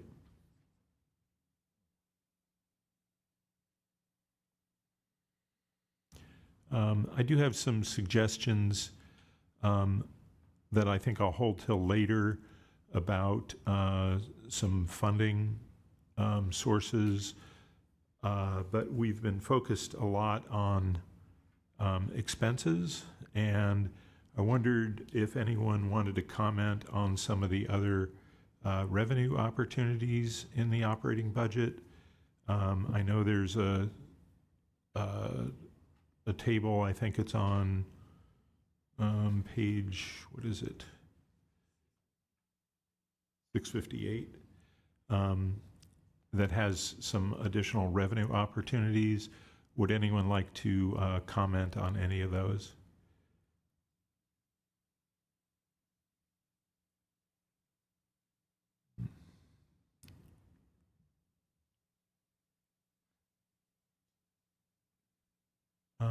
I wanted to maybe offer a few comments that I think we need to be a little more aggressive in terms of some of the opportunities, the short-term opportunities. And so I was going to suggest that we look at putting a few others and moving them forward this year and getting started on a number of others. So I was going to suggest that we move forward with the charging station contract adjustment of, what is it, 28,000, and then another one for, need to make it bigger, 22,000.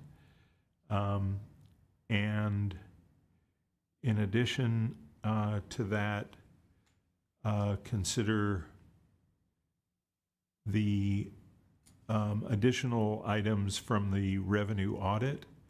I think we picked out a very modest number, and I think we should get started and perhaps target 100,000 from the revenue audit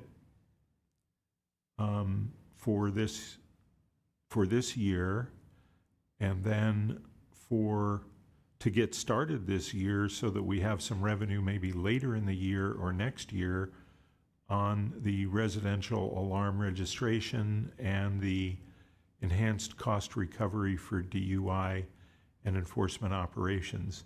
And yes, while some of those revenues will fall on specific residents, it is, I think, those are some of the ones that there's justification for moving forward on, and that we need to continue to close some of the gaps with the good work that we did on the fees and the permits. So I was going to offer that.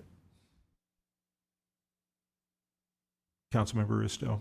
Thank you. I agree with those. And, in fact, when you look at the residential alarm, the false alarm charge and the DUI, that does fall on residents, but it also costs us money. It's services and work that we have to provide, and it targets the specific individual or residents that is actually driving the cost. The other thing that I would like to look at is,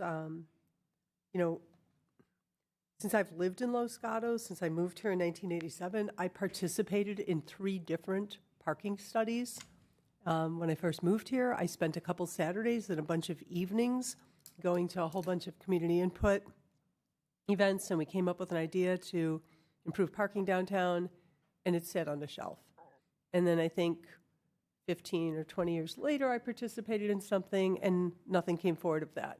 We have a really great consultant. The Dixon report looked at our parking issues, has strong solutions, and basically came to the conclusion, and I did do some of those parking counts myself, that we don't lack parking spaces, we lack proper allocation. And a key part of some of that is the pay to stay program. And I always thought that was an important thing to help solve the perception that we have a parking issue. In addition, it can bring in revenue, and I would really like to move forward with the pay to stay program. Now, I don't know if that actually takes staff capacity that we don't have right now. So there's a question, because I know you can't just turn a switch. So how long would it take before we could move forward on something like that? Or would that be reallocating priority? The parking program, the general large one, the $1.98 million one, would be more than next year. However, you could take the Oak Meadow one. I just spoke with Nicole. Aside from getting a pay station, which would be what the delay would be, we could actually implement that in the fall. And what's nice about that is the county is already doing paid parking on the Vasona side, so people are already ending up in our parking lot and yet not paying. So it would be nice to generate a little bit of revenue we could put back into the park. Right, yeah, I was going to comment on that with the Oak Meadows. Certainly people try to avoid the $4 fee or whatever of Vasona by parking there. So, yeah, I would then, given the high amount of work to do the downtown parking program, I would say let's move forward with the Oak Meadow parking. So okay, Vice Mayor?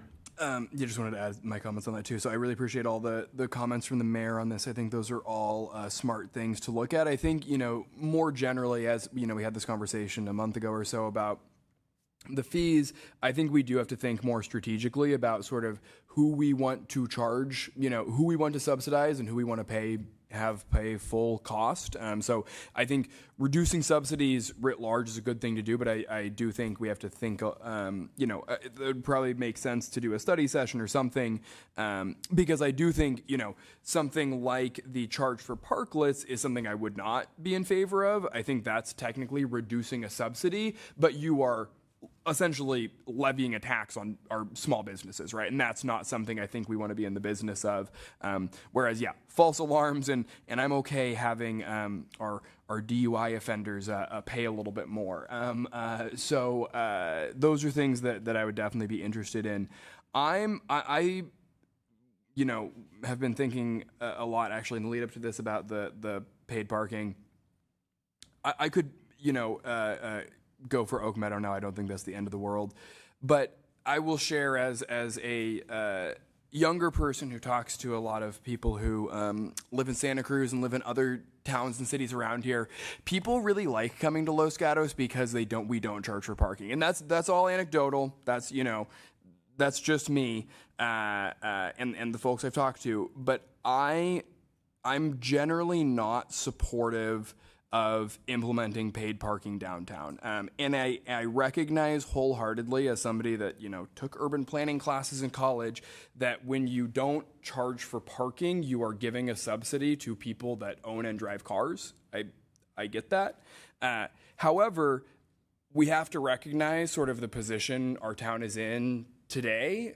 We have a strong, vibrant downtown business community, much more so than a lot of our surrounding towns and cities, and I don't want to disrupt that. I also think it's really important to recognize that parking tickets and parking fees disproportionately impact people that are, less affluent, and so I'm definitely not sold on that as a revenue generation measure, and I think what I think as we're having these sort of higher level conversations about what we're willing to tax and spend on, I think a lot of folks in town would rather pay a small increased sales tax than have to pay for parking when they go downtown, even if the sales tax costs more. And so that's sort of where I'm at on that one. And then I will keep banging this drum until someone listens.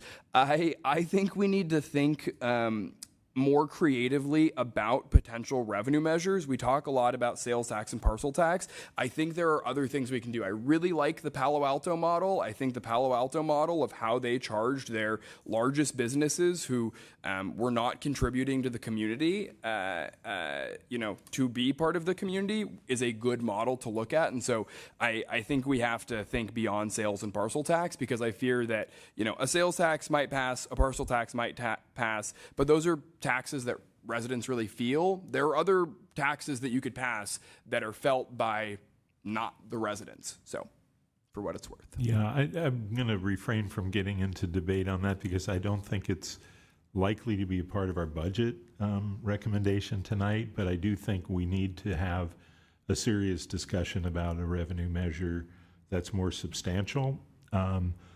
and I'd really like to do that in the context of understanding our revised 5-year with the work that we're seeing there. So, yeah, Councilmember Rennie, and then I'm willing to make a motion. I was going to suggest the motion. Okay. So I'm going to move to add 100,000 in revenue audit, 28,000 in charging station, and 22,000 in charging station for a total of 250. I've omitted the 90,000 as it might be a third rail of local politics to charge for parking in Oak Meadow, but I'd be interested in further discussion about that. But so for my motion is for those three and to start on enhanced recovery for DUI and residential alarm registration as well, so that but I don't think there would necessarily be any we could quantify the budget impact this year. Vice Mayor? Yeah, I'll second your motion. Just have a question. I'm looking at revenue audit as $150,000. Where you? My understanding is that we've already counted one of those. Got it. The 50,000. Got it. In our work so far. Correct. We did. I thought it was a little excessive for me to just assume you would say yes to auditing everything in 1 year, but thank you. Okay. Councilmember Isto.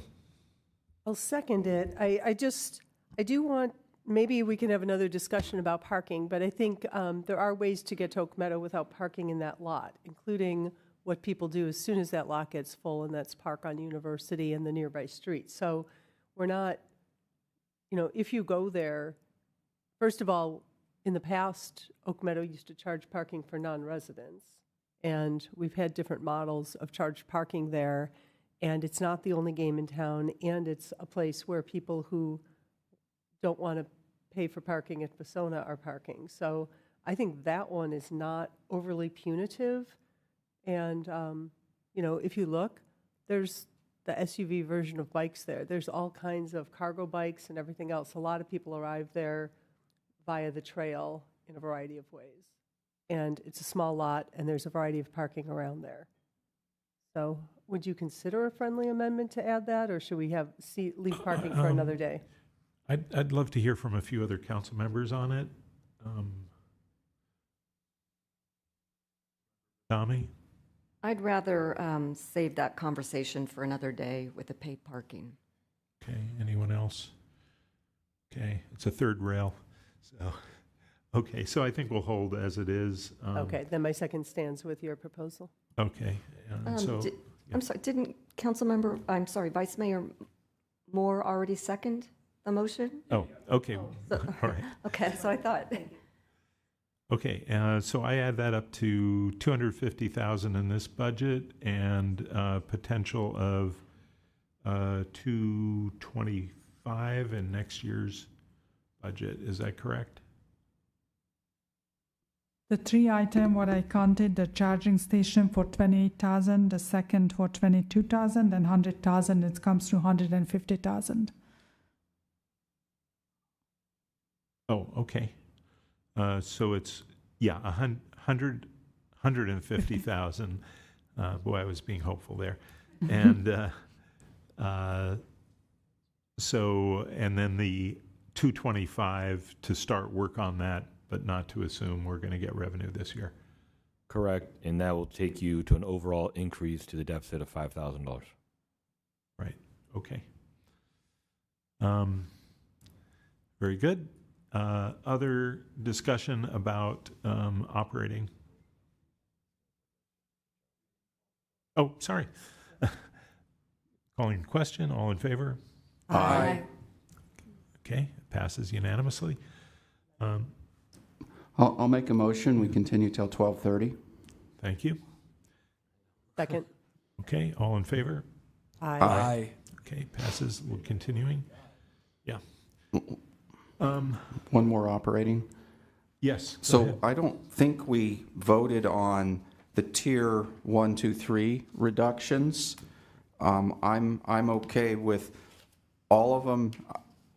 I'm having a little bit of heartburn with the doggy bags in the park one. It feels cheesy, and if you don't have it and somebody's forgot their doggy bags, then we have messes that are harder to clean up. So I'm wondering if maybe we just don't replace them as often, so people, if they come and steal them all, it's going to be empty, and maybe they start feeling guilty. But if you steal all the bags and the next day it gets refilled, you don't feel bad at all. But if you steal the bags and it's empty for a week, you might feel bad and not do it next time. So rather than, maybe it's we allocate it to a 5,000 kind of thing in some other way. Any comments from staff on this? I would if that's how you feel, I would just recommend removing it to go down to 800,000, and that doesn't mean we're going to go put $10,000 worth of bags. We'll be judicious in how we allocate them. So I'll try to move us along, and I'll make a motion to go with all of staff's recommendations on tier 1, 2, and 3 minus the doggy bags. Vice Mayor? Second. Further discussion? Okay. Call a question. All in favor? Aye. Aye. Okay, that passes.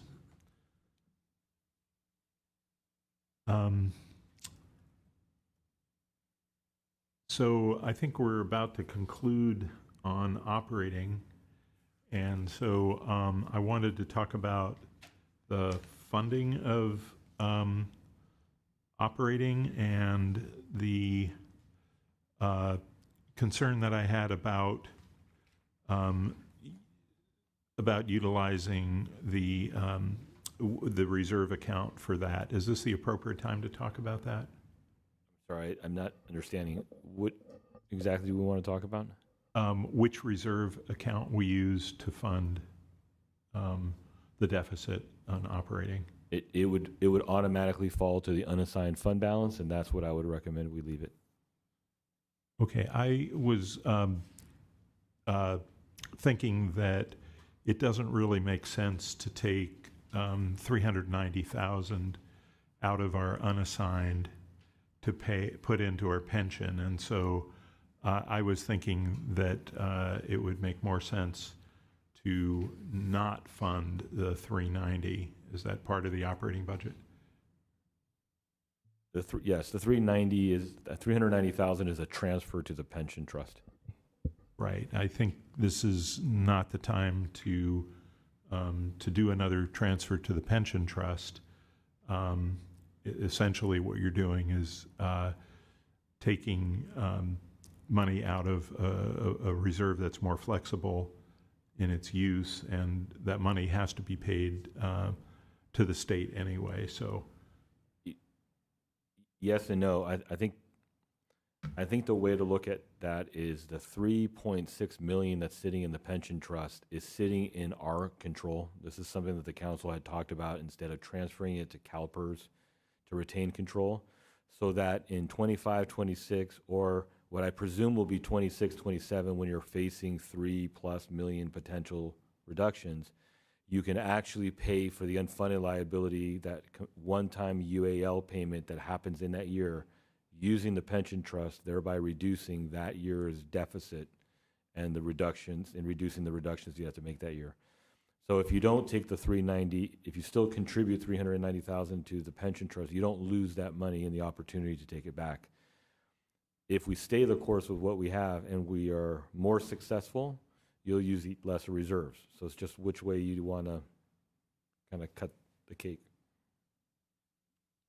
yeah, I just think we've had these conversations before about the pension trust and not using the pension trust because we wanted and having some ability and flexibility, and so I really am not seeing the logic in adding $390,000 to the pension reserves at this time. Again, it's a call of the council. However, we invest most of our funds, and the pension trust is invested, and the rates of return on the pension trust is our cash pool gets about 4.55% on average we invest. The more aggressive trust we have is in the 6th percentile, and the less aggressive one, the strategy 2, that's our CEPPT, is somewhere in the order of about fiscal year to date 4.38 gross, or over 1 year 6.3%. So the presumption would be if it's coming from an unassigned fund balance and it's only 300,000, chances are it's sitting as cash and not necessarily generating a lot of return. If you take a contribution, the 390, and don't put it into the pension trust, then you won't garner whatever return we're already getting in the pension trust. But again, you're right. It is the more restrictive asset, and you tend to want to focus on the more restrictive than the less restrictive. So it's really just a policy call by the council.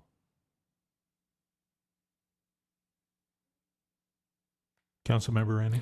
And I thought about that also, but I had exactly the same thought. The manager just mentioned that we're actually getting better return out of it, and it is reasonably fungible because we have a pretty big unfunded liability that we have every year. So it could, I think, get used up in 1 year if we wanted to, for example. So I started thinking that the adding the 390 every year is, if you talk to investment professionals, you really want to invest over time, not put all your money in at one point and hope you hit the market at the right time. By putting some in each year, we are effectively investing over time. So it feels like the right kind of way to invest in a little bit higher return is to put it there, and then if we actually need it, we can fungibly use it later on. So I wanted to drill down a little bit on the return. It wasn't really my understanding that it would earn a higher return. Is it correct that we would earn a higher return by taking 390 from unfunded and moving it to the pension? So I just want to add that currently our pension trust is the more conservative option. So the council can choose to move it to the less conservative option. So we have a higher rate of return. It would be a higher risk. So this is one of the options. But this is our January report that we published. What was close to that. The return was close to what the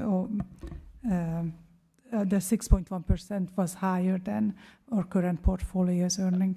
I think the question you're asking is the trade-off. If it's in the unassigned fund balance and it's available to be used right now, it's liquid, and chances are it's not tied into a 3-year bond with a higher rate of return, so you're going to get a lesser amount. So what is our base cash pool that we're return on investment right now?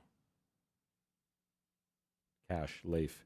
The LAIF right now is around 3.4%. So it's a little bit below our portfolio right now.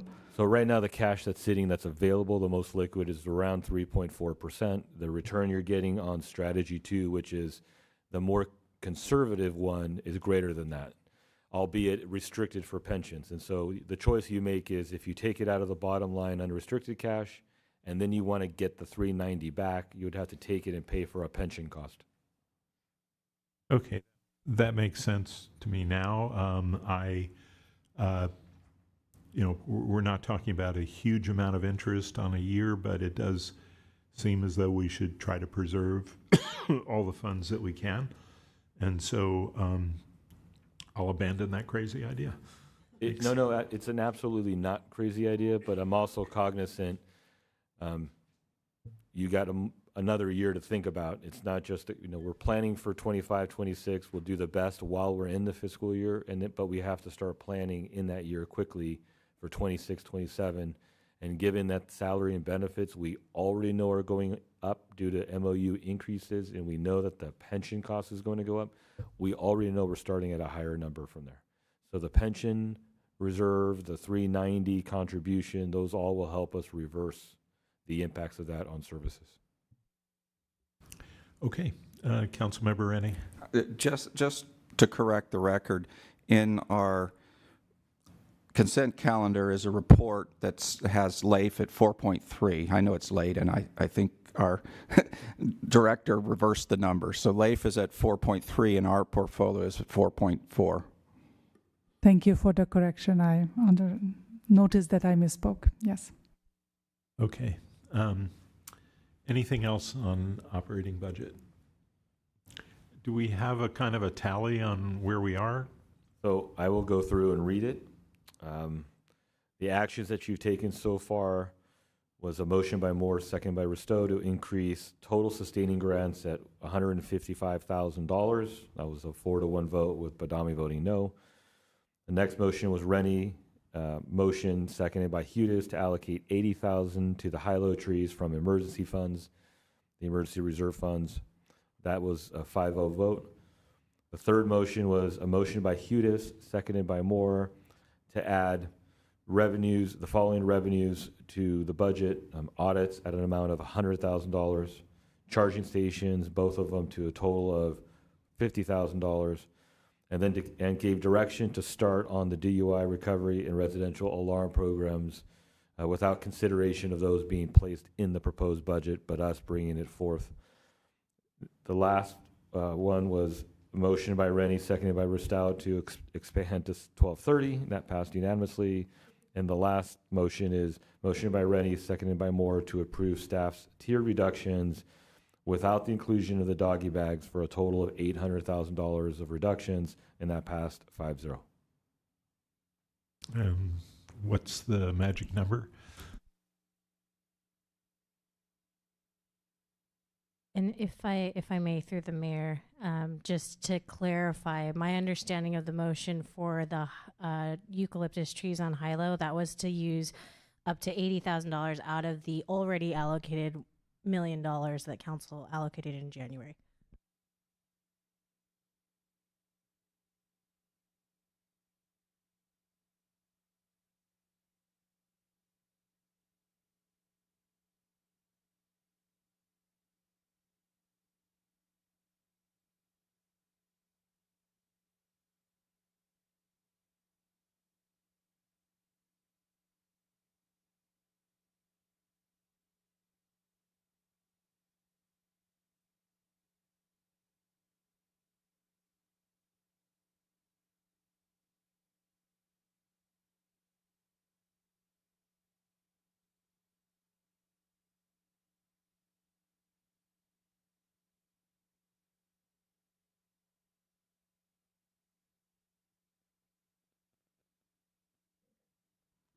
Okay, so we added the revenue $150,000 in the first year, and we increased the expenditures by $28,200 to increase the grant from $1,026 to $155,000, and with removing the doggy bag, we added $111,800 revenue.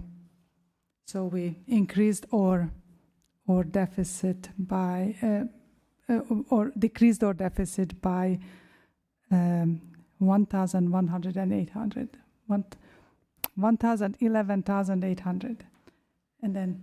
So for an estimated reserve use of about $845,301. Unfunded? Unfunded reserve. How much again?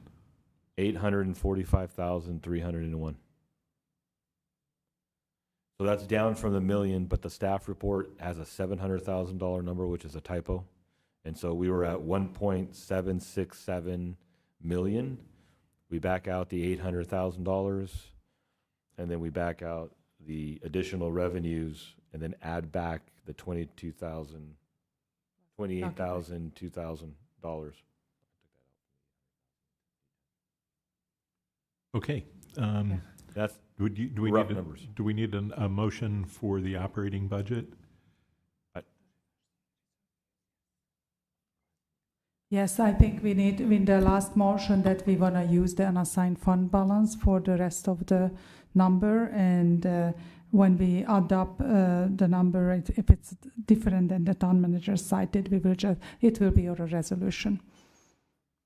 But I would recommend to have a motion using the unassigned fund balance. In the amount of?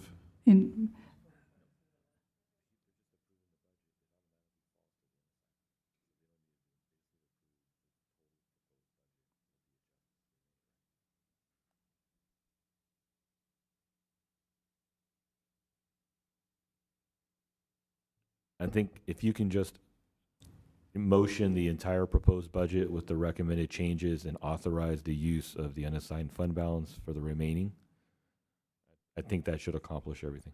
Okay. Someone like to make that motion? Councilmember Risto? Thank you. That includes the doggy bag and all the little subsets. So given the excuse me, adjustments that council made to the staff recommendations, I move to accept those recommendations with the small changes that we've made, put forward by staff with for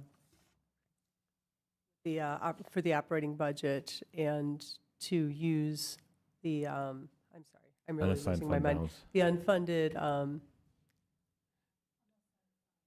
Unassigned fund balance. The unassigned fund balance to make up the difference. Councilmember Badami? Second. Okay. All in favor? Aye. Okay, passes unanimously.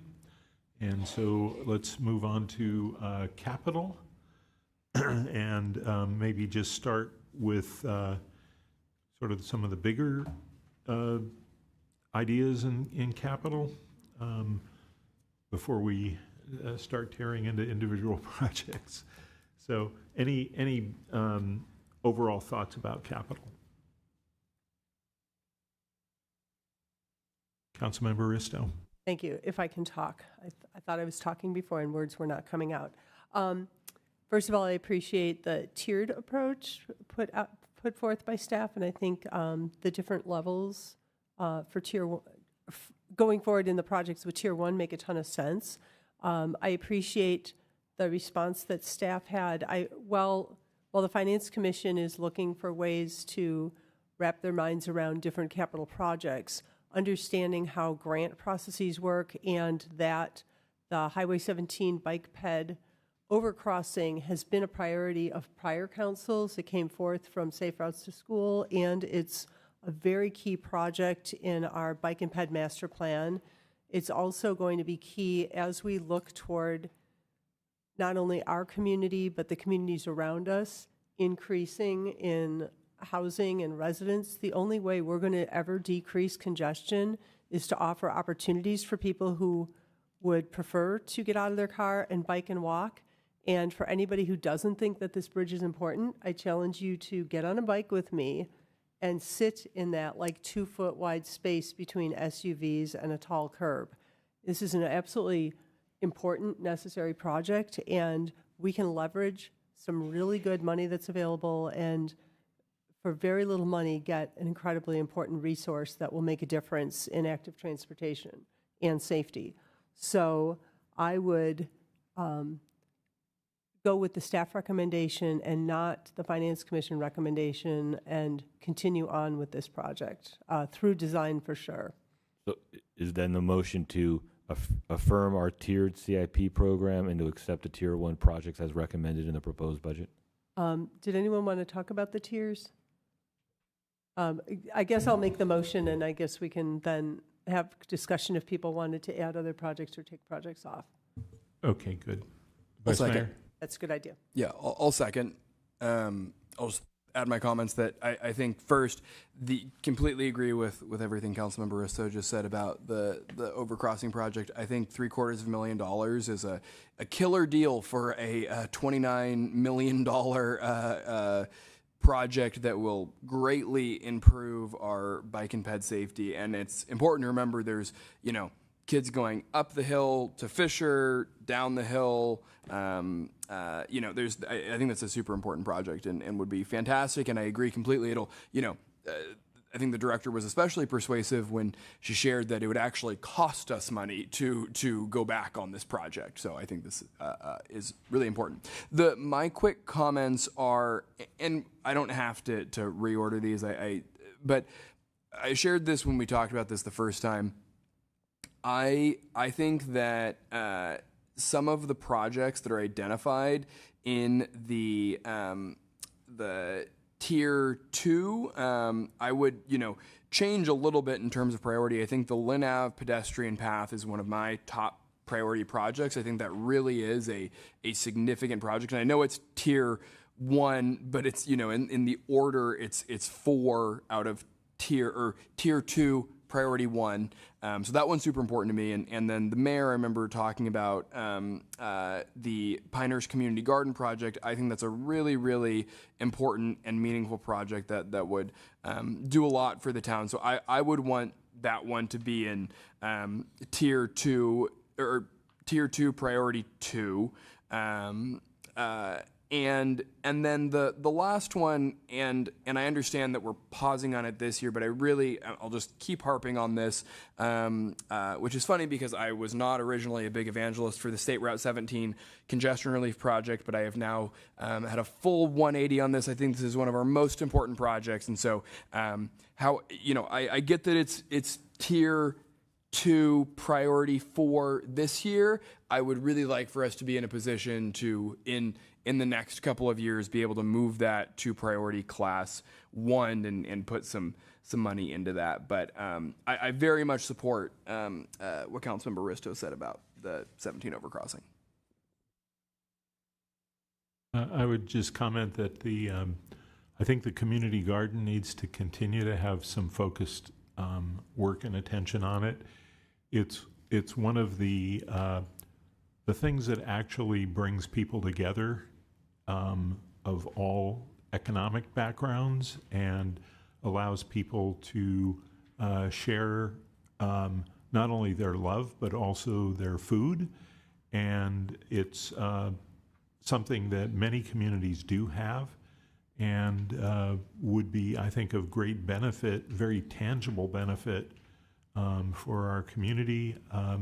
Very much supported by older adults in town as a project. So I think we're talking about making a slight change in the priority of that one.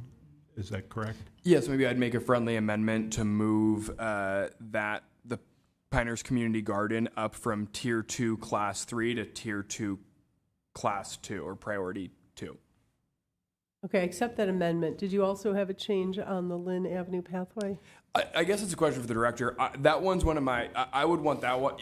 When you talked about this at the study session, it sounded like within the priorities within the tiers, it doesn't matter a whole lot. Is that right?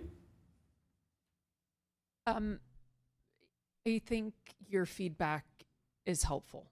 Okay. Yeah. Thanks. Okay, so then the motion stands with Yes, the one so amendment. No further discussion. We'll call a question. All in favor? Aye. Okay. I didn't vote. I'm sorry? All right, can you clarify the motion? Would you like me to read the motion? Please. It's a motion by Councilmember Ristow, seconded by Councilmember Moore, to approve the tiered CIP program and the recommended tiers as provided by staff in the proposed budget with the following amendment: to move Pinehurst from tier 2 class 3 to tier 2 class 2. So does this include, I'm sorry. It does include the project that the Finance Commission wanted us to stop. Okay, so I will not support the motion. Okay. Further discussion? Call the question. All in favor? Aye. Opposed? No. Okay, thank you. There were some other things that I wanted to talk about regarding the budget. And one of them is my concern about the number of vehicles that the town has. I understand from a report that we have 82 or 80 plus vehicles and pieces of construction equipment. I think there is a recommendation that we do an analysis and right sizing. Is that part of what the recommendations are? No, in terms of the actions of the council, you're taking budgetary appropriation authority, and that's what it's involved. I, as the manager, will be engaging in a review of the vehicle fleet, the policy, and how we transact the vehicles and equipment that we have. Okay, then I'd like to propose some language relative to that, and that is that I think we're in a situation where we are cutting into services for residents. We have several positions that are in jeopardy, and we're preserving all of our vehicles, and it just doesn't make sense to me.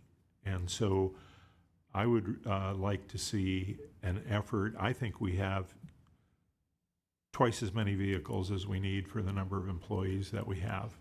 And those vehicles could be provided on lease or on rental as they're needed. And I would like to see something, a really serious look at this. I think we could raise maybe $1 million or more if we liquidated some of this fleet, and that our opportunity to liquidate is going to slip away as there's more of a move to electric vehicles. These vehicles will become less valuable. And so I would like to see if there's interest in us taking this seriously and developing some objectives for the vehicle fleet. Just taking a look at it and analyzing it, to me, is not where we need to be, given that we're cutting some things. So, yes. I'm generally comfortable with where we're at with this with staff. I think looking at it makes sense. I'm not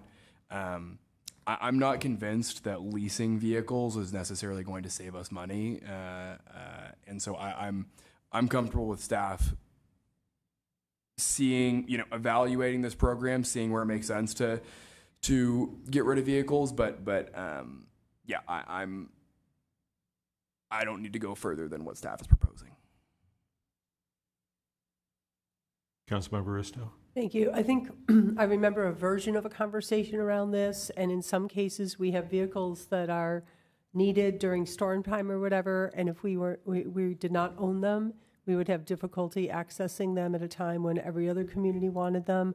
I don't know the extent of all of our equipment and vehicles, and as somebody who cares a lot about transportation, I actually don't know a lot about trucks and chainsaws and other things. So I personally think it's left best for our staff, who has the incentive to look for efficiencies without hurting service and how we can best utilize our vehicle budget. So as a council member, I don't want to get in the weeds on this. I think the direction to look for efficiencies or decrease what we've got where it makes sense. You also have the knowledge of which pieces of equipment, when we replace them, have to be electric or whatever, and how much more life we can get out of things and what the trade-offs are. So I would prefer to leave this one with staff. Like, there's not much interest in taking this further, but I'm going to continue to raise this issue and to try to understand personally a little bit more about the actual vehicles that we have and how they're being utilized, because I can't see cutting services for residents and preserving our vehicles. It doesn't make sense to me. I don't see any. There's one more item. There's a recommendation to approve the 2025-26 list of potential donations. That's the attachment, the staff report.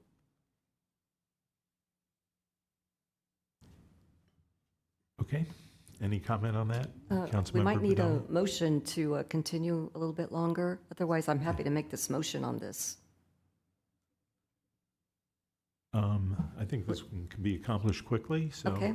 All right, I move to approve the fiscal year 2025 through 2026 list of potential donations consistent with the town's donation policy. Second. Any discussion? No comments, so we'll call the question. All in favor? Aye.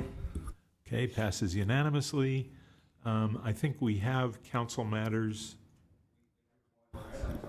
Oh, that's right, the item that I pulled.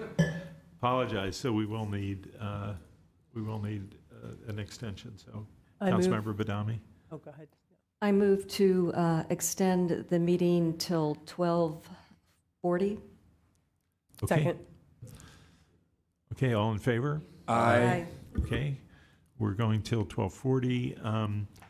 So the work, I don't know if we need a full staff report on this item. I just had a comment about some additional language that I thought would be helpful. I think it's excellent that the Youth Commission has been involved in this, and I would just add some language to say that we not only acknowledge the value of the information about the town going to the youth members of our community, but also the value of the input of our youth to our existing commissions. And so if it just seemed like we were missing a little bit of that, and I wanted to make that suggestion. Other thoughts? Vice Mayor, I think you had a thought as well. Yeah, support that wholeheartedly. And then I just had a clarifying question that I think got sorted out after talking with the chief and the attorney. But I was concerned that with how this was structured, in the past, youth commissioners who were continuing could write a letter in if they couldn't attend the interview meeting to continue on the commission. I understand why that's maybe not, best practice, but I want to make sure that if there's a student who's on has a pre-planned family vacation, like lots of students do, that they could, the preference is for them to attend the interview in person, but if they're reapplying, I'm fine with them Zooming in. And I talked with the chief and the attorney. It sounded like that was all good, but just wanted to confirm that. I can actually clarify that. Please. We do actually have that in our policy for the commissions, that all commissioners who are currently serving and requesting reappointment, if they're unable to attend the interview, they can submit a letter. Oh, okay. So that's for all commissions. Okay. There you go. Thank you. Councilmember Isto. Thank you. As I'm looking through this, maybe I'm missing it. Does it discuss recruitment schedule in this? I'll look to the town clerk. I believe the recruitment schedule is outlined potentially elsewhere. I believe that is outlined in the policy for the commission recruitment. Okay, because we usually recruited in the spring.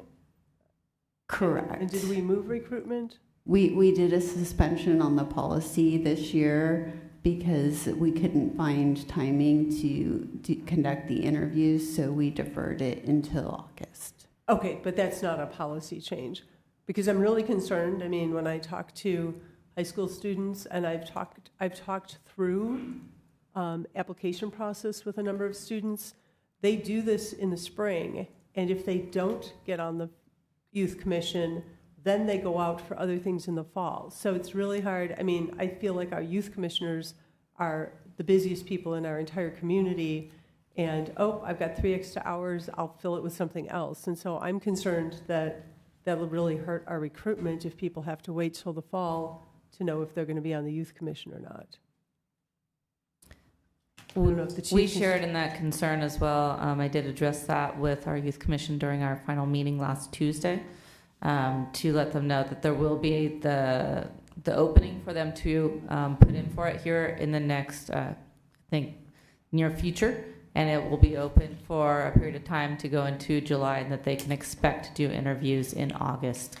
A lot of them seemed very, very interested. We hope that that is the case, because we did share in the concerns that they may be away or other sorts of commitments, but we at least wanted to give them the level of awareness so they could plan, as many of them are planners going into their future school year.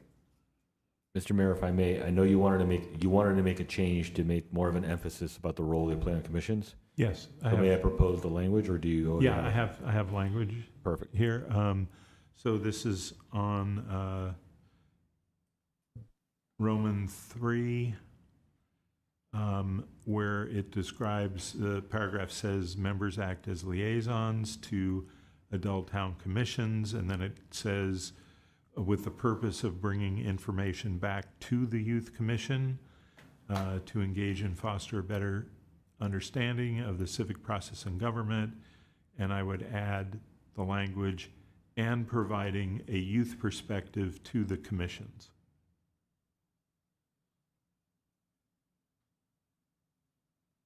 So that's a motion. And providing a youth perspective to the commissions.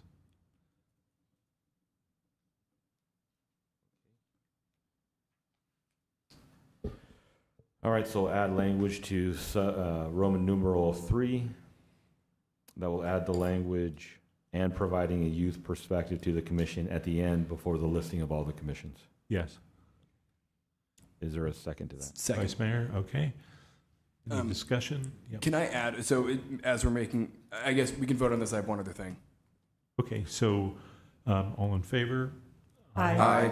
Okay, passes.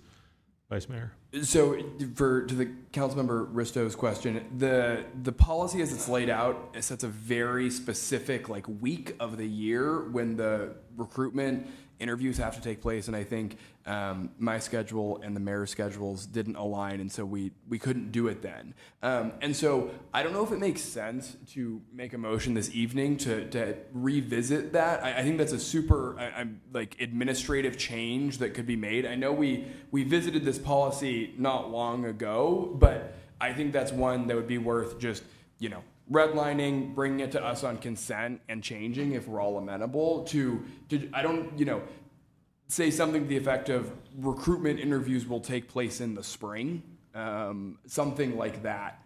So I guess I would make a motion to, what do we need to change? I'm so sorry. Is it the appointment policy? Correct. Okay. I would make a motion to staff to revisit the appointment policy as it relates to the youth commission, to modify language in there, to change from a specific time period to a more general time period like spring. I'll second the motion. Discussion? Okay, all in favor? Aye. Passes unanimously.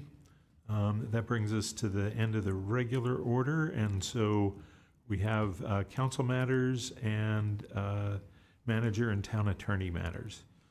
So, Councilmember Rennie. At this late hour, I have nothing to report. Okay, thank you. I'll just report on one thing, which is I had a very productive community meeting with the Bonneview neighborhood about development, both of specific project concerns and also development in general. About 60 folks attended, and we had a robust conversation that went for about 3 hours. So folks are very tuned into development in our town. Thank you. Councilmember Risto. You know what? I won't go through my list. I do have an update from the Silicon Valley Clean Energy Board meeting, but I will email that to the town manager to be shared with the council. Okay, Councilmember Badami. 3 items. On May 8th, I attended the Kiwanis Turnaround Scholarship Award Luncheon, as did other council members, mayor and vice mayor. May 15th, I participated in a meeting of a citizen wildfire advisory group. You heard about the group and our study earlier this evening. And on May 17th, I provided welcoming remarks at the annual Girls on the Run event. Great.